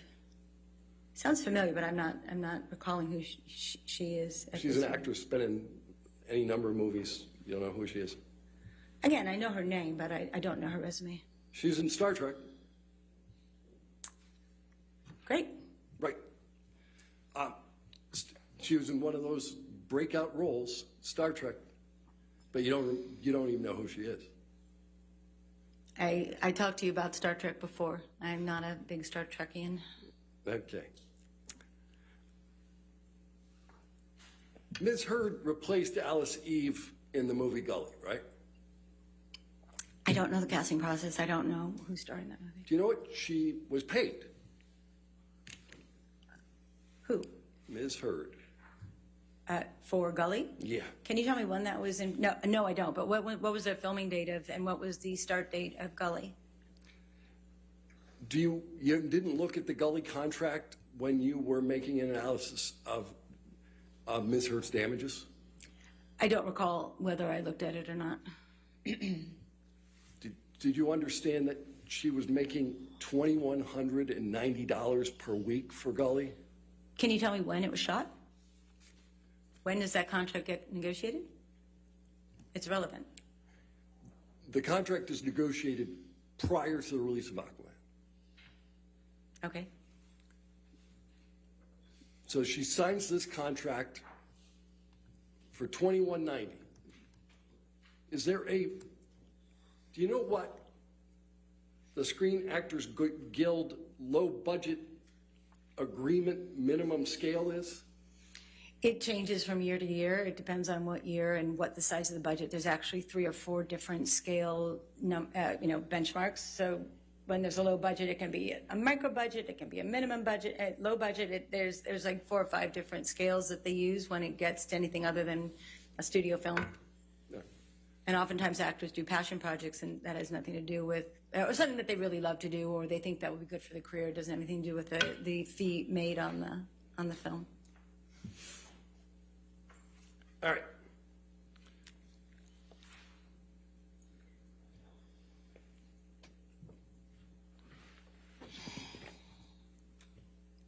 What's a loan out? A loan out? A loan out is the corporation that an actor will use so that their money comes in through a corporation, and then that corporation technically loans out the actor's services to the production. So the loan out is the corporation that the actor uses, and then they loan out the services to the production company. It's just really for tax purposes.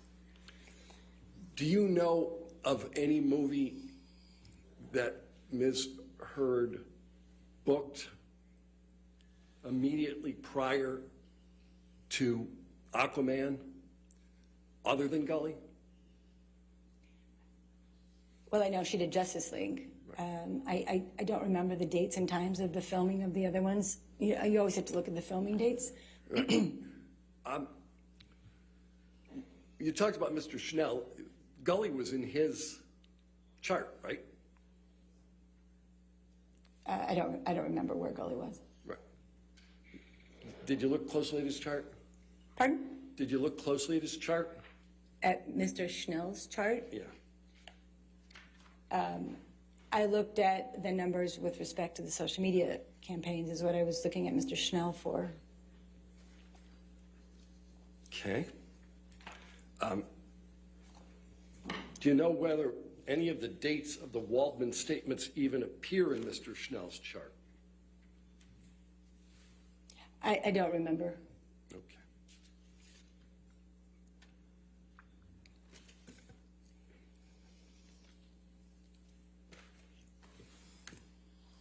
You talked a little bit about Q scores and Mr. Bonia. Do you remember that? Yes. For Ms. Heard, Mr. Bonia used Q scores from immediately after Aquaman, right? Again, if you want to show me something, I can answer it. I don't remember every word of Mr. Banya's, but I remember talking about the dates with you earlier. All right. But you don't know as you sit here today whether the Q scores that Mr. Bonia used were after Aquaman but before the Waldman statements? He used a couple different scores based on dates. I don't remember if they were correlated to the statements or not. I remember years more than anything else. Again, I looked at thousands and thousands of pages of documents, so I don't remember exactly what his said. Even before the Waldman statements, Ms. Heard had very high negative Q scores. Isn't that correct? Very negative high Q scores? No, very high negative Q scores. As I said, very high negative Q scores. I remember discussions of a lot of Q scores. I don't remember exactly what or when, which score, or whether it was net. So in your analysis, you didn't consider Ms. Heard's negative Q scores as a restraint on what she might earn on a going forward basis? No, Q scores change all the time. Ms. Heard's IMDb score has been 1, and it's been 300. Mr. Depp's Q score has been 1, and it's been 253. You know, Q scores change all the time. Scores change all the time. They're based on current events and movie releases. You talked a little bit about Mr. Depp's damages.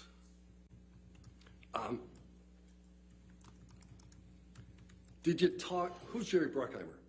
Who's Jerry Bruckheimer? The producer of the Pirates franchise. Well, he's a huge producer of a lot of movies, but he happens to be the producer of the Pirates franchise. You didn't talk to him prior to your testimony? Personally, no. No. And you didn't have other people talk to him on your behalf, did you? Me personally, no. I did not talk to Mr. Bruckheimer. And you've never spoken with Mr. Bruckheimer about why Mr. Depp has not appeared in a 6 pirate movie? There has been no 6 pirate movie. There is not a Pirates movie titled Pirate 6 yet. Right. Or ever. But you haven't talked to Mr. Bruckheimer as to whether Mr. Depp was going to appear in the movie? From things that I've read in newspaper publications and emails, I've read that Mr. Bruckheimer was uncertain whether Mr. Depp would star in. Right. But you haven't talked to him. And you've never spoken with Sean Bailey about this, right? No. Or anyone at Disney? I actually put a call into someone at Disney, and they didn't want to talk on the record. All right, you called somebody at Disney, and they didn't want to talk to you. No, again, as I said, studios don't want to talk about their stars, whether they want to preserve a relationship that may or may not be used in the future. So it's their tendency not to talk about people they are in business with. So you have no personal knowledge why Mr. Depp hasn't made a 6 pirate movie? Well, as I said, there is no 6 pirate movie. Right. But you don't know why. You have no personal knowledge why. I don't work at Disney now. Did you listen to Mr. Wiggum's testimony in this trial? I read Mr. Wiggum's testimony. And Mr. Wiggum said Mr. Depp had a deal for the movie, right? I think Mr. Wiggum did. The other agent, Mr. Carino, said he did not. And as there is no Pirates movie, there have been no deals negotiated, and that's what Ms. Jacobs also testified to. But Mr. Wiggum testified to something else. It doesn't correlate, as we say, to the other 2 agents' testimony.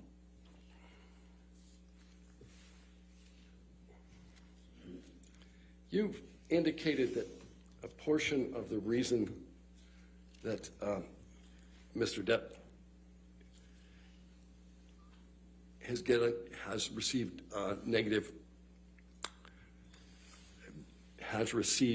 a variety of negative comments in Hollywood is that he engages in lawsuits. One of the elements that has contributed to a lot of negative press and attention is due to the lawsuits, and the activity and the behaviors that we talked about earlier have been brought into the limelight.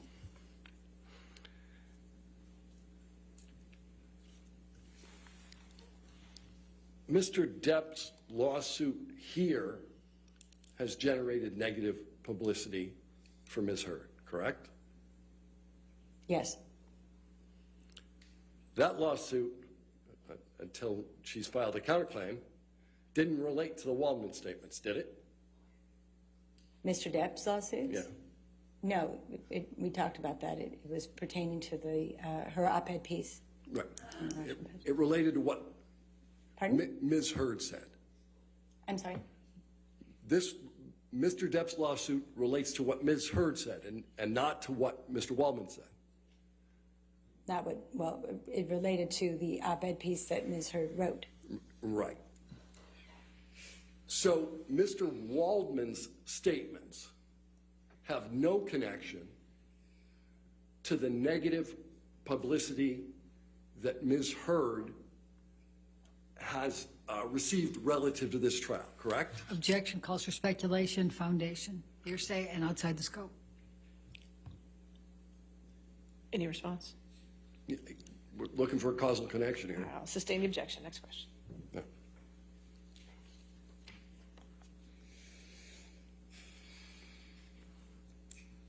When was the last time you met with Ms. Heard? I only met Ms. Heard at lunch today. Okay, that's the first time you talked to her? First time I met her. Okay. What's your compensation for testifying here today? For a testimony, it's $650 an hour. What has been your compensation to date for providing the assistance that you have in this case? I've been working on the case for about 3 years, and over the 3 years, I believe it's around $60,000. You said 60? Yeah, over 3 years. All right. I have no further questions. All right, redirect. Thank you, Your Honor, and I'm going to make it definitely fit within that 5:30. Okay. Ms. Arnold, you were asked a number of questions about the different social media, the negative, and how do you know that it relates to the Waldman Depp statements? Do you recall all those questions? Yes. Okay. The social media that was connected, and some of that was your testimony, some Jessica Kovacevic, and some of it was Mr. Schnell, actually tracked the language from the 3 statements from Waldman, correct? Objection leading. Sustained. Okay. What, if any, efforts were made to track the negative social media that caused the damages that you've attributed? Objection leading. Overruled. So L'Oreal did a lot of research. William Morris did a lot of research. Mr. Schnell did a lot of research. And in those conversations, those were also connective tissues to the negative social media campaign and the Waldman statements. All right. And they connected back to those 3 statements, correct? Yes. Objection leading. And what, if any, connection did they have to those 3 statements? Again, we talked about this earlier. We talked about some of the hashtags being similar. We talked about the Waldman or the Waldminion. So there were a lot of connective tissues between the negative social media campaigns and the Waldman statements. Okay. And I'm going to jump because I think this is part of this. So you were asked some questions about Mr. Hamada. Do you recall that? Yes. And asked whether he testified that whether anything Mr. Depp said or anything Mr. Waldman said had anything to do with their initial decision not to exercise the option to Aquaman 2. Do you recall that testimony? Or that, I recall those questions? The questioning, yes. Okay. Now, The testimony from Mr. Schnell tracked the 1.2 million tracers to January 2021, correct? Objection leading. Do you remember what month that was until? Right, so when Mr. Schnell did his analysis, it was from April of 2020 to January 2021. And when did Warner Brothers tell Amber Heard and her agents they were not exercising her Aquaman 2 contract? It was in February of 2021. All right. And what, if anything, did Mr. Hamada say about whether the reason they did that was because of the 1.2 million negative social media tweets and Instagrams and other communications? Objection, no foundation. Had any impact? Sustained. Right. Next question. Are you aware of whether he said anything about that? I recall in the Warner Brothers file. Objection, hearsay. Sustained. Do you know whether that had any impact? Objection, hearsay. I'm asking now, she's allowed to rely on hearsay. I'll sustain the objection. Next question. All right. You were asked a whole lot of questions about the different comparables. And so I'm just going to go to this again. Of all the different movies, of all of those comparables, which movie was the highest grossing of all of them? Again, I believe it's Aquaman. I mean, everybody talks about Aquaman being one of the highest, if not the highest grossing films. Certainly the highest DC comic film or in that superhero world. But again, I don't want to say it was the highest, but I think it was very close to it. Do you know whether Walter Hamada admits it was the highest grossing DC film? Yes, he said that, yes. Okay. So when you're looking at all the comparables, what, if any, relevance is there to the degree of success of that DC superhero movie? Objection, foundation. She can speak to that, Your Honor. That's the foundation. Do you know the answer to that question? Do you know? I'm sorry, can you repeat the question? I forgot it. No, I have to admit. Okay, so let's go backwards. So what if, do you know whether it makes a difference, whether how successful that DC superhero movie is in what types of films they'll be able to get in the future? Objection, foundation. I'm asking the foundation.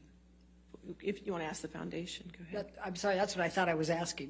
Do you know whether that plays any role, the degree of success? Customarily, when a film... Objection, foundation. Ask her how she knows. How do you know? In 25 years of being in the film industry, it's customary for when a movie does such an extraordinary amount at the box office, it shines a very bright light on the actors, especially if they're in lead roles.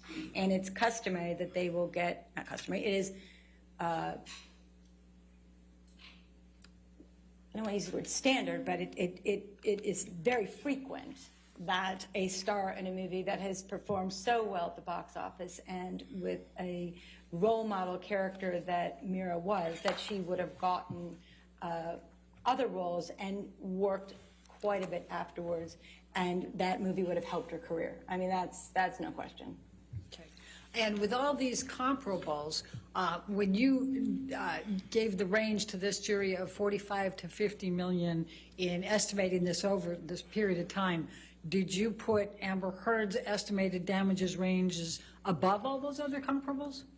No, again, I was very specific in using the actual negotiated rates that Ms. Heard's agents were able to get for her in that contract and use that as a precedent. So again, I always wanted to be grounded in what Ms. Heard actually was in contract for and what her agents negotiated. And I used that as the baseline for the financial numbers of her loss. I used the comparable actors to show how consistently they all worked and how their careers moved forward after being in a box office. You asked about Disney and the Pirates 6 again.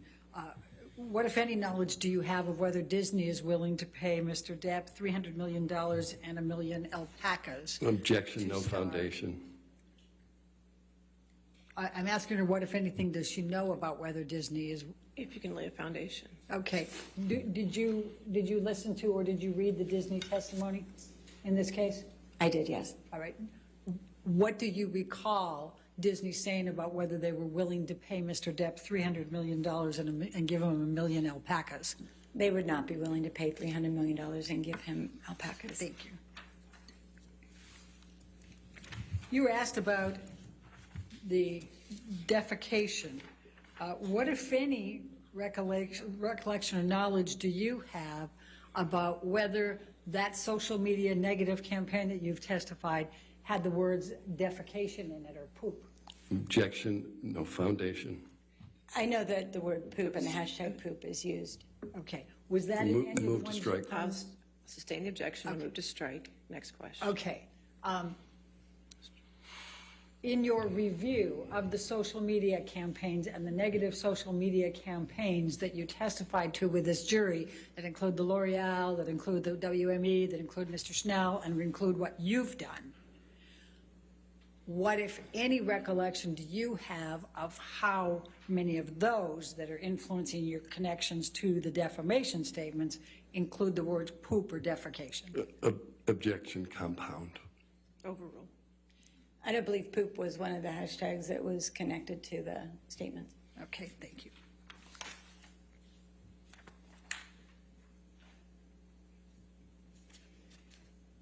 You were asked about the time period between the defamatory statement, between the release of Aquaman 2 in December 2018. Aquaman 1. Aquaman 1, thank you. And the defamatory statements that were in April 2020 and June 2020. Do you recall that testimony? I remember that questioning, yes. Okay. During that time, were you aware of whether Aquaman 2 was in discussions with Amber Heard about scheduling the filming of Aquaman 2? In the period between the statements and...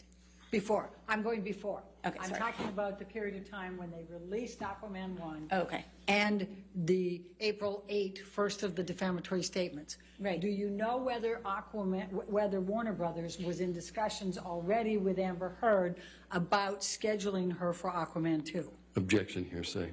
Do you know? I'm asking her whether you know. I'll sustain as the hearsay. Okay. Do you have knowledge of whether Aquaman was in discussions with Amber during that period? Objection, hearsay. I don't know how to, I'm asking going to ask her foundation. Right, right. How would you know? Well, Amber received an early draft of the script. Amber's agents were in discussions. Objection, hearsay. I think she can say that. Sustained. Okay. What is, in your experience, based on getting scripts, what does that mean? I'm asking for experience. In my experience with the movie as high profile as something like Aquaman, they keep the scripts very tight. You know, they don't let anybody read them. They're numbered. They have your name on it. So if you're getting a script for a movie such as Aquaman that's kept tightly close to the vest, if you will, by the studio, you are going to, they want you to be in the movie. Otherwise, they would never give you the script. Okay. And so if a script was given to Amber Heard before the first April 8, 2020 defamatory statement, what would that suggest? Objection. Based on your knowledge that you've just testified to. Objection, speculation. It's not speculation. Overruled. Again, if she got the script, they were going to use her in the movie. That was their plan. Okay. I have no further questions. Thank you. All right, thank you. Is this witness subject to recall? Yes, Your Honor. All right, so you're still an expert, so you can have a seat in the courtroom. I'm sorry. still okay. You still are. Thank you. Thank you. All right, ladies and gentlemen, this comes to the end of our day. All right, so please do not do any outside research tonight, and don't talk with anybody about the case, okay? And we'll see you in the morning, bright and early at 9 o'clock, all right? Okay, thank you.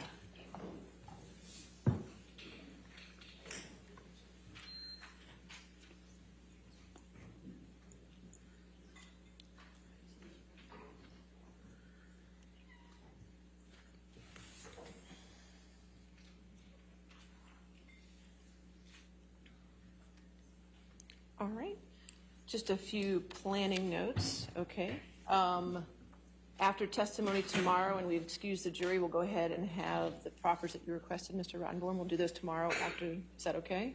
Does that sound good? All right, we'll do those right after, like right now, tomorrow. Okay, that should give you with the proffers that you need to do for the record, okay? All right, and then whenever all the testimony is done, possibly at this point, it would be Thursday afternoon after the jury is excused. We'll go over the remaining jury instructions. I have 3 under advisement. We'll take up those. And we'll also, if there's any other from the evidence this week that we need to talk about, we can discuss those as well after the jury's gone on Thursday evening, or if earlier, if the evidence is done before then, okay? And just as times up to this minute, the plaintiff has used 45 hours and 24 minutes. The defendant has used 57 hours and 6 minutes, which means the plaintiff has left 15 hours and 51 minutes, and the defendant has 4 hours and 9 minutes left, okay? So that's where we're at. All right, anything else for this evening? Your Honor, the last witness, it appears that is on the plaintiff's witness list is Mr. Depp, and I was just hoping we would get an answer as to what. Defendant's witness list? Yeah, defendant's witness list. I don't know. Are was you hoping still to get an answer. changing witness? I mean, I'm not sure. We're discussing. Okay. Making a decision in the morning, okay? All right, everybody have a good evening. All right, thank you.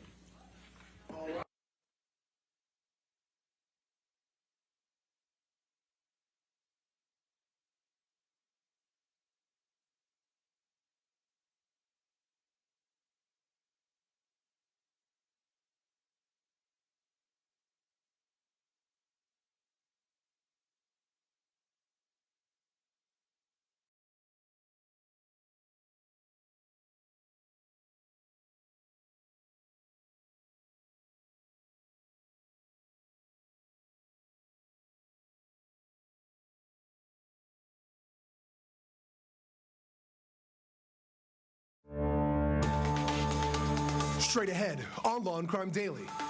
It's week 6 of